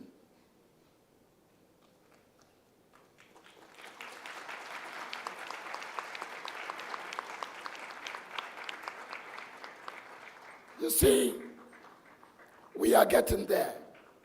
The world indeed, technology advancement has made the world to be now a global place.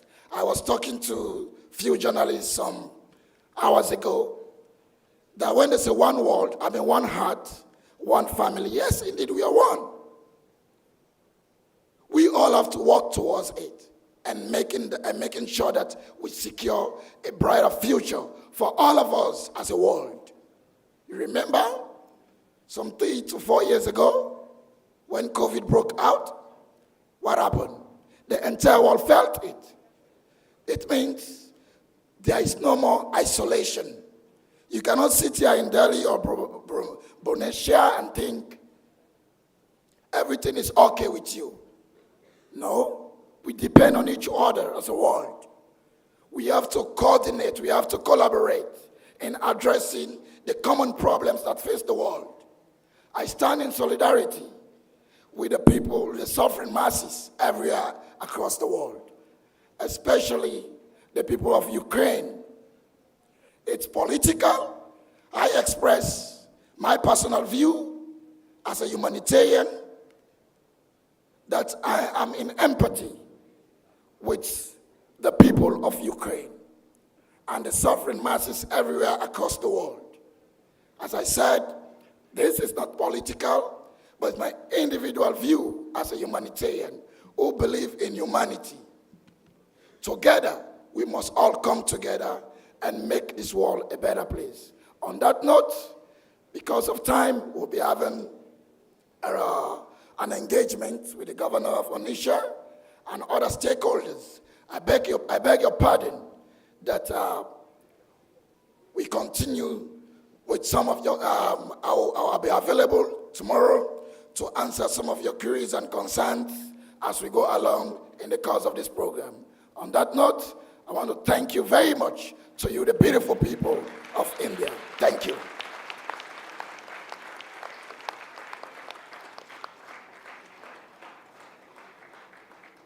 Thank you, sir. I now welcome Mr. Ruben Gauchi. Mr. Ruben Gauchi, His Excellency Mr. Ruben Gauchi is High Commissioner of Malta to India at High Commission of Malta in New Delhi, India. Mr. Gauchi joined the Ministry of Foreign Affairs in 2007 following a national examination to enter the diplomatic service. He is the current High Commissioner of the Republic of Malta to India as from September 2020, resident in New Delhi. Mr. Gauchi presented credentials to the President of India, His Excellency Ram Nath Kovind, on 14th October 2020. He is also accredited as Malta's High Commissioner to the Maldives, Sri Lanka, and Bangladesh, and Malta's Ambassador to Nepal. I welcome His Excellency Mr. Ruben Gauchi.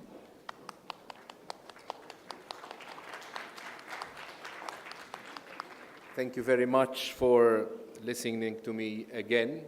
This is my second contribution today.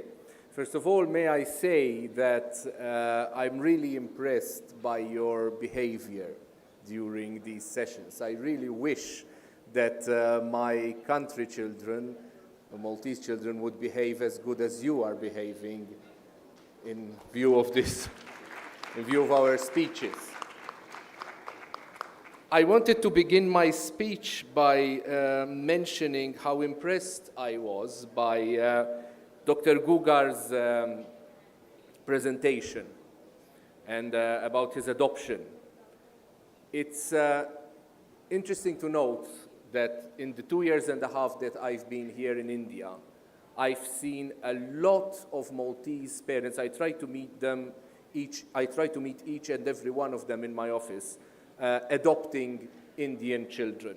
So when I was looking at the video which Dr. Gugar showed us, I couldn't but remember all those families whom I met in my office and all those children. When I saw Dr. Gugar in the video, I remembered all those children. He looked perfectly the same as all those children which I've seen in the last 2.5 years in my office, where Maltese parents were adopting them. And I am looking forward to, for another 20 years or so, to see them as grown-ups and successfully being part of the Maltese society and successfully making their contributions to Maltese society. I was also honored to be on the same panel with the esteemed Ukrainian member of parliament. Now I have to share a personal story with you. I come from a European Union country, Malta, the smallest European Union country. My wife of 19 years is Russian. And we have a daughter, she's 15 years. And it is not easy for me to talk to her and tell her about what's going on in relation to the war in Ukraine. It's very difficult. I definitely agree with Prime Minister Narendra Modi's very wise words when he said, "This is not the time for war."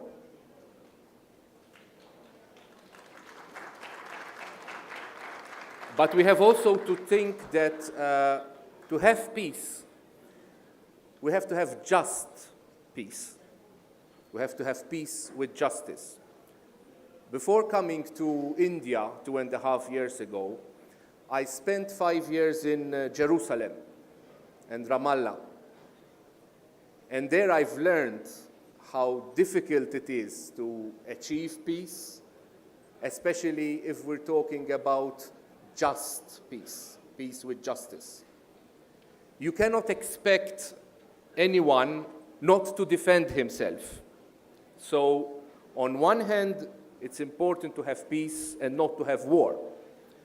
But on the other hand, you cannot expect anyone not to defend himself or herself. And that is the issue with the Ukrainian people. To go to the title, One Earth, One Family, One Future. In order to stay as a family, in order to have one Earth, one future, we have to respect also each other's borders.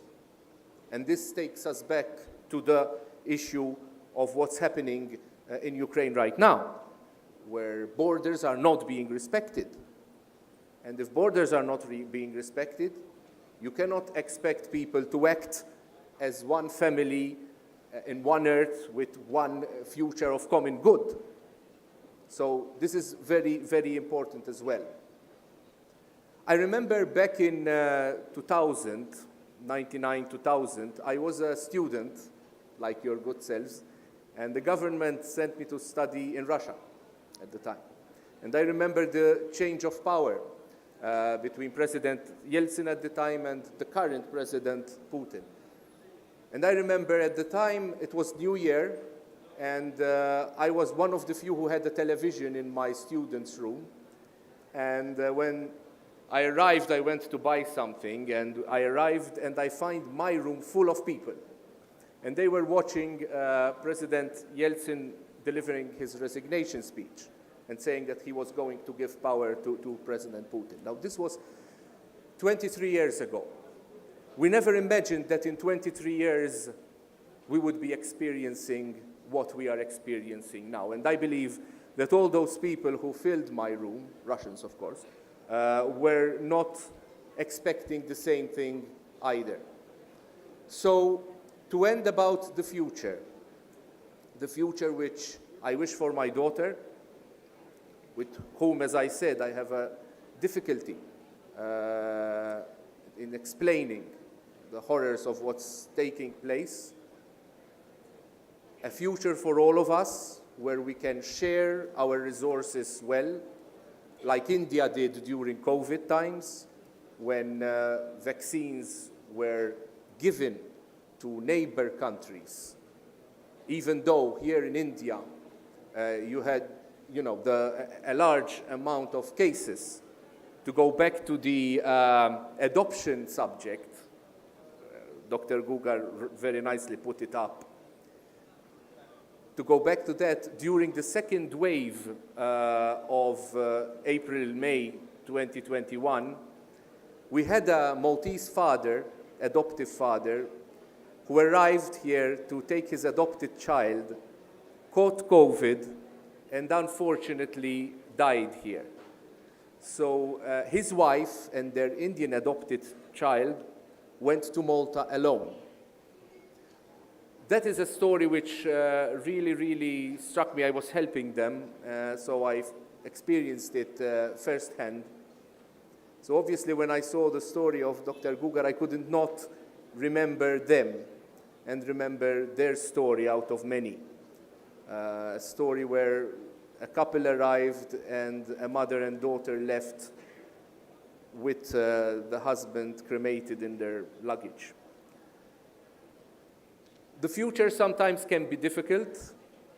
It sometimes can be promising. It should be promising. We should try to make it promising. So my conclusion, and thank you very much once more for listening to me for a second time today. I thank a lot the KIIT University for the very generous time which it gave me. As I said, unlike the parliamentarians, I am not elected to speak, I am appointed to speak. So I speak in the name of my country, in the name of what my people in Malta decide. And that's finally democracy. Thank you very much.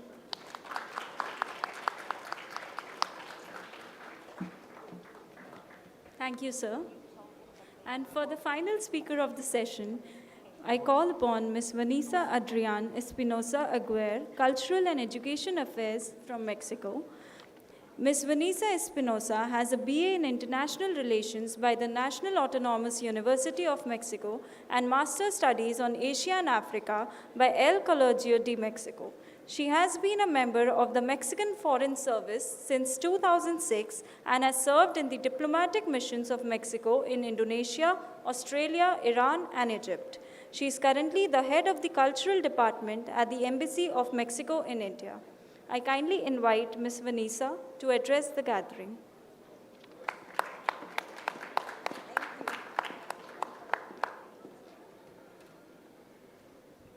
Namaskar. I'm very happy to be here today with all of you and to have shared the dais with all those distinguished guests. I will that he organizes in these fantastic education institutions. I want to convey my bosses, the ambassador of Mexico, Mr. Federico Salas, gratitude to Dr. Samantha. Personally, I want to thank him for the unbeatable kindness that we have been enjoying in the last couple of days.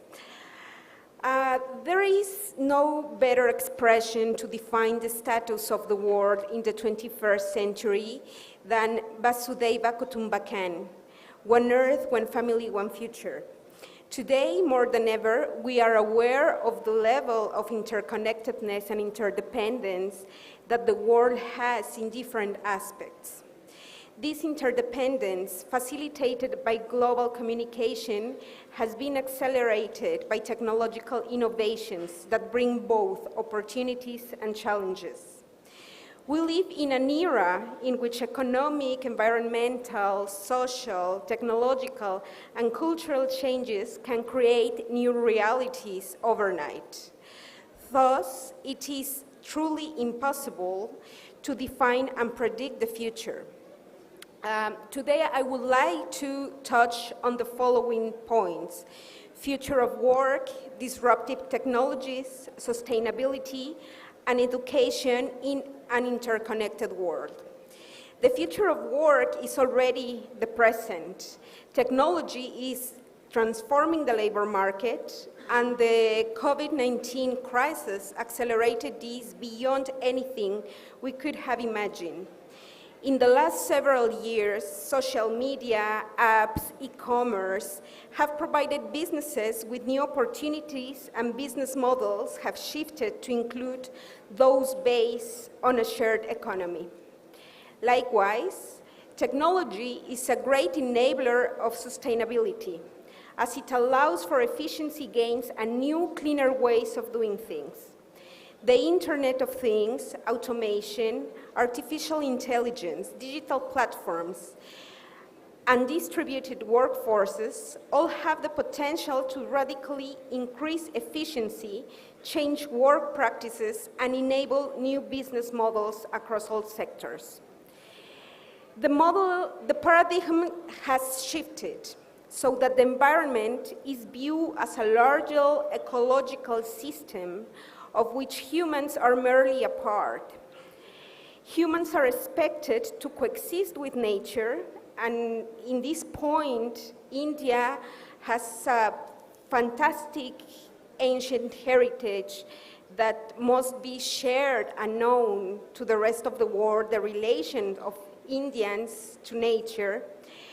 And a current aspiration is to ensure the well-being not only of humans, but also of the planet. The increasing use of artificial intelligence and robotics, while leading to productivity gains to sustain growth in a rapidly aging world, raise essential questions about the precarity of jobs, the support available if we are unable to work or retire, the skills we need for current and future jobs, the quality of those jobs, and particularly you what you have to say in shaping these outcomes. The effects of this technological progress must coincide with the development of new activities for humans. As well, they require a public policy response, an active strategy developing policies, institutions, and technological tools to enhance the resilience of individuals and firms in the face of these changes, as well as promote greater growth of good jobs. This strategy should comprise an appropriate regulatory framework for the creation and strengthening of a series of institutions, policies, and technological solutions designed for this purpose. Being technology the backbone of businesses' progress and innovation, it can also be the enabling agent for their sustainability.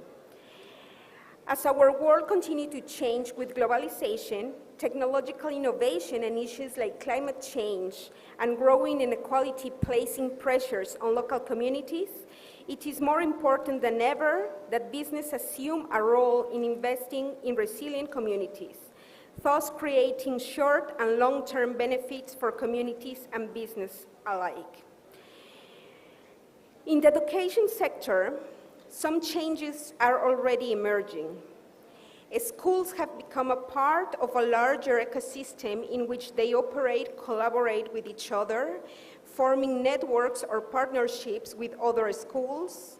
Some schools collaborate more widely with other organizations in their communities, such as scientific institutions, social service organizations, technology companies, and businesses, where teachers and students can get used to the skills and competencies that employers and other community members deem critical.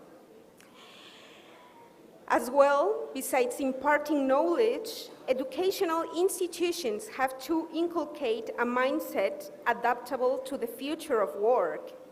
The future is about pairing the disruptive technologies with the cognitive, social, and emotional capabilities of humans. Curricula has to be dynamic rather than static. Education institutions must allow for non-linear learning paths rather than expect all students to follow linear progressions along a single standardized path.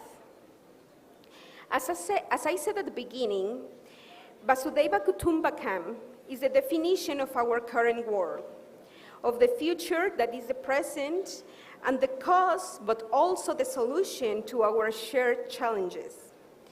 Intergovernmental groups like G20 can and must make quality contributions to overcome the disparities created by fast-paced technology development.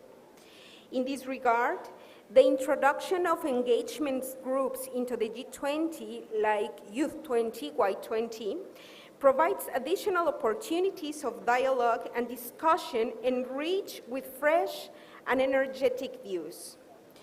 Y20 is aimed at enabling you, young people, to express your visions and ideas in an inclusive discussion platform.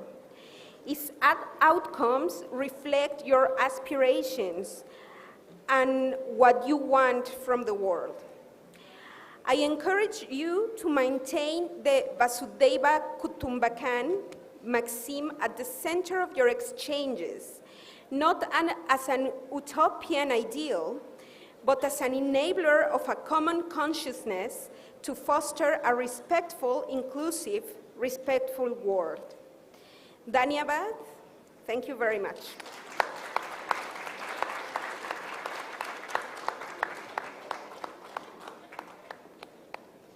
Thank you, ma'am.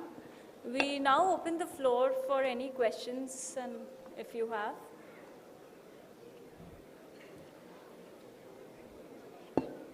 Can we get a mic there, please?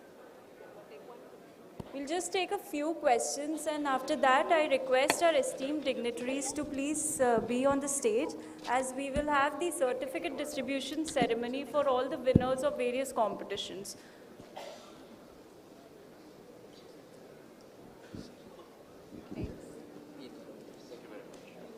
Can you raise your hand? Yeah, thank you.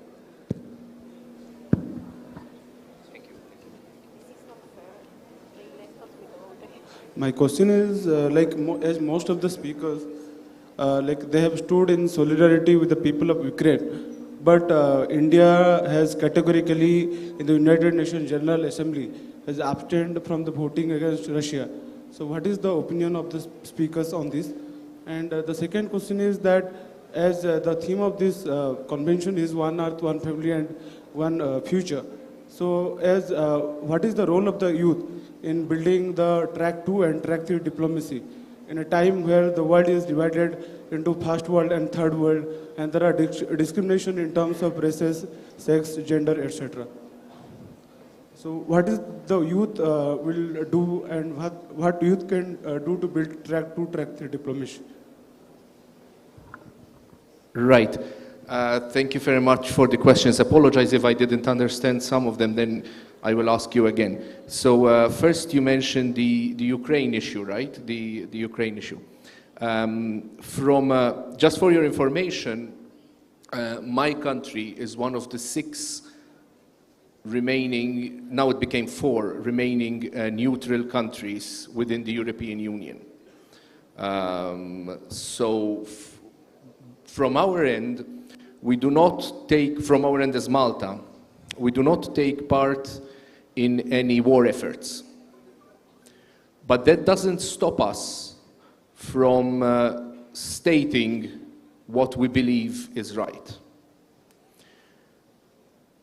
And what we believe is right at this moment in time is that the borders of Ukraine are respected, that the violence stops, and that the Ukrainian people get the peace, the just peace, as I mentioned in my speech, which they deserve. Now, as I told you, from a personal point of view, my wife is Russian, so obviously this particular episode in world history hits me particularly hard. Because on a personal level, I have family in Russia. My daughter is half Russian.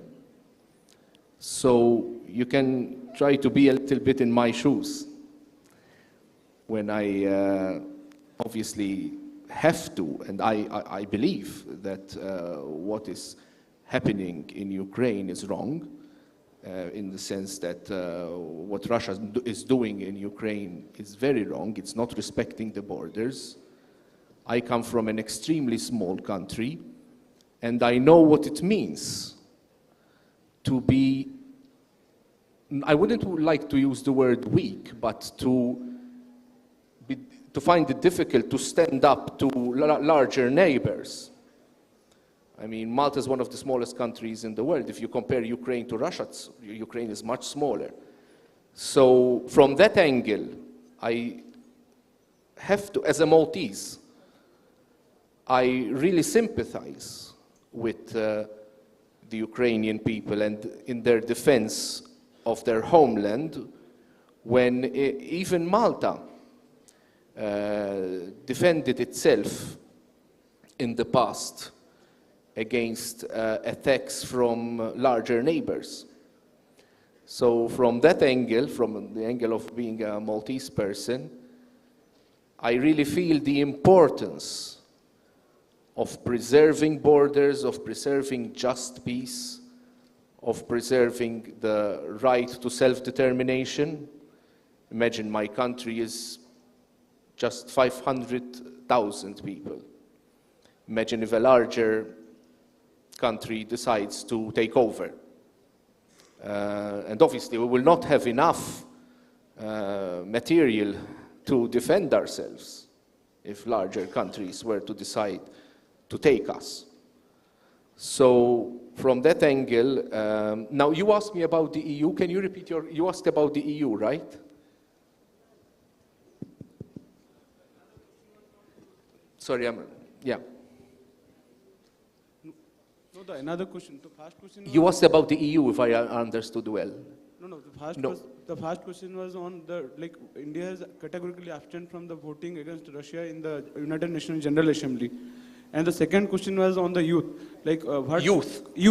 Youth. Okay. What youth can do to build track 2, track 3 diplomacy, where there is a lot of differentiation in terms of caste, gender, race, and first world and third world. So there are a lot of differentiations, and in those differentiations, what the youth can do in track 2 and track 3 diplomacy.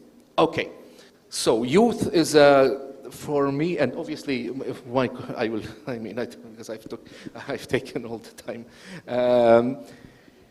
I will speak about my idea of youth, and then my colleague will do the same if you don't mind. Or you want to start first? Yeah, you Please start. do. Well, what I understood of your question is that with all the differences that still exist in the world, what is the role of youth to overcome those differences? As I try to convey in my presentation, your position is not easier than what mine was some years ago.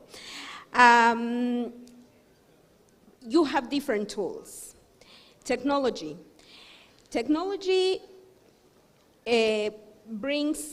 can deepen those differences that do exist and have been existing for the history of humanity, but at the same time, technology can help humans to reduce those differences. And something that is undeniable is that you, the young people that is here, you grew up knowing how to use technology for the best and for the bad. What I try to also to convey with this idea of Vasudeva Kutumbakam, it is an ancient Sanskrit phrase that transmits a lot of moral and ethical content. So the role of youth in overcoming the differences has to be guided. It cannot be only because there is technology, it cannot be only because there is money or because there is work that you can succeed. You have to have a moral guide that can enable to contribute to a future that is for everybody. I don't know if I more or less answer your question. For me, it is important, you know, to have those guides to follow. Thank you. Well, from my angle, as it was said in the speeches, youth, but when we talk about future, we have to think about youth. I don't know the situation in Mexico, but the situation in Europe, in my country, is that youth are becoming scarce and scarce. Whilst here in India, it's the country of youth. If I'm not mistaken, yes. the median age, the age, the majority here in India is 29 years, which makes India the country of the future not just in India, but of the future everywhere in the world. In my country, we are hosting a number of Indian workers in all fields and students in all fields, not just simply, you know, jobs that people don't want to do, everything. We have IT experts. We are also trying to attract investment from India in IT and the semiconductors, which are the resource of the future. So youth and diplomacy. Finally, what is diplomacy? I mean, diplomacy is relation between states, and it starts by relation between people. So you can use diplomacy in anything, from speaking to your neighbor to having countries speak to each other. And the more youth are present in all this and are interested mainly in this, it starts with having a relation with your friend, with your maybe not foe or whatever, and it continues all the way up to the highest level of world relations, of country-to-country relations. So what can the youth do? Well, I would say they should be more, sometimes it could be, I remember I used to be a teacher a long time ago, and I used to teach social studies. And whenever I used to mention the word politics in class, children, the students would tell me, oh no, we're not interested in politics. That's sort of, I told them, but what is politics? And they would tell me, fighting between, but you've seen, for instance, if you've seen our German colleagues, they're from two different parties. You think they're fighting, but in actuality, they're also friends. So what is politics? No, it's not simply fighting on an idea. Politics is the running of the place. There is politics in everything. Politics in running this university. Politics in running a classroom. And once more, it keeps going up to the relations between states. So when we think about what youth can do to diplomacy, and diplomacy and politics are quite related. Diplomacy is maybe the more civil way of doing politics, hopefully. But, well, anyway.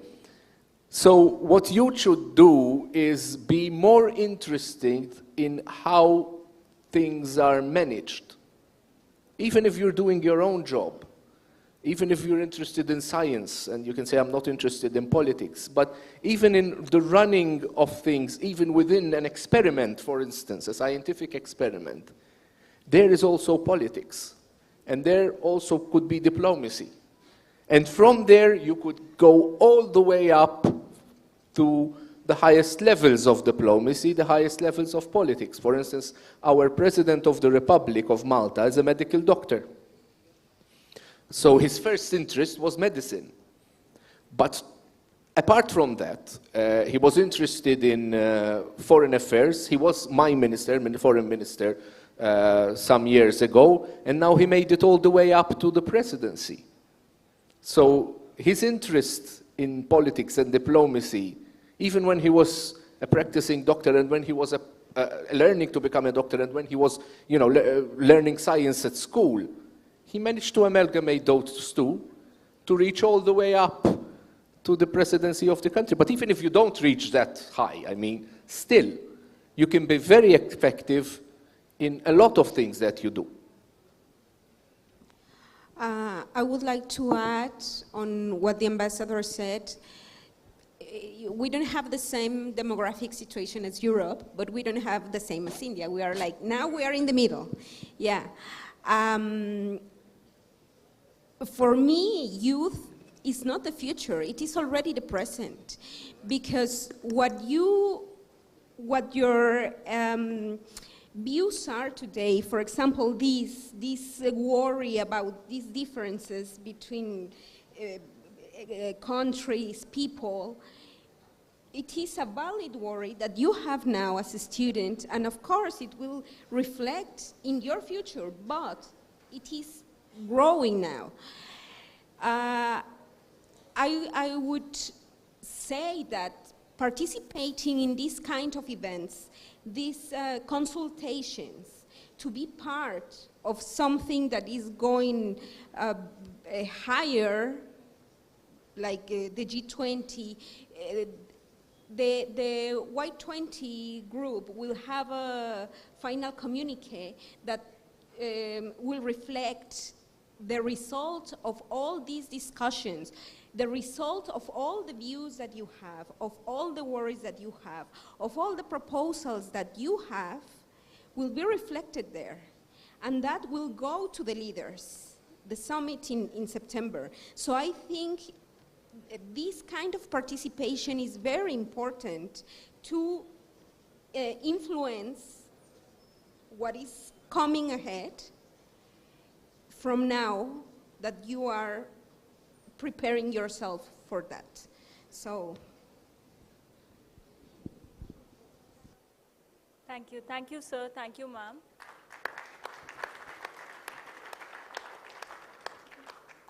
We now conclude this session, and we would like to distribute the certificates to all the winners of various competitions. So we'll be announcing the names. We request all the winners to please come up on the stage very quickly, receive their certificates, and I request our esteemed dignitaries to please present them to them.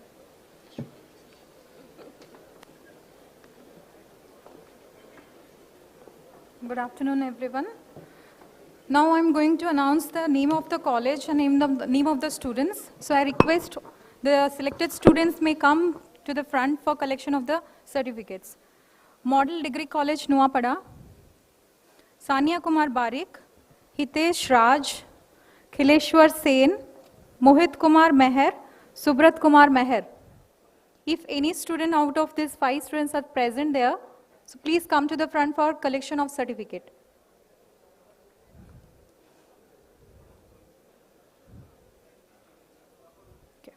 Next, Udayanath Autonomous College of Science and Technology, Shri Himanshu Pani, Ms. Achintya Naik, Shri Anshul Behera, Ms. Tanaya Mohanty.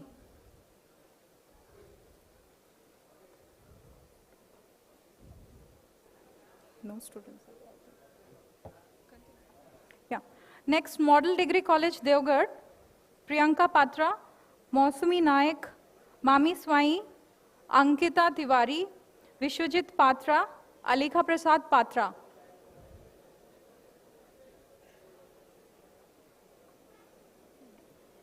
Next, Model Degree College, Malkangiri, Snehalata Mohanty, Rashmi Mandakimi, Suman Mandal, Soumyaranjan Sahu, Vishwaranjan Dhala, Aaron P. Raj. Any students from this college?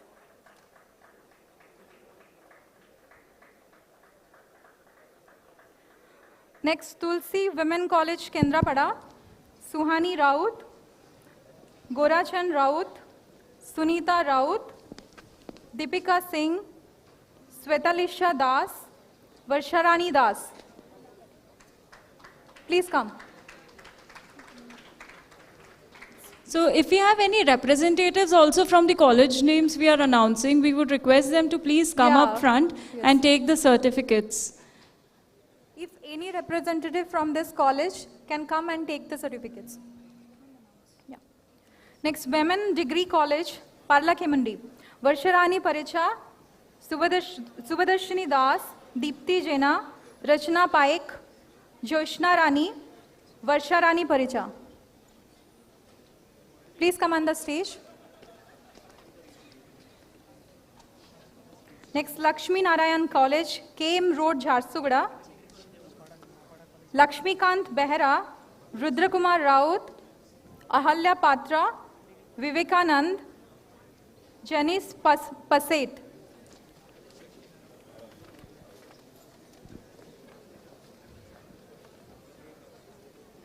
I think we also have the principal of Model Nuapada College. Yeah. So we request if he can send any of the representatives or can come up on the stage to collect the certificates.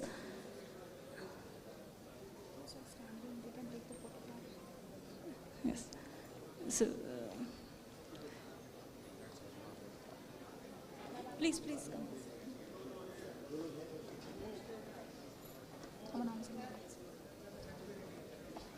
Next, Gopavandhu Science College, Athagad, Cuttack, Niharika Pradhan, Sabita Swai, Saurav Nanda, Subhasandhya Pradhan, Soumendra Priyadarshini Pradhan, Sumalika Barik, Monalisa Gantia, Sipa Raut, Sangita Rana, Pinky Behera, Monalisha Pradhan, Soumeshri Satpathy, Subhadra Naik.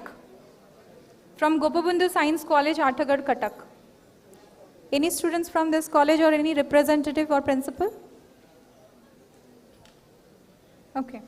Model Degree College, Nagad, Pragya Priyadarshini, Sachitananda Das, Sangamitra Mishra, Mausumi Priyadarshini, Rajendra Swai, Priyanka Priyadarshini.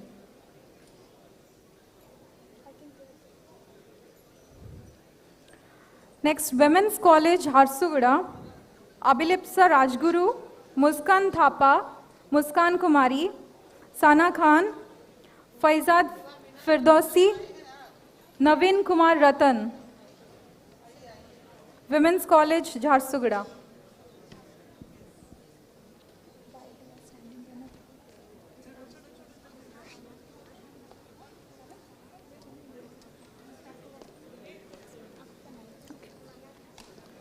Brajanagar College, Prerna Gupta, Rohan Kumar Rai.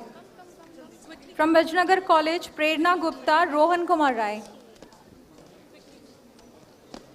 Utkalmani Gopabandhu Smriti Mahavidyalaya, Sakhi Gopal, Harishankar Sahu, Pratibha Nandini Swai, Subhadarshini Vishwal, Prabhu Prasad Misra, Manoj Kumar Shahu.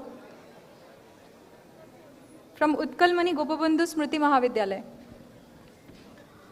Okay, from NK Degree Mahavidyalaya South, Balanda Talcher, Swarup Rani Lenka, Sandipta Biru Brahma, Ipshita Priyadarshini Pradhan, Sandipta Biru Brahma, Vishmita Garnaik. Please come quickly.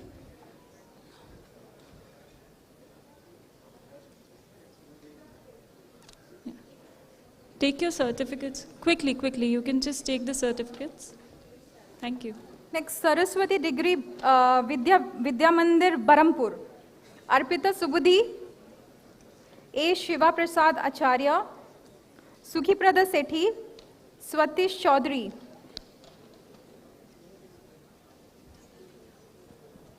From Saraswati Degree Vidya Mandir, Barampur. Shri Jagannath Mahavidyalaya, Subhashri Parija Suman Linka. Shri Jagannath Mahavidyalaya, Subhashri Parija Suman Linka.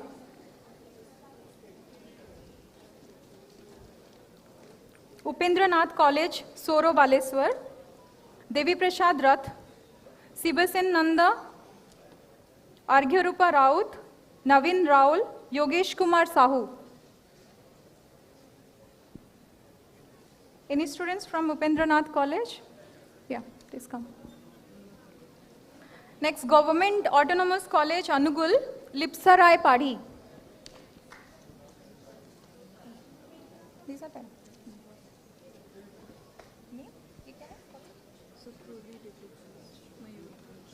Sukruli Degree College, Mayurbhanj, Jagannath Naik, Rajesh Kumar, Tiriya, Varsha Priyadarshini Giri, Kasturi Naik, Varsharani Naik.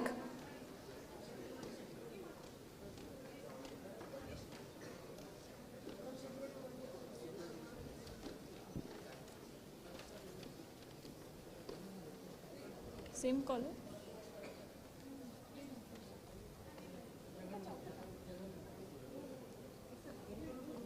The students, those who are absent, their representative can collect the certificates.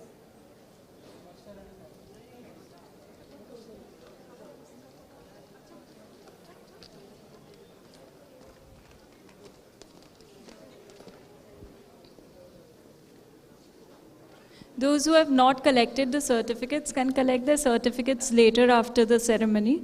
Thank you. Thank you all.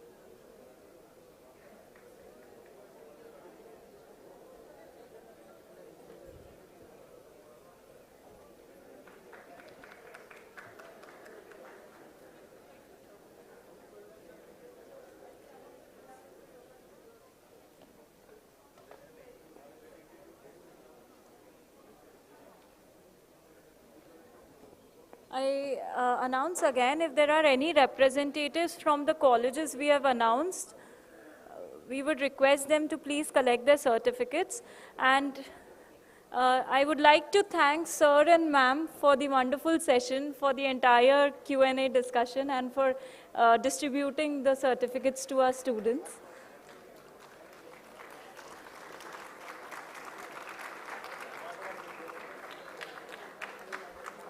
We conclude this session now.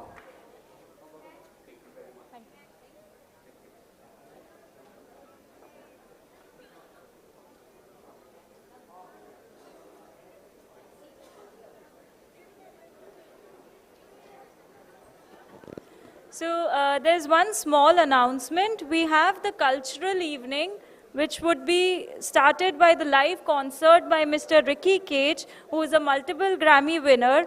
And the evening will start at 6 p.m. in Campus 13. So we request everybody to please join us for the cultural evening. Thank you, everyone.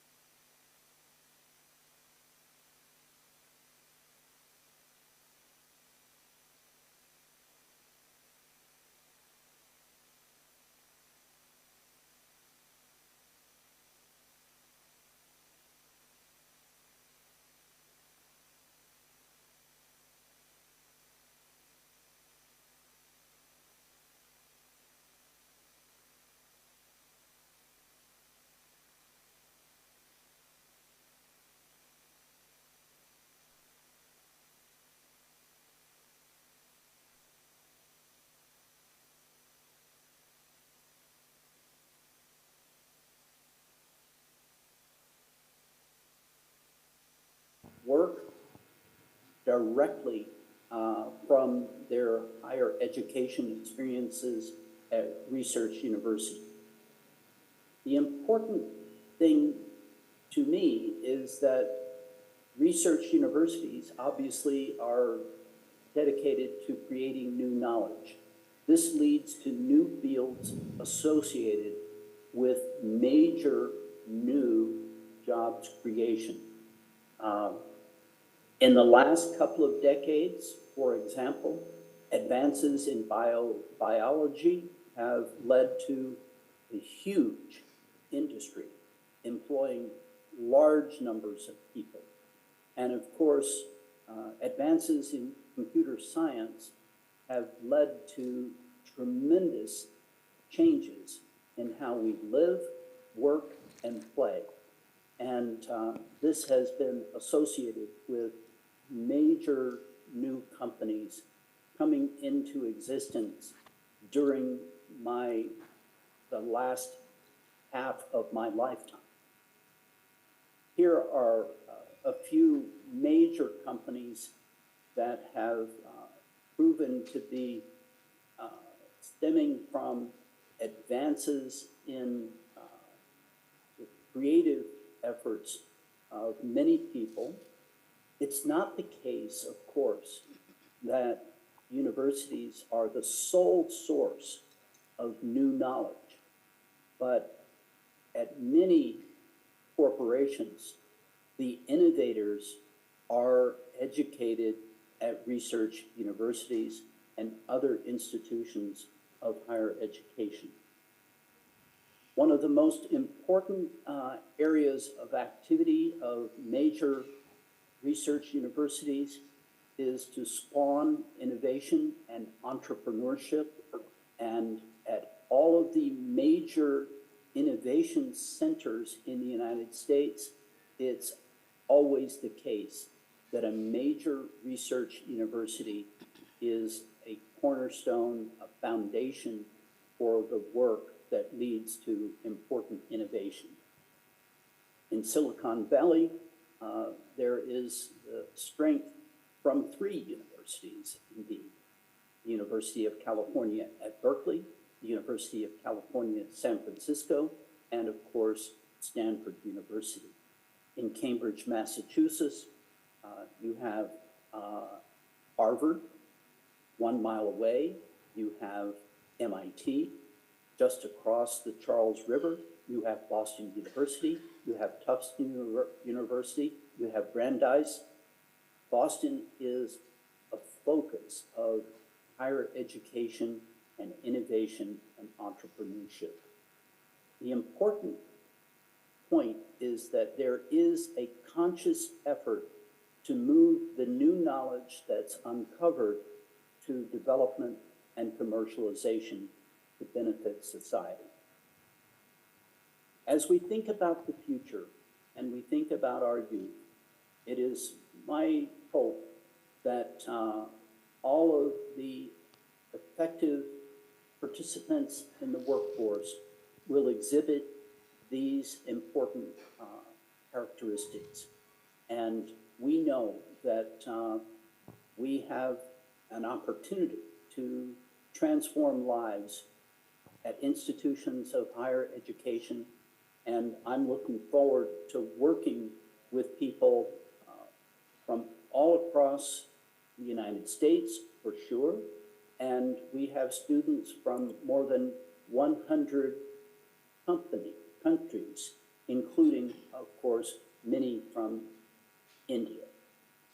And to just close, I would like to note that we often talk about preparing people for leadership, and sometimes we mistake that to be meaning that a person must run something that's very large, a country, a corporation, even a university. But you can be a leader as an individual, of course. You can be the most outstanding opera singer. You can be a poet. You could be a military general. But if you're an outstanding contributor, you can also be a leader. And I believe that we have the opportunity to prepare leaders in every respect. In preparing leaders, we have the responsibility to provide a deep educational experience, and I believe that early on, students need to be involved in original scholarship, and this will lead them to be able to contribute new knowledge very early in their lives and careers and participate in building new enterprises. These leaders are going to create a much brighter future for the world. We're going to be able to overcome climate change, build economic security, and address the global problems that I've already mentioned. Further, I believe that our new leaders are going to be able to advance culture and advance our society, building a better world for everyone. I would like again to thank you for having me, and I look forward to the other contributions and to hearing the questions that might arise. Thank you, Mark. We have heard to Professor Mark, and what we have realized that in the George Washington University, the university is diversifying its activities to different sectors. It's including different needs of the communities, coming closer to the people, societies, and industries to address to the need of the future of the work. We are having with us Mr. Sambit Nanda, who is the proud alumni of KIIT. He is the Senior Director of Oracle Corporation, San Francisco, USA. He is with us. Mr. Nanda, you have studied in KIIT and working in USA. You have heard to Professor Mark. Another one thing I would like to say to Professor, with permission of Professor Mark, that KIIT University and George Washington University is signing the MOU. We have already signed and sent it to them. The legal clearance and everything is over. And maybe in 2-3 weeks, KIIT will be there in George Washington University to have the celebration of signing of the MOU. Very good, thank you. Yes. My students are here, so for their information, I would like to say that the undergrad students, BTech students of KIIT will be studying here for 4 years. Only for 1 year you have to go to George Washington University to do MS in business. After that, we will be getting the work visa and STEM visa to work there itself. So that's the arrangement. So, thank you. So, Mr. Nanda, can you say that what is the difference, how the Indian universities are addressing to the future of the work and how American universities are preparing themselves to address this? And you are working in a very good MNC in San Francisco, and you are exposed to different MNCs and different activities, different work, interacting with the newcomers to the industries, and you must have certain knowledge about the aspiration of the new entrants in the industries, people, those who are coming fresh from the university. So can you say that what is the difference between the Indian university, American universities, what is the need of the industry, and what really the universities should do to address to the future of the work required by the industries? Thank you so much, ma'am. It's an honor and a privilege again to talk on behalf of the university, being an alumni here. And I studied at KIIT in 2002, passed out in 2002 in electrical engineering. Then gone on to do my MBA from IIM Bangalore, and then have been since working in MNCs, mostly in different fields, again in software stack, starting off doing database internals, middleware technologies, applications, and now mostly AI, ML, and analytics. So I'm the engineering leader for Oracle Analytics Cloud. It's again a software that deploys itself on cloud and scales elastically for analytics workloads. Having heard all of you, actually, it's great to see such collaborations. The university has come a long way since 2002.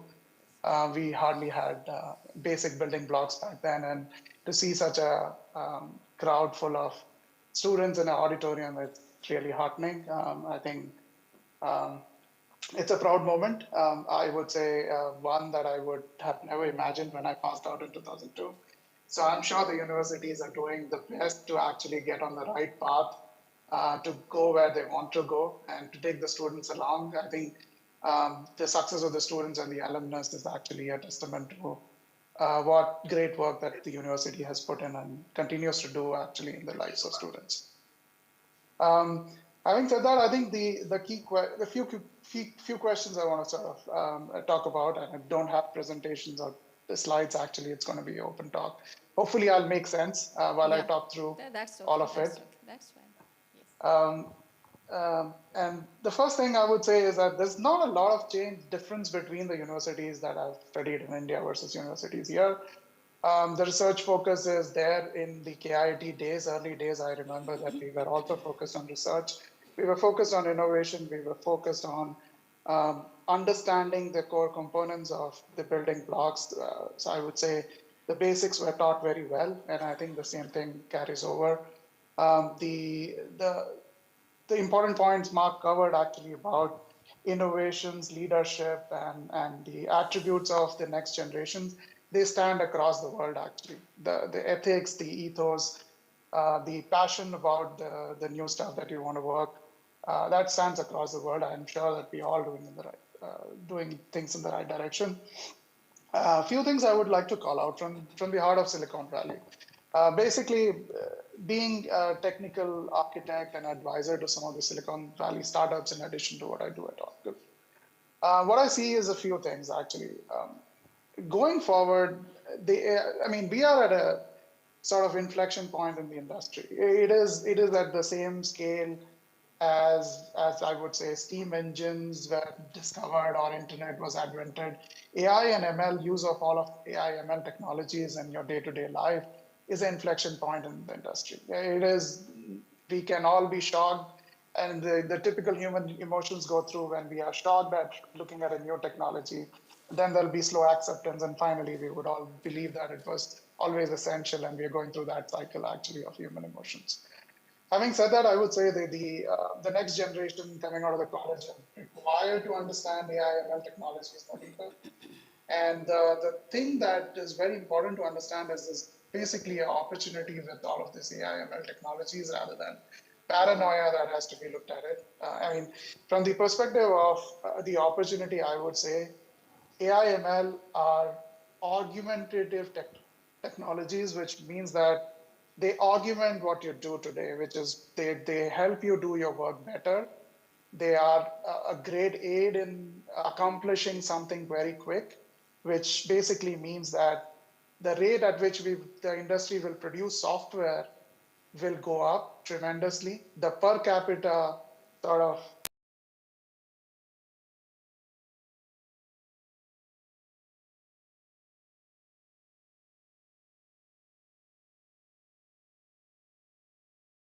production will become more cheaper with the advent of the augmented technologies. And I think that's going to be the core underlying theme as the new generation shifts into the industry.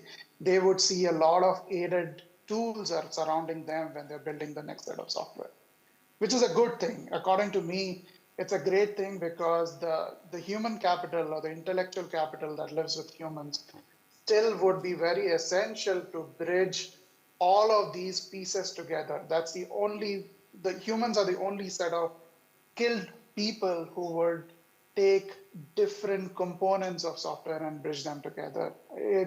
We are still years away from a world where somebody would give a software requirement and the software would automatically get produced. That world is years away, and hence in the process, the new generation, once they start using these aided tools, they would sort of become more efficient in what they do.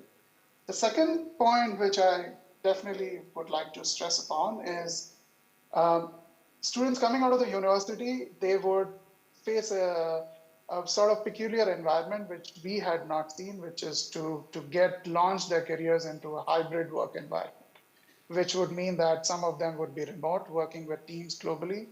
And it's a great skill that they have to inculcate in terms of effectively communicating over the electronic media. So everything is not in person. People are not handshaking. People are not meeting every day. So you need to still figure out a very effective mechanism of communicating through electronic media. And that's an essential part of how successful you would become on a job, actually. And that is something I would say is a skill that everybody has to inculcate and have to sort of, that's very different from the days when pre-COVID world when everything was in person and people used to come into office every single day. And the third thing I would say, given all the sort of repetitive mundane tasks get moved out to these automated systems, the humans are more reserved for doing more of the creative work, which essentially means that people spend their time with building something more intellectually enticing and interesting, which would mean that there would be a lot of fields where people would hop into different creative assignments during a single day, because all the repetitive stuff they do through the day, like writing a report or sort of composing a white paper, would get automated through these large language models that are being used in the industry today.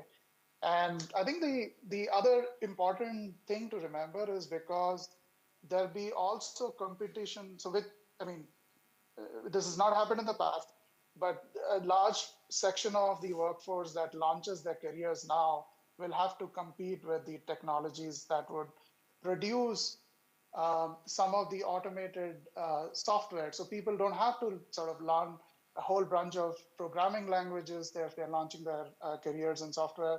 The system would produce some of the language constructs for them, which means that their pace of learning in different fields and more creative technologies would have to be augmented, which means that they will have to spend a lot of time reskilling themselves in areas which would be above and beyond mundane sort of tool code generation, which used to happen in the old days. So people would not write a lot of utility functions in software industry. They would write more sort of overarching architecture, large complex softwares, which would do more complex operations. So the pace of learning has to be picked up given the environments of AI and ML. And then the good part, I think not everything is doom and gloom, because the good part is that given all the mundane tasks start to shift out to machine and automation, people are likely to have more focus on their work-life balance, more focus on time with their families, and so on and so forth. I would say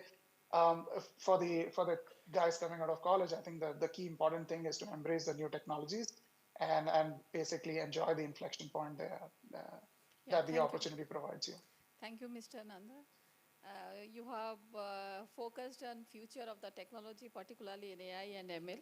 We are having with us Professor Krishna Dev Kumar from University of Toronto Metropolitan University, Canada. And Professor Kumar, you work on artificial intelligence. You are also developing the products on artificial intelligence. And you are also working on IoT. And since last couple of weeks, lots of discussions are there globally that how artificial intelligence will be impacting the society, impacting the social behavior, how it will be creating the social disruptions, and how it will be creating impact on the future of the work and lives itself.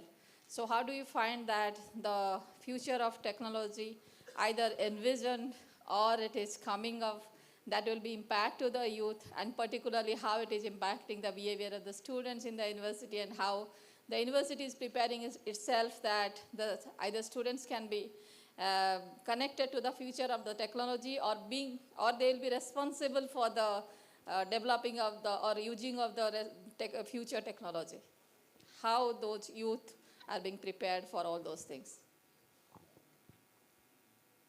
Thank you so much. Can you hear me? Can you hear me? Yes, I hear. Yes, we can. Yeah. Thank you so much. It's first of all a great pleasure, to be here again And I really basically congratulate you to organizing such a interesting basically event and basically helping students and youths actually. And I will certainly talk about the work, what I have done, and also along with that, I will answer the basically questions.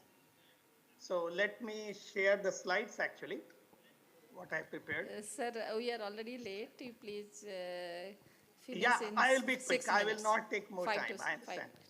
Thank you, ma'am. Maybe basically 10 minutes or 5 minutes, whatever Yeah. time you decide, Yeah. I will try to do with that time. 5 to 6 minutes. Yeah, thank you so much. That's nice. So let me share.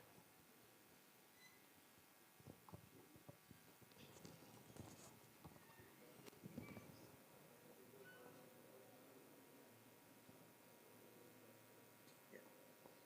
Can you?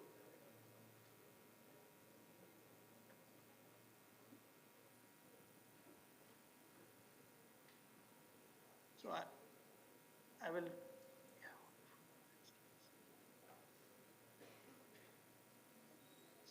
Can you see the screen? Yes.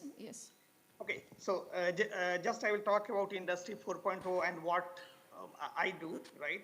As I already told, I'm basically professor at Aerospace Engineering as well as Director of Artificial Intelligence for Aerospace Systems. I've been working on AI for more than 20 years actually, so I can certainly tell a lot, but I will be very precise on the technology, where we are moving forward. I also have a company which delivers products on AI actually. So I will also touch upon it, what we do actually change it. And then we'll touch upon about the youth.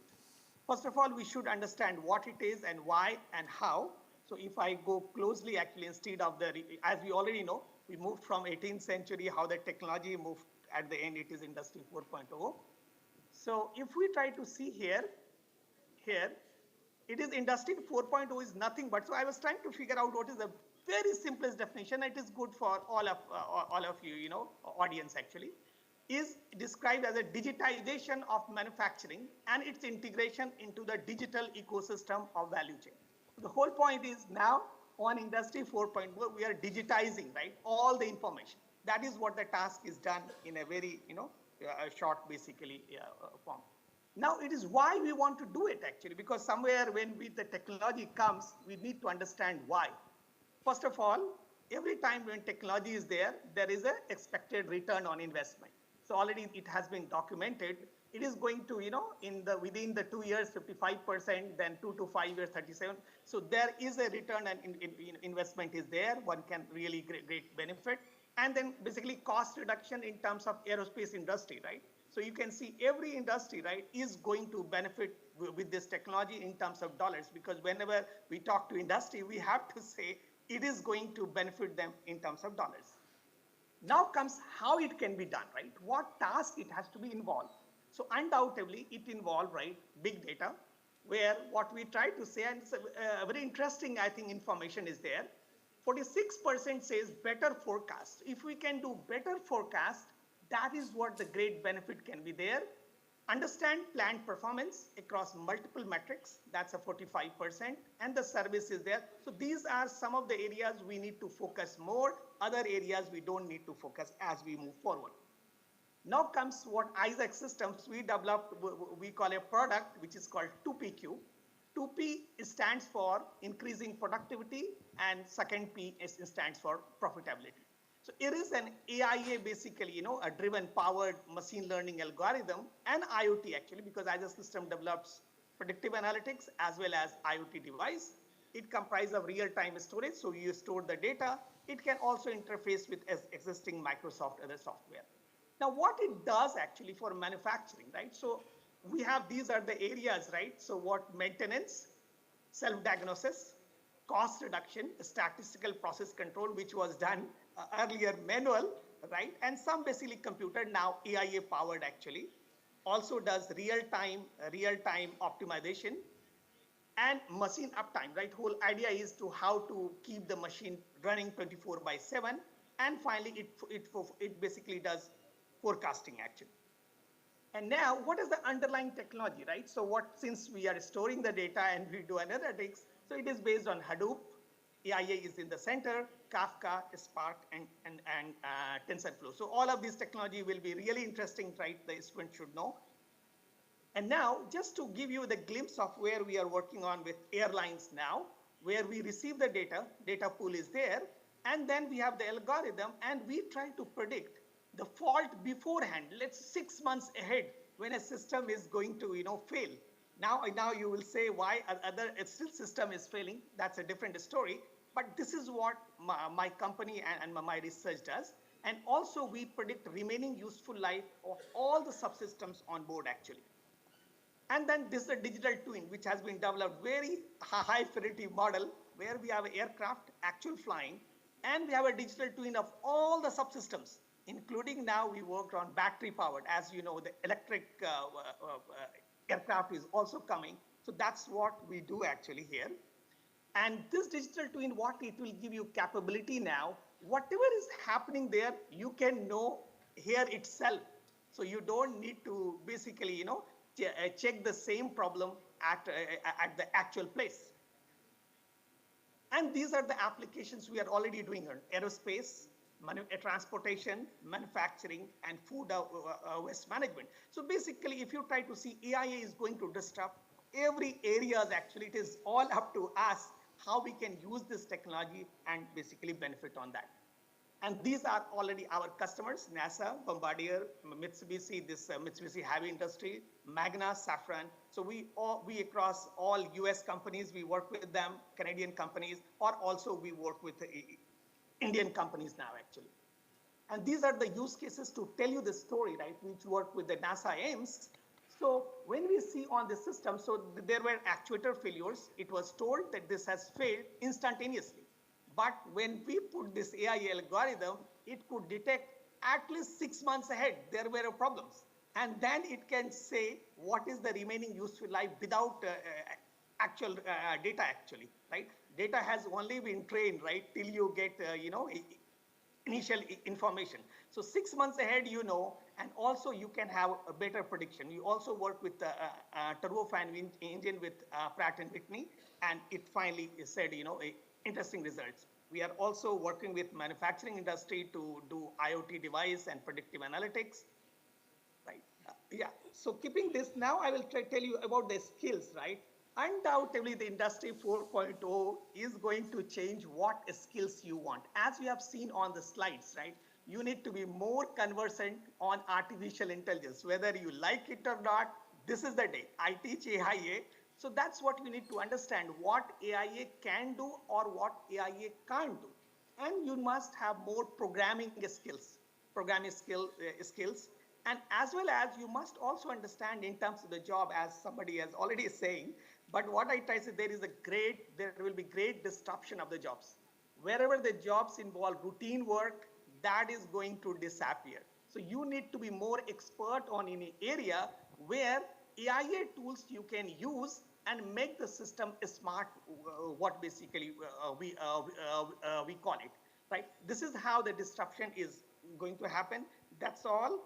And if there is any question, I will be happy to answer it. Thank you, sir. Yeah. I hope I met your timeline. Right? Yes. Thank you, sir. My next question is to Mr. B.K. Mishra, who is the Vice President and Global Head of Tech Mahindra Hyderabad. We all are discussing about how to make our institutions, organization sustainable and equitable and accessible to all.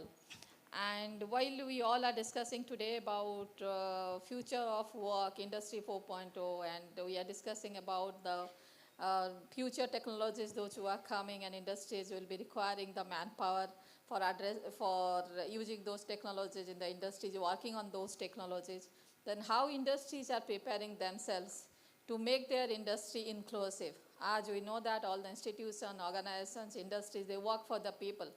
And as long as the institutions, organizations are not inclusive, it is not representing all the sectors of the society, we all understand that maybe at some point of time, it will be required that they should go to the people. There should be a place where the people from each and every sector is present, and they are working in their industry to make their institution, organization relevant to the world. So what is the Tech Mahindra is doing or any industry is doing wherever you are working or or all the MNCs are doing to make the industries inclusive? Thank you for the opportunity to speak in this event. Am I audible? Yes, yes. Okay. So, first of all, I mean, you asked a very wonderful question about inclusivity, diversity, and how you create a talent pool that would help in sustainability and creating an equitable world. Before answering that, let me, and I'll be very brief. I know we have a time constraint. So first is that what is exactly what we believe Industry 4.0. And then I will answer all these things in the context of Industry 4.0. We believe that Industry 4.0 is all about smart manufacturing, smart factories, and smart cities, and a connected world, smartphones, connected and connected experience for the people and communities across the world. And we need to understand first that what are the underlying technologies that is driving this Industry 4.0, because we have seen Industry 3.0, and after 50 years now, we are in the cusp of Industry 4.0.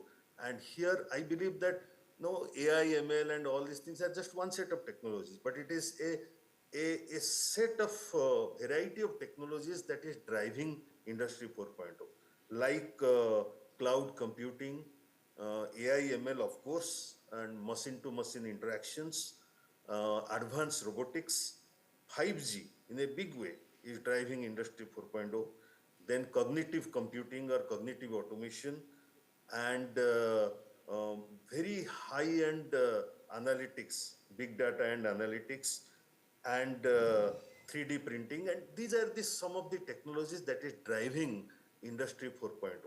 Now the question is that what are the innovative things that we at the industry are doing or helping our customers?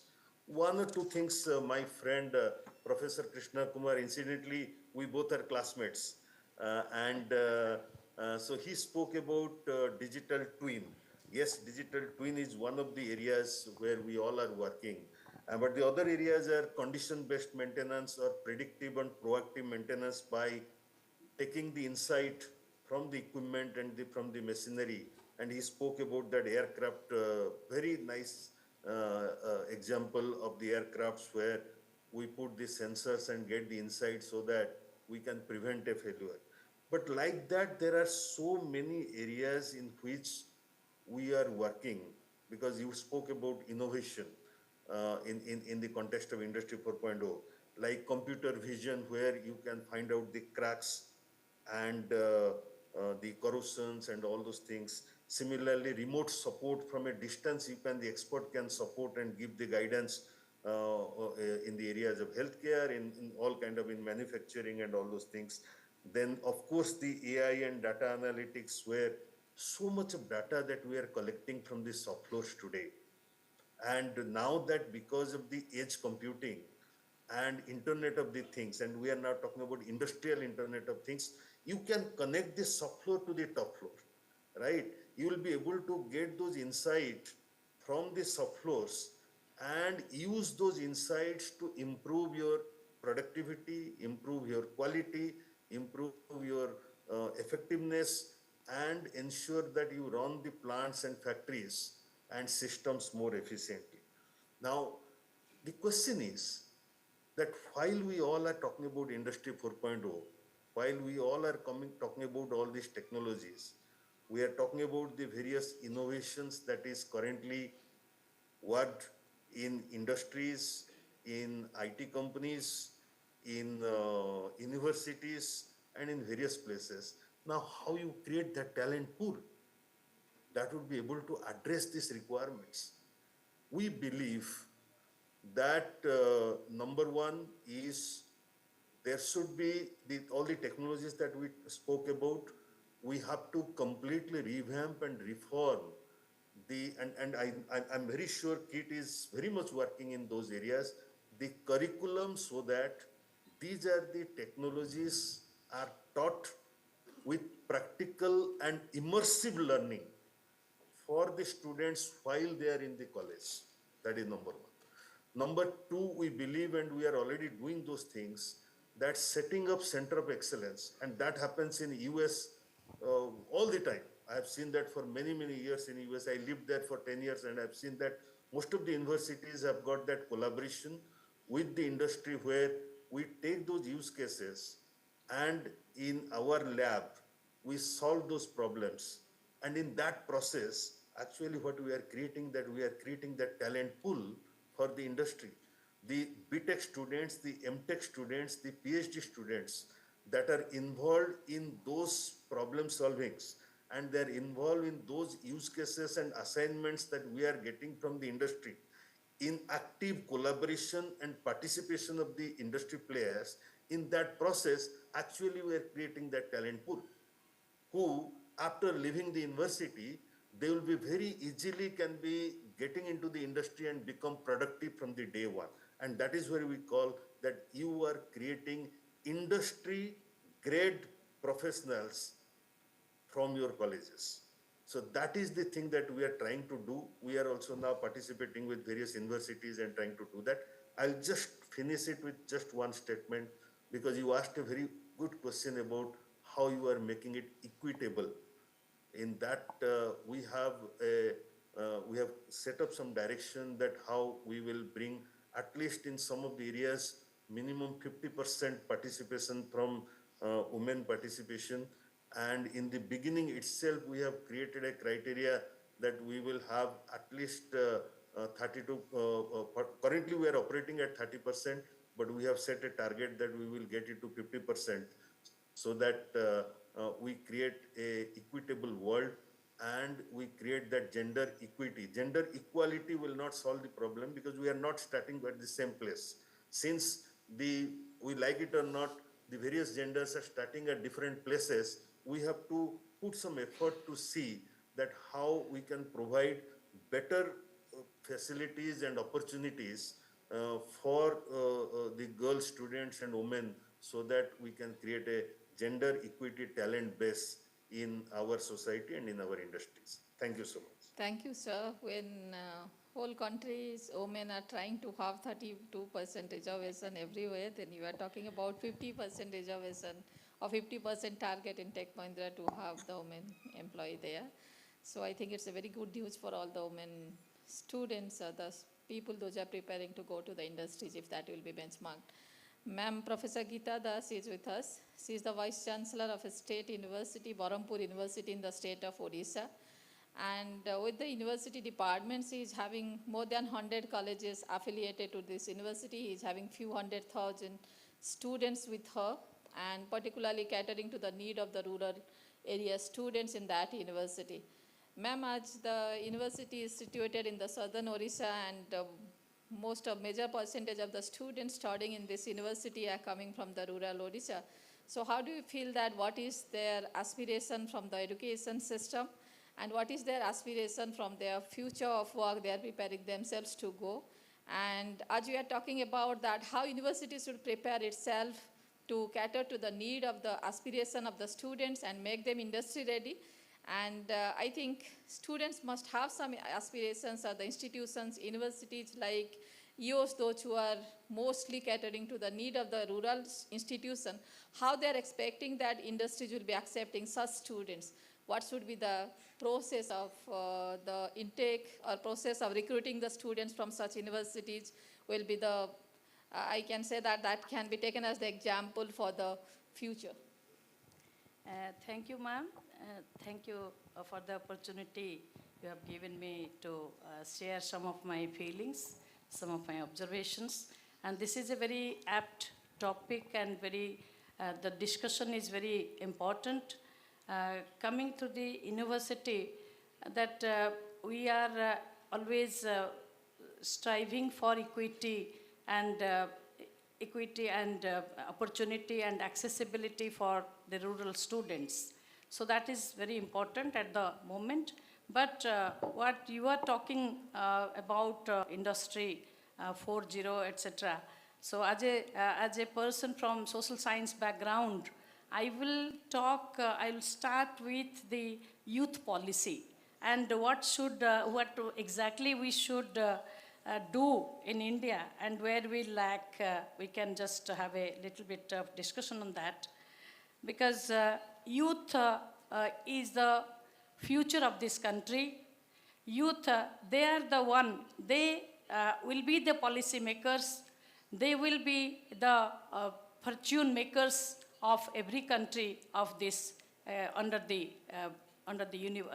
this globe, because globalization has made, had said that it is a flat world.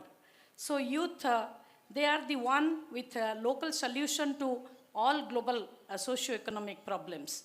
No distance, difference, and boundary has stopped youth globally from driving social change as well as steer Fortune 500 companies. Whatever we are seeing, whatever is happening, it is a silent revolution is taking place everywhere, be it industry, be it society. It is behind every change, the youth is instrumental. Youth in Argentina, they take football seriously, if we say. And if Sweden and Nordic nations, they are vocal about climate change. Indian youth is rooted in culture and social values, are spearheading startups. So as stakeholders and builders of tomorrow, youthful vigor, vitality, and vibrancy is it is unmatched. So as they will inherit the future they build, it is imperative for the world to pay heed to their words and provide meaningful platform to channelize their emotions, energy, and actions. So this is why you have taken this initiative. It's a very important initiative. So youth can be a powerful engine which can drive the global aspirations. 287 million Indian citizens are in the age of 10 to 22, which we consider as youth. ILO data says average age in India is 29, which is it's a youngie, it is called Youngistan. It's a young India, we can say. Amazingly, the youngest nation. But this demographic dividend could be a demographic disaster if not properly guided and mobilized. So the most important thing is to have a very strong and robust youth policy. 2/3 of our employers, they respond that most of the employees are not having any talent. So they said only 2.3% of entire workforce receive training in formal skills. What we were talking, all the industry people were discussing that. And in USA it is 52% and in UK it is 68%. So artificial intelligence, data analytics, robotics, program-driven services are important areas where we can divert our youth energy. India ranks among top 5 in terms of startups. School, college education should be oriented towards entrepreneurial skill. The generation is techno-savvy. Propensity of prosperity is important than stability for them. So a focus on India's youth is first step towards this self-reliance. So a question arises, are we investing in our youth? 214 National Youth Policy says that 7.5% population belong to youth category. The total investment on youth on education, skill, employment, healthcare, and subsidy amounts to only 1% of GDP. So this is a moot question in front of us. So 33% of India's skilled youth are unemployed. 50 lakh youth are expected to be entering the workforce annually. It's a challenge to make every young man as a productive member of the society. The goal will become tougher with it has become tougher with the pandemic. So some of the priority areas which should be taken up by all policy makers, by all academicians, and by all seniors, that first is to have education, employment and skill development and entrepreneurship. So that is the first, so that we can create a productive workforce that can make a sustainable contribution. The second is health and healthy lifestyle. So that should be our priority area, the second priority area, and sports should also be given importance, so that it will develop a strong and healthy generation equipped to take on the future challenges. The third area is promotion of social values. So these are also very important, because we are now talking in terms of inculcating Indian value system in the minds of the young generation. That has become a very important concern for all of us. So values like equity, equality, liberty, and constitutional values are also important. And so that is another area of concern which should be given, which should be prioritized. And the fourth is community engagement.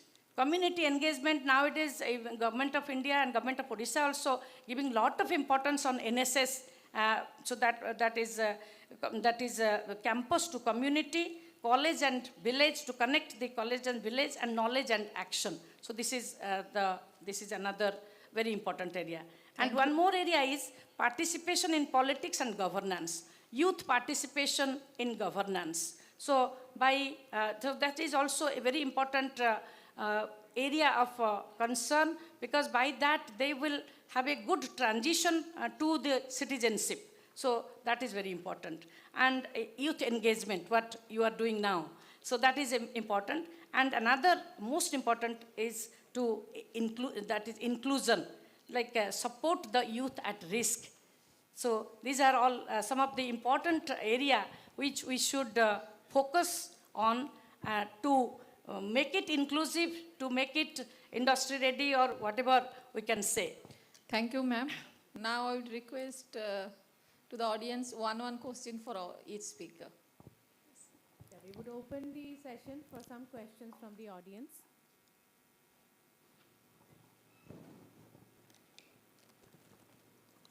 You can raise your hands and then we'll bring the mic to you. Thank you so much, everybody. May I start the question with Professor Samant itself? Ma'am, it was such a pleasure hearing you coordinate and moderate such wonderful topics. You yourself are kind of a pioneer of education for the state, especially for the tribals, the kind of frontiers that you have opened for districts which were untouched by any form of modern amenities, and education opens up all the possibilities. Ma'am, what are your specific learnings about the girl children who come from the parts, and what kind of skill and industry linkages are especially relevant for them? Thank you. KIIT and KISS are engaged in tribal education since last 25 years. And in last 25 years, the model has been developed here for the particularly keeping an eye on the requirement of the girls' children, maintaining the safety and security in the campus. Because as we bring the tribal students from rural areas, which is very interior area, and those children are not exposed to the social system. They are not that much exposed to the social system. So we have made an ecosystem in the campus itself. They will never bother about safety and security in the campus. Second is that how the naturalism or natural ecosystem can be maintained in the campus, as such those children will not feel that they are away from their home, and the transition from the home to the campus will be much more convenient. For that, what we have done, we have made a system that the senior students, the teachers of the same, from the same tribal community, they are engaged with such young children, young girls, those who are coming from their locality to the campus. They are engaged with them for 3 years to make their transition much more smooth, and I can say that should be seamless for them. We should not do it very hurriedly, that they will think that they have come from a place and in the campus of the university where they are not finding themselves fitting to the system, that they will be able to learn something else rather than being bothered about their home, bothering about their relationship, emotions, and other things. Third is that whatever is asking about how we are preparing our students to cater to the need of the industry. Here I can say that particularly if I take the example of tribal institution, what he has asked for, that in the tribal institution, the system we have experimented, that each and every student has been given the full freedom to choose their own career, either in sports or in education or in technology or medicine or art and craft, whatever they want to do, or community development, architecture, whatever they want to do. After the class 5, each and every student has been given the free choice to choose their own career, and we give them 3-4 years time to experiment on their talents and to stick to that and to continue with that. And what another thing coming to the technology and the MNCs, as you know that of course those tribal students are also playing in SCR, they are playing in Commonwealth, they are playing in different national games in the national teams of this country. With that, those students are qualifying even for the engineering, medicine, they are qualifying the JEE, JEE Main, JEE Advanced, they are qualifying NEET, they are studying in different institutions. In KIIT also they are qualifying engineering and medicine, and 5% seats are reserved for them. And those students are being given the special care, special attention through the tutor mentoring system of the university and a special advisory system of CASE, that how they will be slowly learning the technology, they will be passionate for the education, whatever they are learning. In tribal institution, the main objective of that institution to create passion for education, to create passion for the knowledge. And whatever they are learning, either technology, medicine, social science, the passion is created and slowly they get connected to this. And of course, many students are qualified to work in MNCs still now. Many students, maybe more than 1,000 students are working in different MNCs all over the country or globe.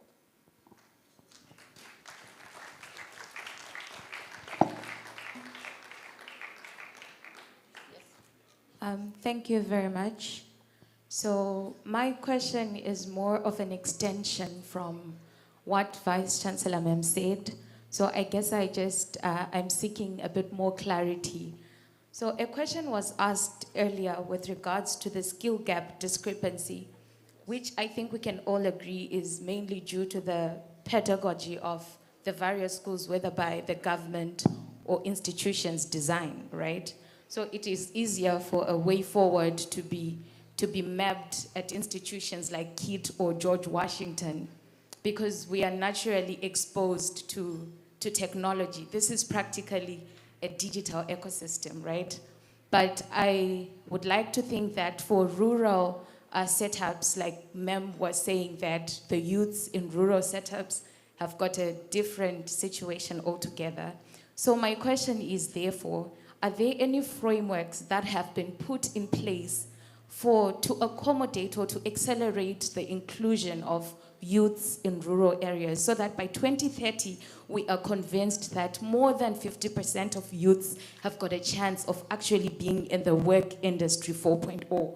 Thank you. Skill gap is really too much in traditional universities, in conventional universities, and NEP, if adopted properly, then it will definitely address this question of skill gap, because it is emphasizing on experiential learning and industry academia connect. University needs to have collaboration with industries and many other technical institutions. So all these questions can be addressed only by the adoption of NEP. Otherwise, in Indian traditional university, as you told, all the colleges, 188 colleges, almost 100 colleges are in rural areas. So with this traditional syllabus or this course structure, curriculum or pedagogy, it is very difficult to address and to make them industry ready, what we need, what is the need of the hour. That is very difficult. Now we are adopting to send the students of every department to some industry or to some startups. We are inviting some entrepreneurs to educate them. We are taking small steps, but this is not sufficient, I think. So if I may, ma'am, I would like to add a point here. Yes. Is that, am I audible?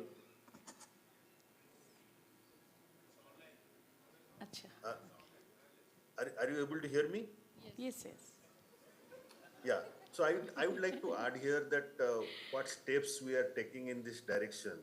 The one thing that we are trying to do in Odisha now from Tech Mahindra in collaboration with the government of Odisha is that we will be going to the districts like Keonjhar and Sundargarh, and we'll try to get, at least now we have targeted to start with 1,000 number, that we will take all the BTech, BCA, MCA students that have passed in last 3 years. And because of the COVID, there might be some people who have not got any opportunity to get to the mainstream and to work in industries. We will pick up those students and will give a 6 months training in the areas of Java full stack, in the areas of cloud computing and all those things. And after 6 months, we have given a commitment that we will induct them into Tech Mahindra. So that is a small initiative through which we can get into the interior part of the state and try to give opportunity to people. And the other thing that we have agreed with the district collectors of those districts, that we will try to see if at all we can get 50% girl students in the mix, so that there we can solve the problem of this gender equality or gender equity, and how to give more opportunities to women to come to the mainstream. Yeah. Question for Professor Mark. Yeah, hello. I just attended another planetary session talking about research and how to make it more accessible. There was talks about INSA, and there were talks about inequality, gender inequality, etc. So I think a question I would ask to Professor Mark or even Professor Kumar is research. And since the topic over here is AI, and AI is very disruptive, we all know, what do you think are the barriers in research currently in the AI community, and how to make it more accessible so that, I mean, anyone in any college, no matter undergraduate or master's, can contribute to the field significantly, and what are the opportunities? Yeah, that's it. Thank you. Thank you. Well, I think there are many opportunities, and previous question about access to high-speed internet for the entire country is an issue for the United States. We have many rural areas in the United States where people are significantly disadvantaged by not having access to internet that is high speed. And we're working to develop that infrastructure. I might also note that in certain urban areas, there is also a significant disadvantage in areas where there is a degree of unfortunate poverty. And the lack of access to high-speed internet compromises everyone's ability to seek a position. And I believe that research in the area of AI is going to be very important. In fact, we have an initiative collaborative with the University of Maryland and Morgan State University, where we're striving to develop what is called trustworthy AI. This is intended to overcome some of the negatives associated with AI, and this will be, a very important area of exploration for many institutions in higher education, as well as for corporations that are using AI. Thank you, Professor Mark. I think what I have understood that you have said that digitization is the most prominent social and industrial behavior today. And for the more and more students to get connected with the innovation and research, we have to identify, focus on certain institutions and provide the opportunities to the youth for that. Thank you for this. Now I request the audience to have one question for Mr. Nanda. Can I add something? Yes. I yes. really fascinated. Can I add something? Okay. First of all, right, and no doubt infrastructure is important, but in general, already India is doing well, in my opinion, is doing well. Internet is everywhere now. Computers are already there. When I was studying at my university, the situation was very bad. Okay, things are good. So I think most point is in AIA, right? In terms of getting the data, right? So somehow university has to or collaborate with industry to get the data. If you don't have data, you can't do research.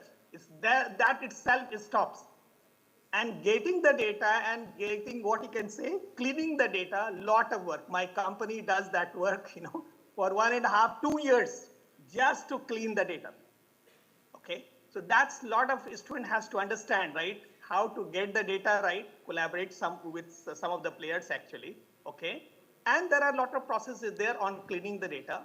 Another point is on the AIA, right? It's not like, just learning the software will help you. You must understand in-depth knowledge of a system. If I am working on aircraft or spacecraft, I must be expert on that area, right? Expert. I should be knowing everything from end to end. If you think just you put a software, you get the result. We work with company, they give work to IBM, they get nothing out of it. Okay, so for computer science, it is good. For engineers, it's basically a problem. So what I'm trying to say, you must have in-depth knowledge of the system, and now you certainly learn programming language, and then proceed further. So that is what my thinking is. These might be the barriers. Opportunities, there are a lot of opportunities in all the sector across. It is all up to you how you can grab those opportunities actually in brief. Thank you, That's sir. all. Thank you. Yeah, question for Mr. Nanda, yes. I have a question for Nanda sir. Is before the Industry Evolution 4.0, I believe it was all about like a machine that can help or bring more efficiency to the human field, right? Now, after the Industry Evolution of 4.0, it is all about like now machine can take the decision that okay, now we can take decision and do the things whatever you want, what will be efficient for the man. So my point is like the greatest invention of the humans, like from fire to electricity to nuclear, now to the AI. It was all about like after a certain time, there is a war, like there is a problem between human that one country is using these kind of innovations as a weapon to other country, right? For example, cyber war, nuclear war.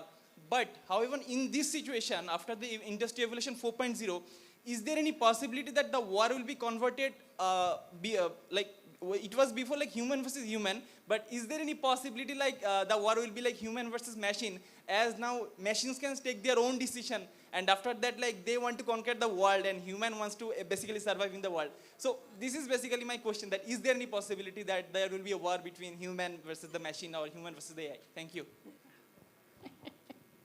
Do you watch a lot of sci-fi movies?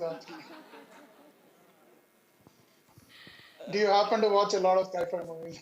Sir, yeah, I watch movie, but the thing is that it might be happen, right? Because now they have more intelligence than us. They have the power, they have the ability, efficiency more than us. So that's why I'm asking. Yeah, so I think I'll basically lead with a funny quote. Steve Jobs actually, when he built the first sort of PC, he had a grabbing hook at the back of the computer. And a lot of people ask him, why did he have that hook actually in the back of the computer? Apparently, he said to a lot of people is that he decided that whenever you wanted to throw a computer out of the window, that was the easiest way to pick it up and throw it out the window. At the end of the day, these are machines actually. These are machines that we control, we write code for it. We give them knowledge based on the history of what we have seen. They are exposed to the data that has happened in the human history. There are some new regenerative technologies, but they're all limited to the amount of creativity that has happened in the past. Future creativity, future intelligence of these machines would continue to evolve based on how much we let them look at our data and how much we make them learn the systems that we are comfortable with. So we control this ecosystem. I don't see any scenario where we would end up in a conflict with machines actually. I think it's very far-fetched. But this was very interesting I would say, movie content to create around this theme actually. But in reality, I don't think that is going to happen anytime soon. Can I just add actually on some of this? First of all, can I add? Yeah. First of all, right, already there is a research going on heavily on human and machine interaction. Complete topic of research is there. So the point is already, I think, can you hear me? Or, yeah. Can you? Yeah. Thanks. Okay. So Yes. the whole idea is we want to get the benefit what machine is doing. In all cases, there is already precaution is being taken.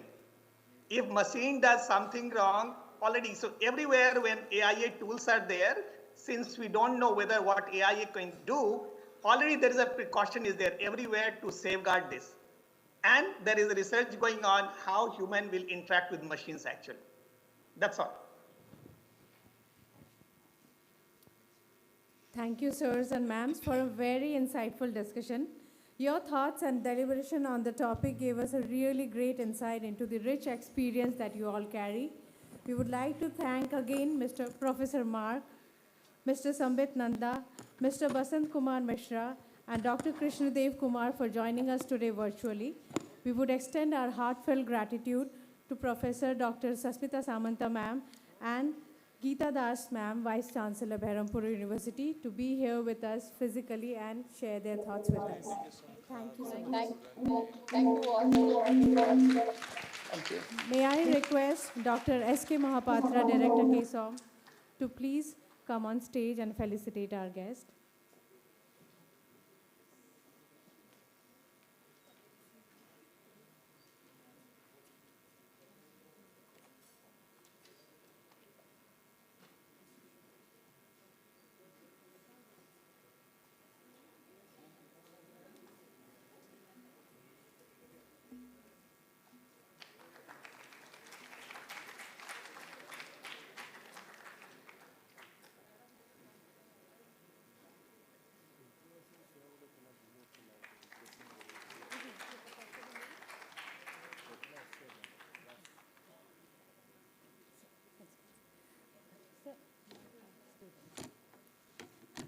We now have a small prize distribution ceremony.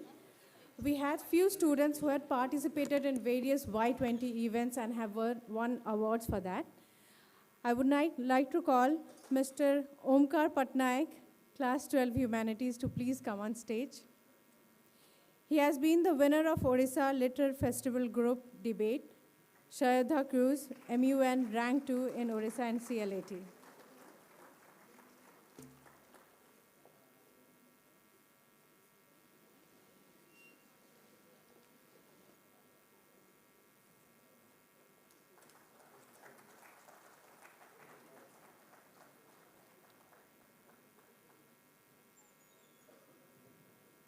Mr. Abhishek Shahu, Class 9, winner IIT Bombay Young Innovator Program and CBSE Science Fair Regional Sahodaya Science Fair.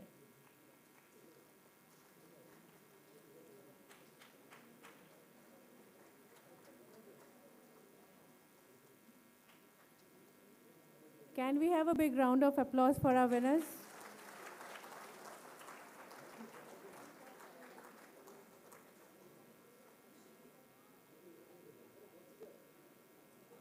Ghanad Mohanta, Class 9, winner IIT Bombay Young Innovator Program and CBSE Science Fair Regional Sahodaya Science Fair.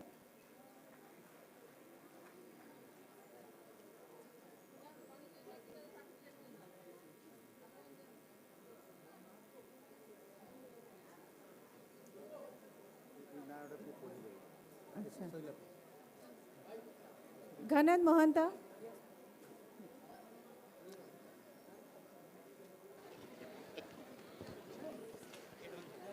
Guys, just hold on, please hold on.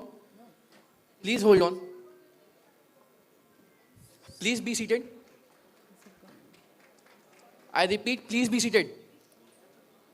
Please take your seats. So It will only take for a couple of minutes. Please be settled down. Thank you.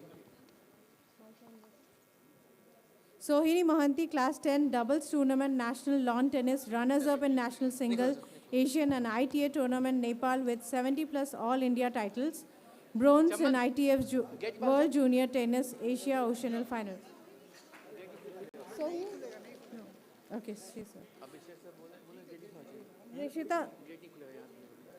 Rishita Samantri, silver medal winner at national level horse riding competition New Delhi and Inspire Manak District Award.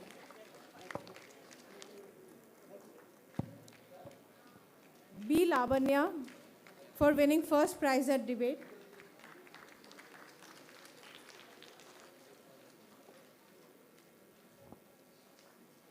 Suhani Raut, second prize at debate.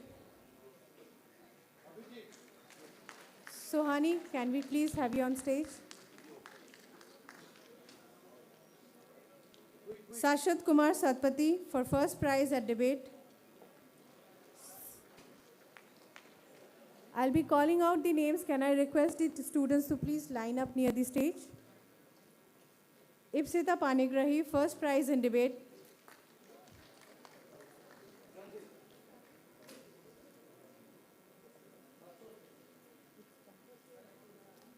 Ipsita. Rishita Padhi, third prize at debate. Prakash Kumar Kar, first prize at debate.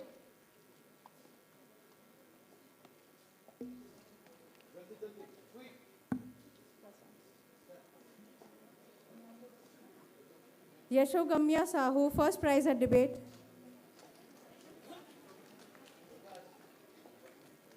Yashogamya. Samiksha Mahapatra, first prize at debate. Samiksha. Garita Hasini Patnaik, first prize at debate. Garita, can you please come on stage quickly?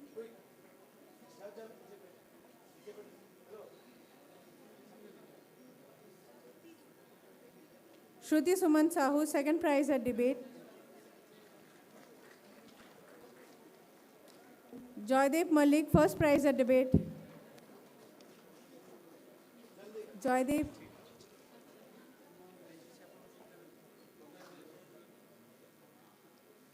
Aradhna Panda, second prize at debate.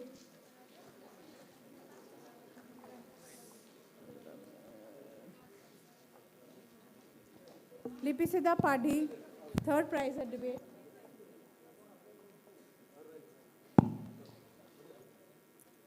Suranjana Ghosh, third prize at debate.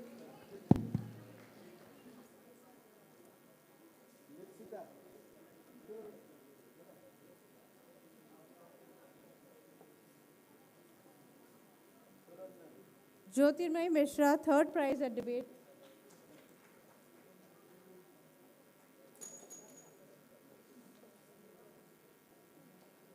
Barsha Rani Mehra, first prize at debate. Barsha Rani. Ayushi Mishra, first prize at debate.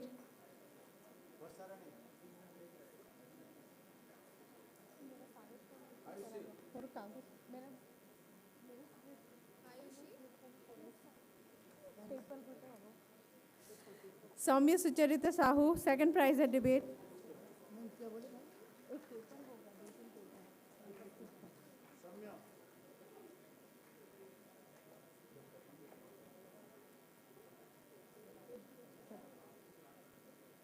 Suraj Kumar Bhuvalka, first prize at debate.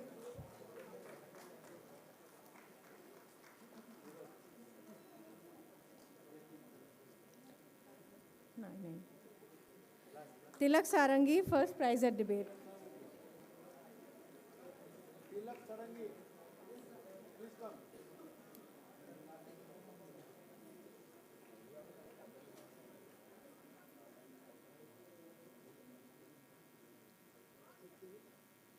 Barsha Rani Mehra.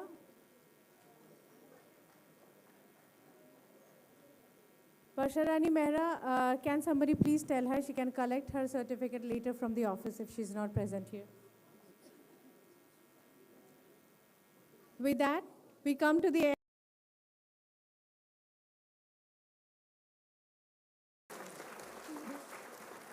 thank our audience to be a very patient one. We thank all our dignitaries to give a very special time to us. We request all of you to join us for our cultural evening program at Campus 6. Thank you. Have a great